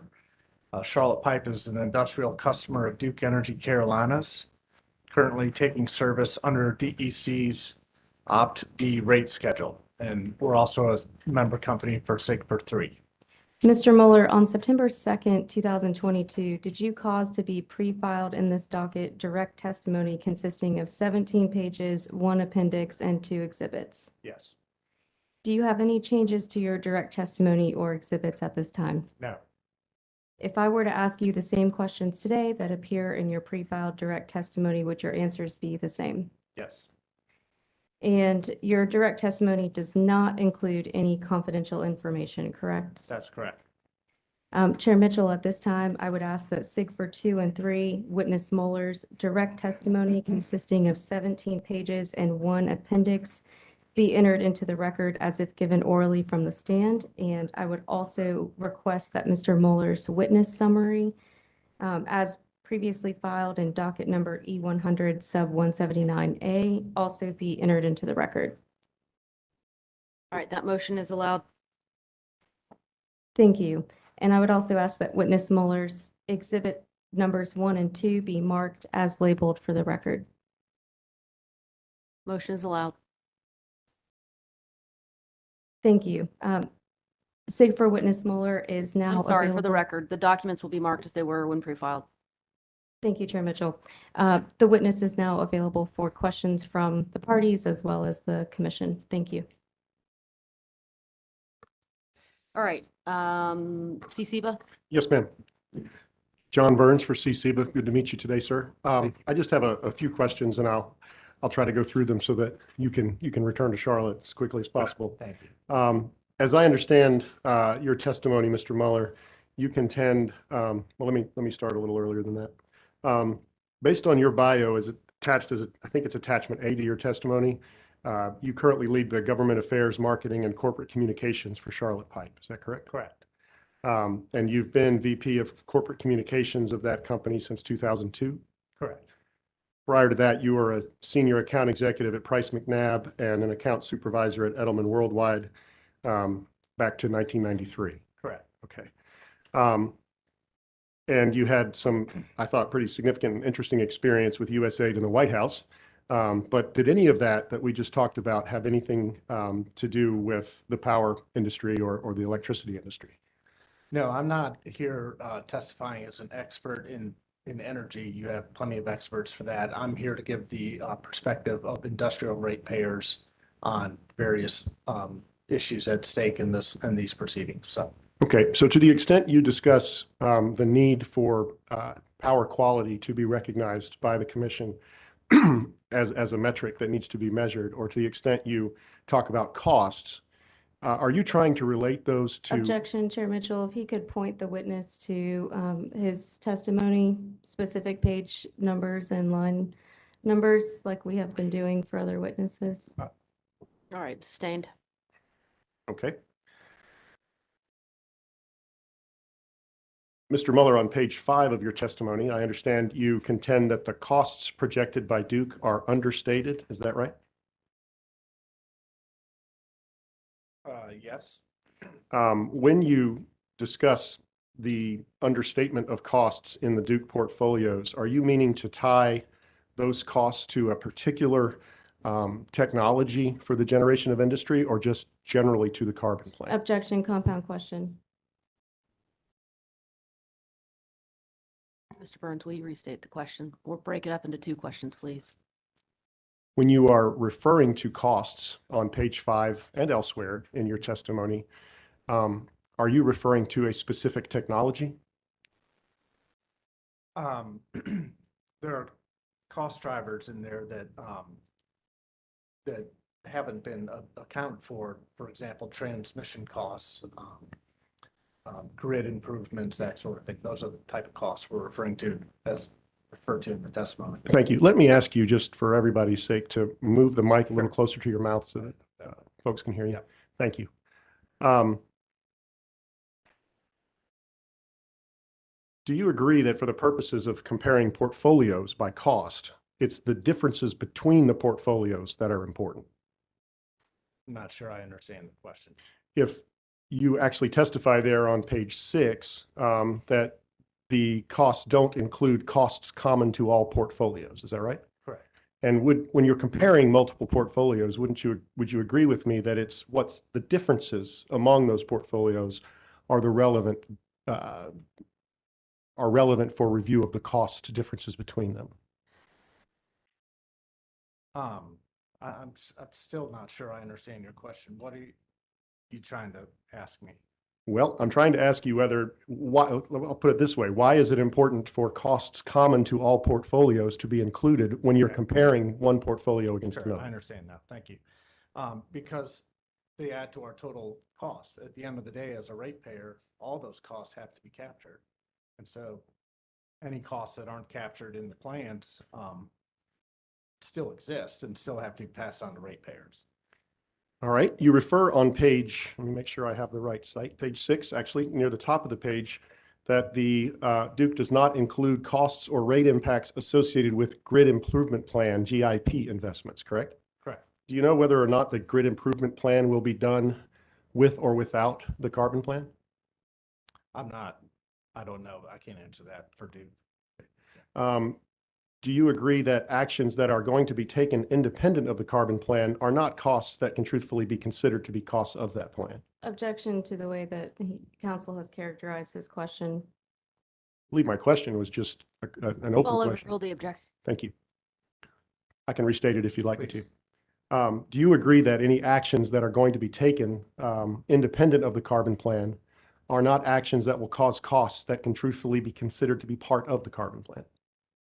Yeah, that makes sense. But they still add costs. Certainly. Yeah. On page 13 of your testimony,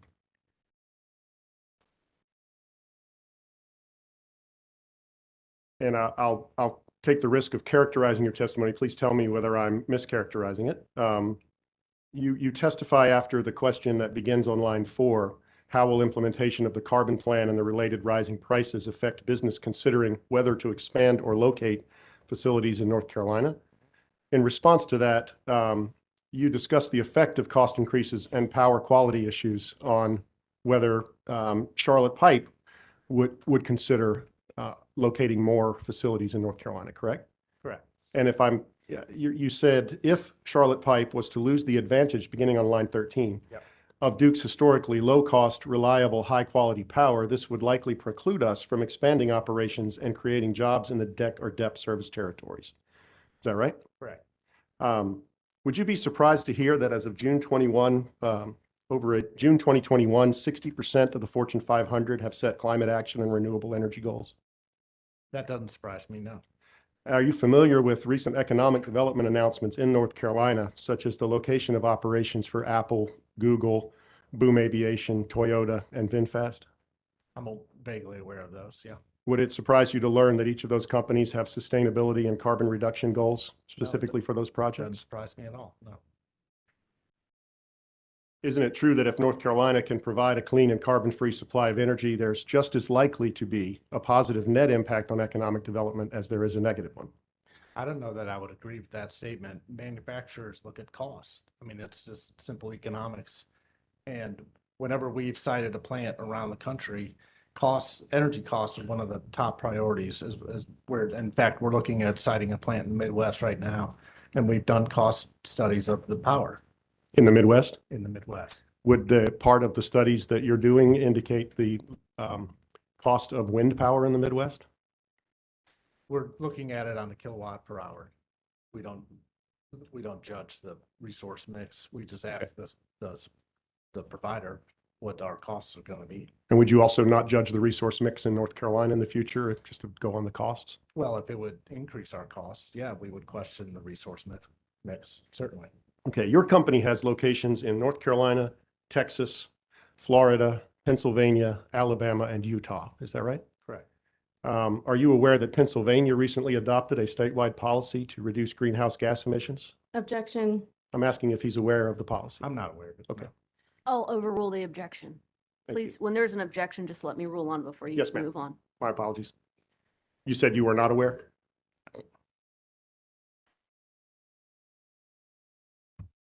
Would you agree with me, Mr. Mueller, that the importance of this proceeding is not, the importance of the question is not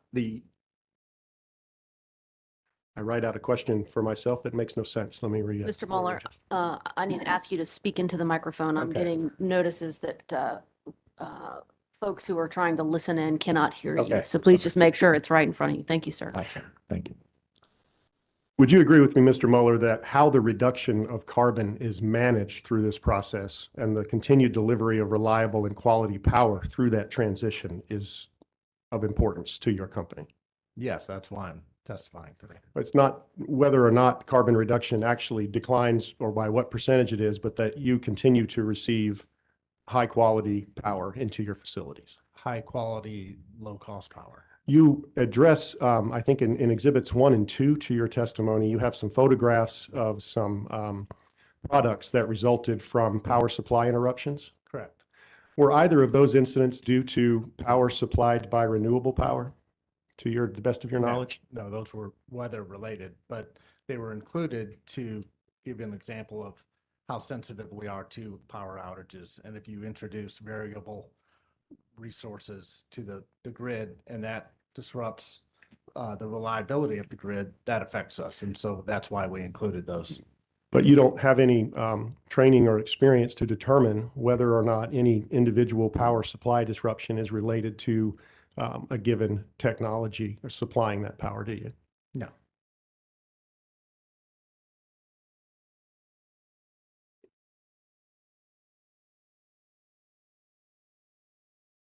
Mr. Mueller, if gas prices were to climb significantly while gas was a significant generator on the Duke system, that would affect your cost of power, wouldn't it?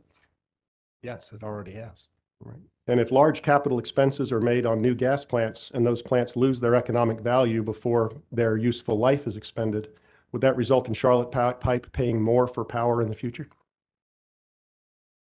I don't know. I don't know how to answer that. All right.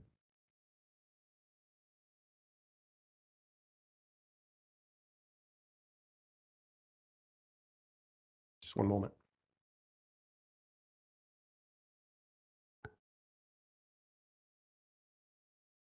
Thank you for your time. Thank you.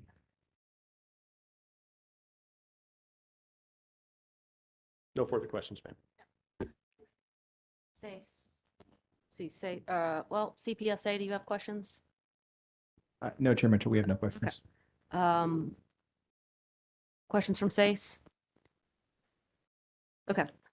And questions from Walmart? Yes, thank you, Chair Mitchell. Good afternoon, Mr. Mueller. My name is Carrie Grunman on behalf of Walmart. I do want to return to your testimony sort of on pages 5, 6, and 7 as it relates to the projected costs and rate impacts. I want to make sure that I understand. Are you asking that there be sort of an all-in rate impact for both carbon plan and non-carbon plan related costs? Correct.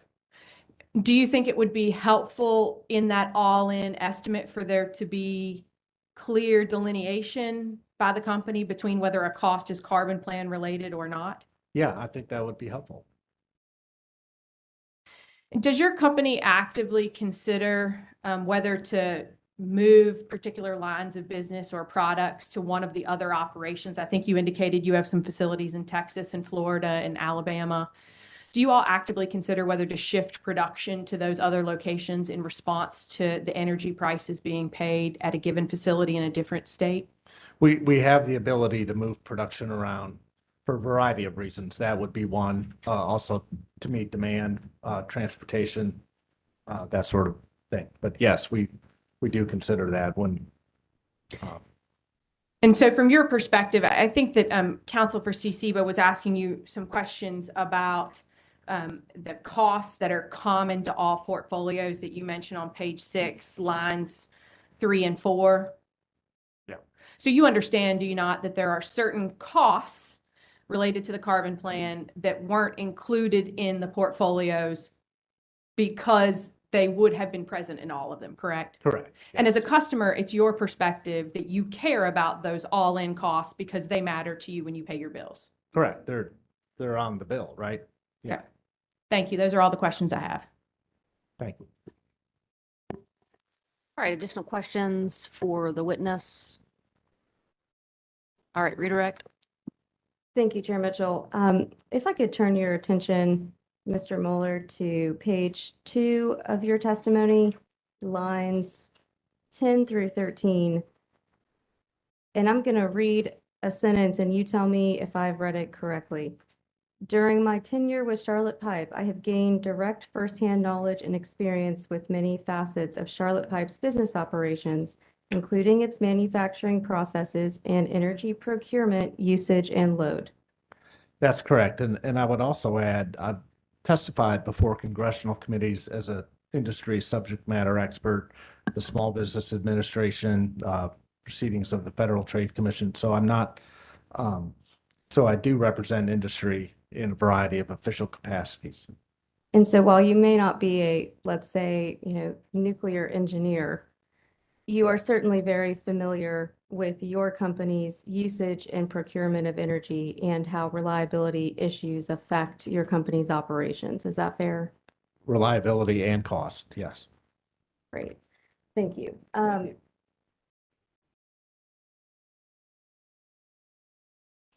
If I could have an exhibit marked as a redirect, see, SIGFR 2 and 3,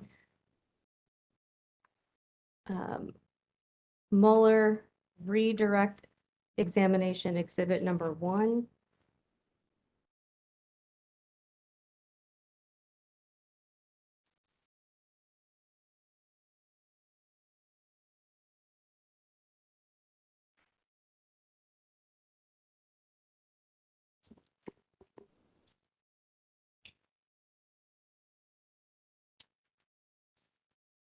Which I will represent is Duke's response to SIGFR data request 2-16, and my apologies that it is mislabeled. All right, the document will be identified, we'll mark will be marked for identification as SIGFR 2 and 3, Mueller redirect redirect examination exhibit number 1.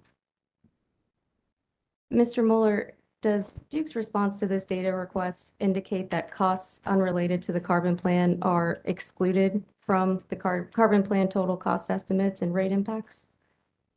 Pardon me, say that again, please. Sure. Does Duke's response to this data request indicate that costs unrelated to the carbon plan are excluded from the rate impact estimates? Yes. Yeah.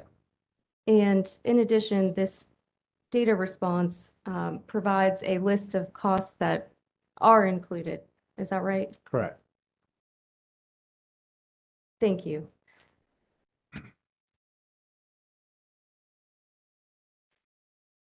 Nothing further on redirect. Thank you.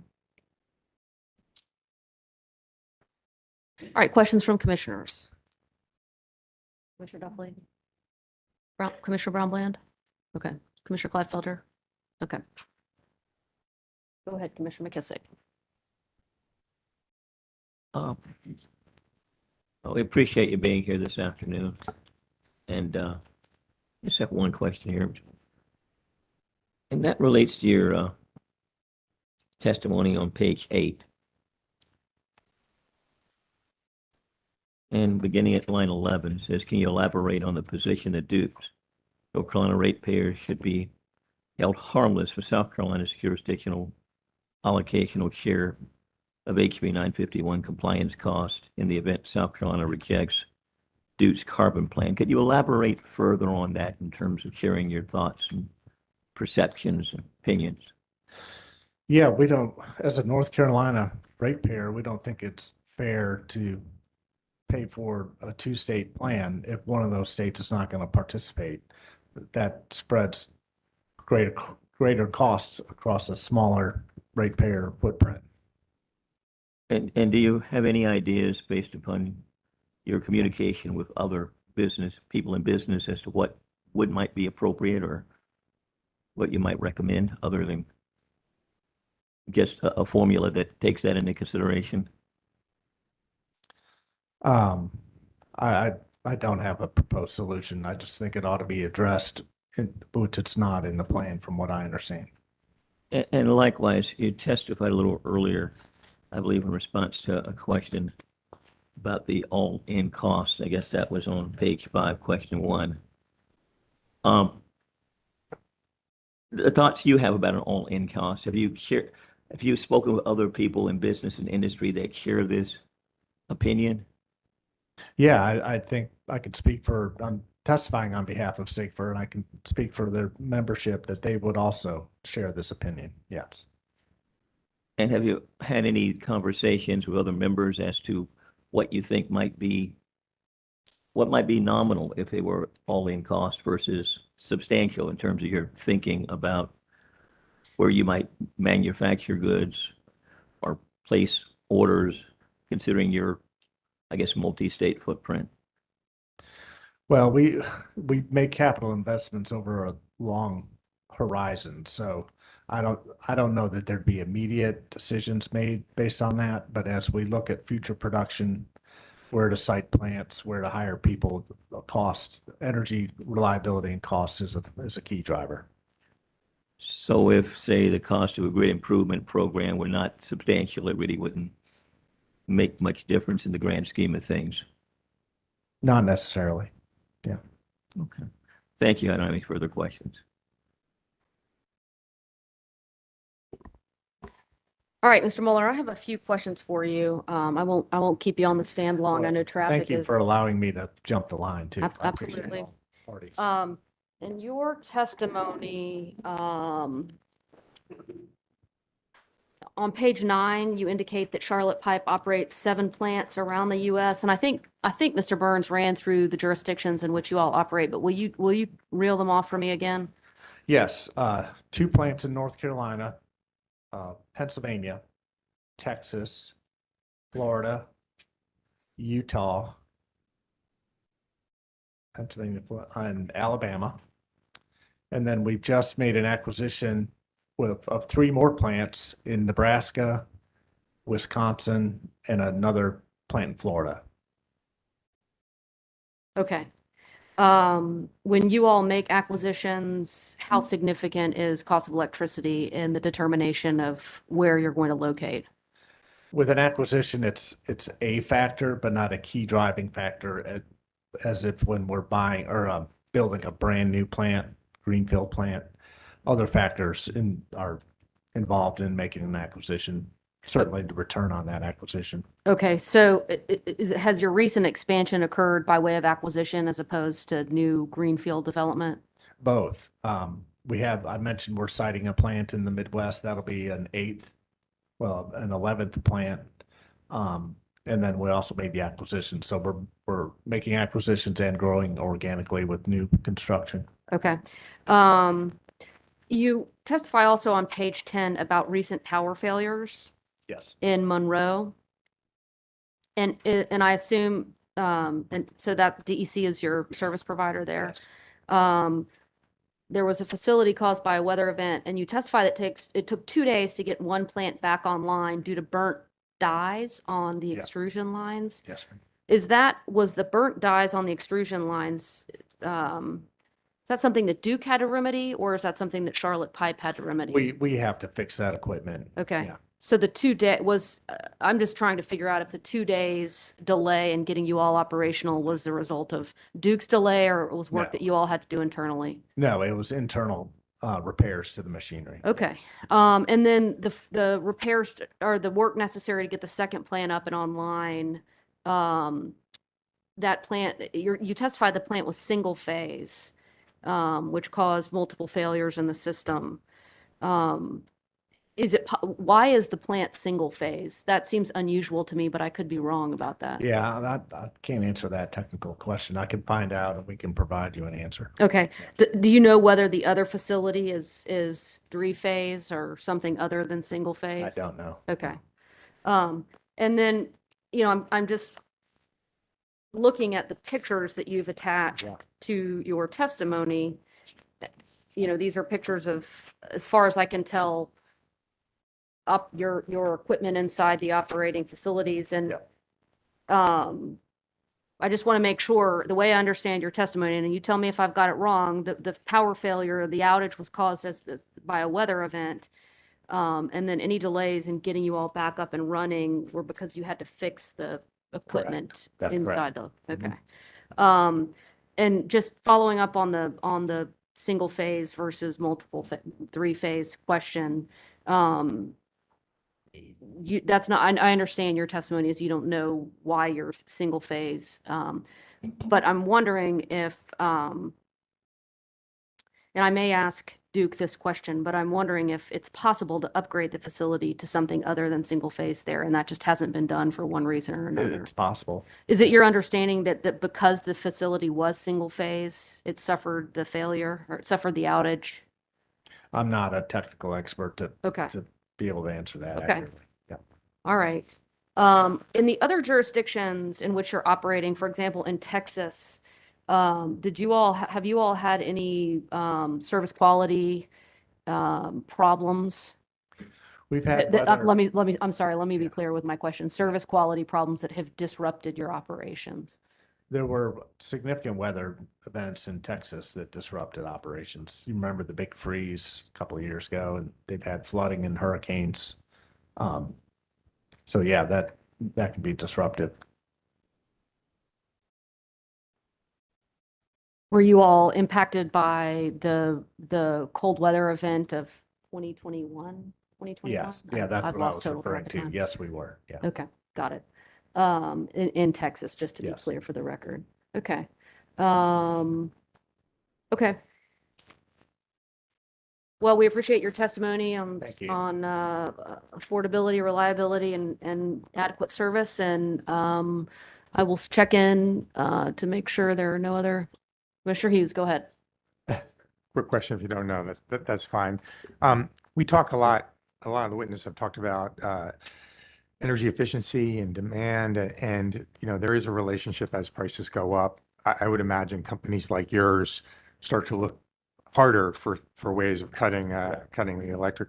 And I just, with an industry like you have, is that an option? Is there, and do you have programs that look at or projects on on the shelf that say if power gets up to this price, we're going to go ahead and do this retrofit? Well, not on the shelf, but we have an economic incentive to gain as much efficiency as possible. And I'll give you a good example. We are making a massive investment in Oakboro, Stanley County, North Carolina. We're building a $460 million new foundry, greenfield. That's going to be the largest foundry in North America. And the foundry that we currently operate in downtown Charlotte is a fossil fuel melt. We use coke in a cupola to melt the scrap iron. The new plant will be electric melt, and we're going to have 6 electric furnaces. And that is obviously transitioning from fossil fuels. We want to do our part, but also they create much more flexibility as far as production and then very much more energy efficient. So that's a good example of capital investment where we do look at energy efficiency as a reason to make the investment. Yep. Thanks for that. No further questions. One quick follow-up question, sir. If we were to look at your expenses on a location by location basis, I take it that each facility has its own kind of fixed costs. Correct. Or say labor, or they may vary based upon the number of square feet, materials that might be used. Yes. When you look at the totality of those expenses, to what extent are your utility expenses? When I say utility, let's now identify and segregate that out to being electricity in this case. And I assume electricity is common for each and every one of them, even though there may be other places that use natural gas, whatever, for heating. But what component of that cost would be isolated and related to electricity? Raw materials are our biggest cost, and then electricity, and then transportation, and then labor costs. I think that would probably be the top four for us. The top 4, and what component? If you had to say a percentage of your total cost, how much of that is electricity? I'd hate to speculate. It's less than 50%, I would say. Less than 50? Yeah. But more than 25? Yes, sir. Yeah. I'm just trying to get a sense of magnitude. Thank you, sir. Yeah. All right, and one last question. Commissioner McKissick actually jogged thought for me. Are you familiar with the bills? Do you routinely review bills that the facilities in Monroe receive? I don't pay the bills for the plants, no. Okay, so you've never looked at an actual bill to see. I'm just curious as to how the bill appears to the industrial customer. How are the electricity costs reported to you, brought to your attention? We get a set of financials each month as an officer of the company, and that's in our operating costs. So we do see a line item. Okay. For energy costs, yeah. You indicated, my recollection is you indicated the plants in North Carolina take service under DEC's OPT V. Is it V? Okay, OPTV rate schedule. Do you know how the OPTV rate schedule works? No, I'm not familiar with that. Okay. All right, let me just make sure. All right, no additional questions. Questions on commissioners' questions? No, ma'am. I'd have just a few. Mr. Miller, I want to follow up on Chair Mitchell had asked you how significant the cost of electricity is in siting and acquisition, and I believe Commissioner McKissick also asked you about what share of your total costs were made up by electricity costs. And you testified that the cost of electricity is a factor in siting and acquisition. My question is in addition to the absolute cost of energy, is volatility in energy costs a factor in that you care about in siting and acquisition operations? Yeah, it would be. Okay. And would you agree that the recent spike in energy costs due to the change in the prices of natural gas was not a good thing for your company? No. Okay. So all things being equal, would you agree that a generation portfolio that results in less exposure to those kinds of price shocks due to commodity cost changes is beneficial? Well, I think there are contributing factors in the current spike in energy prices that have to do with federal energy policy that I think could be corrected. So over the long term, natural gas was extremely affordable. It was in the $2 to $3 range for years. So energy policy has had a lot to do with those spikes in prices, and that can be corrected. Okay, well, I appreciate that, and I'm not trying to unpack sort of what went into the change in energy costs. The question is there an inherent benefit in a generation portfolio that reduces exposure to those kinds of rapid changes in energy prices? Sure, there would be. Yeah, okay. Thank you. That's the only question I've had. Yep. Chair Mitchell, I would just offer, if you want a late filed exhibit on the single phase drilling down into that further, and or a copy of the bill with personal information, obviously stripped out, and any kind of usage information stripped out to the extent that the commission is interested in that. I would like to request a late filed exhibit if you could get it filed in the next 24 hours, 24 to 48 hours, just so it comes in before the close of the hearing, and do redact any information that the customer is concerned about being made publicly known.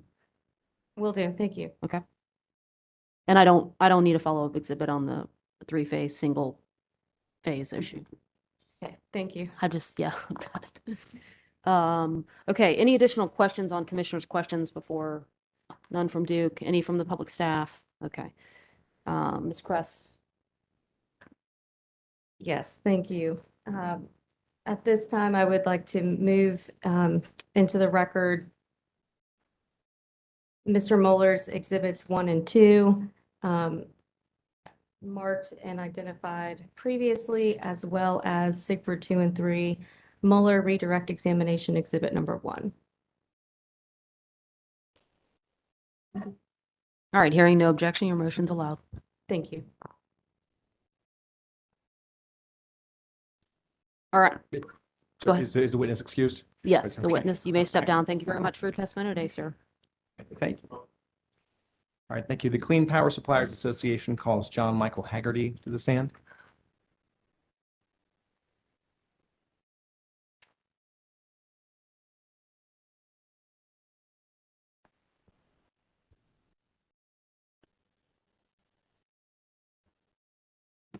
All right, Mr. Haggerty. Let's get you sworn in. Would you raise your right hand, left hand on the Bible? Okay. Do you prefer to affirm? Swearing is. Okay. Raise your right hand, please, sir. Left hand on the Bible. Will you swear the testimony you're about to give shall be the truth, the whole truth, and nothing but the truth? I do. All right. Mr. Haggerty, could you please state your full name and business address? Sure. My name is John Michael Haggerty, and my business address is 1800 M Street Northwest, Washington, D.C., 20036. Who is your employer and in what capacity do you serve? Sure. I am a senior associate at the Brattle Group. And did you cause to be filed under seal in this proceeding on September 2nd, 2022, confidential, unredacted, pre-filed direct testimony consisting of 53 pages and 2 exhibits? Yes. And did you cause to be filed in this proceeding on September 2nd, 2022, redacted public pre-filed direct testimony consisting of 53 pages and 1 non-confidential exhibit? Yes. Do you have any corrections to your pre-filed testimony? I do not. And if I were to ask you the same questions under oath today, would your answers be the same? Yes. Chair Mitchell, at this time, I would ask that the public version of Mr. Haggerty's pre-filed direct testimony be received into the record as if given orally from the stand, and that the confidential version be moved into the confidential record of this matter. Motion's allowed. I would further ask that the summary of Mr. Haggerty's testimony that's been pre-filed would also be accepted into the record.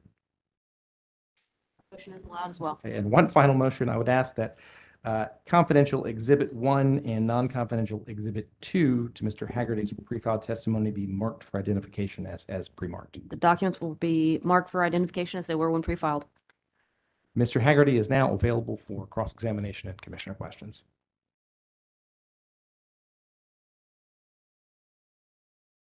Thank you, Chair Mitchell. Good afternoon, Mr. Haggerty, Christina Kress for SIGBUR. So You would agree, would you not, that the more solar interconnected to the grid, the more transmission upgrades are needed?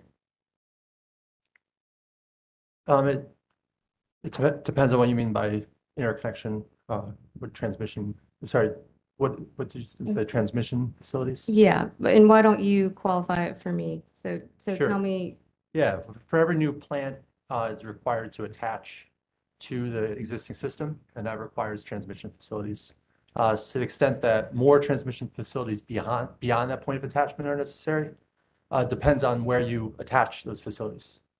So there might be locations on the system that have headroom where you do not need additional transmission. So if you identify those locations, it doesn't require transmission facilities beyond just attaching your plant to the point of interconnection. okay, thank you. Your modeling simulations do not account for the changes in federal tax credits for renewable energy and storage resources included in the Inflation Reduction Act, correct? They did not. Why is that? We completed our modeling before that law was passed. Okay, are there any other reasons? Nope. And it hasn't been supplemented since then? We have not updated our analysis based on the latest tax credit policies.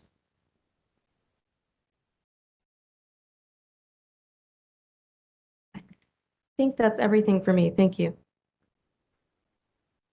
All right, public staff. No question. All right, let's see if there are questions from commissioners for the witness. Questions for the witness from commissioners. All right, Mr. Haggerty, looks like you were off the hook. Chair Mitchell, I have two very brief redirect questions. Oh, I'm sorry, I totally slipped my mind. That's You may okay. Be very redirect. quick. Mr. Haggerty, we would agree that the magnitude and timing of transmission upgrades that are required to interconnect any generation resource will depend very much on where those resources are sited and what they are. Yes, I would agree with that. Okay.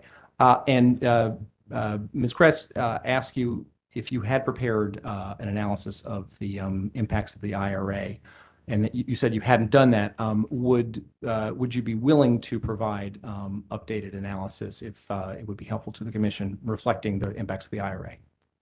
Certainly, if it'd be helpful to the commission. All right, thank you. Those are all the questions I have. All right, let me check in one more time. Commissioners. All right, no questions. All right, Mr. Haggerty, you may step down. I'll entertain motions. At this time, Chair Mitchell, I would ask that confidential Exhibit 1 to Mr. Haggerty's pre-filed direct testimony and non-confidential Exhibit 2 to his direct testimony to be moved into evidence as marked. And your motion is allowed. All right, with that, we've come to the end of our day. We will be on the record tomorrow morning at 9 o'clock. Let's go off the record, please.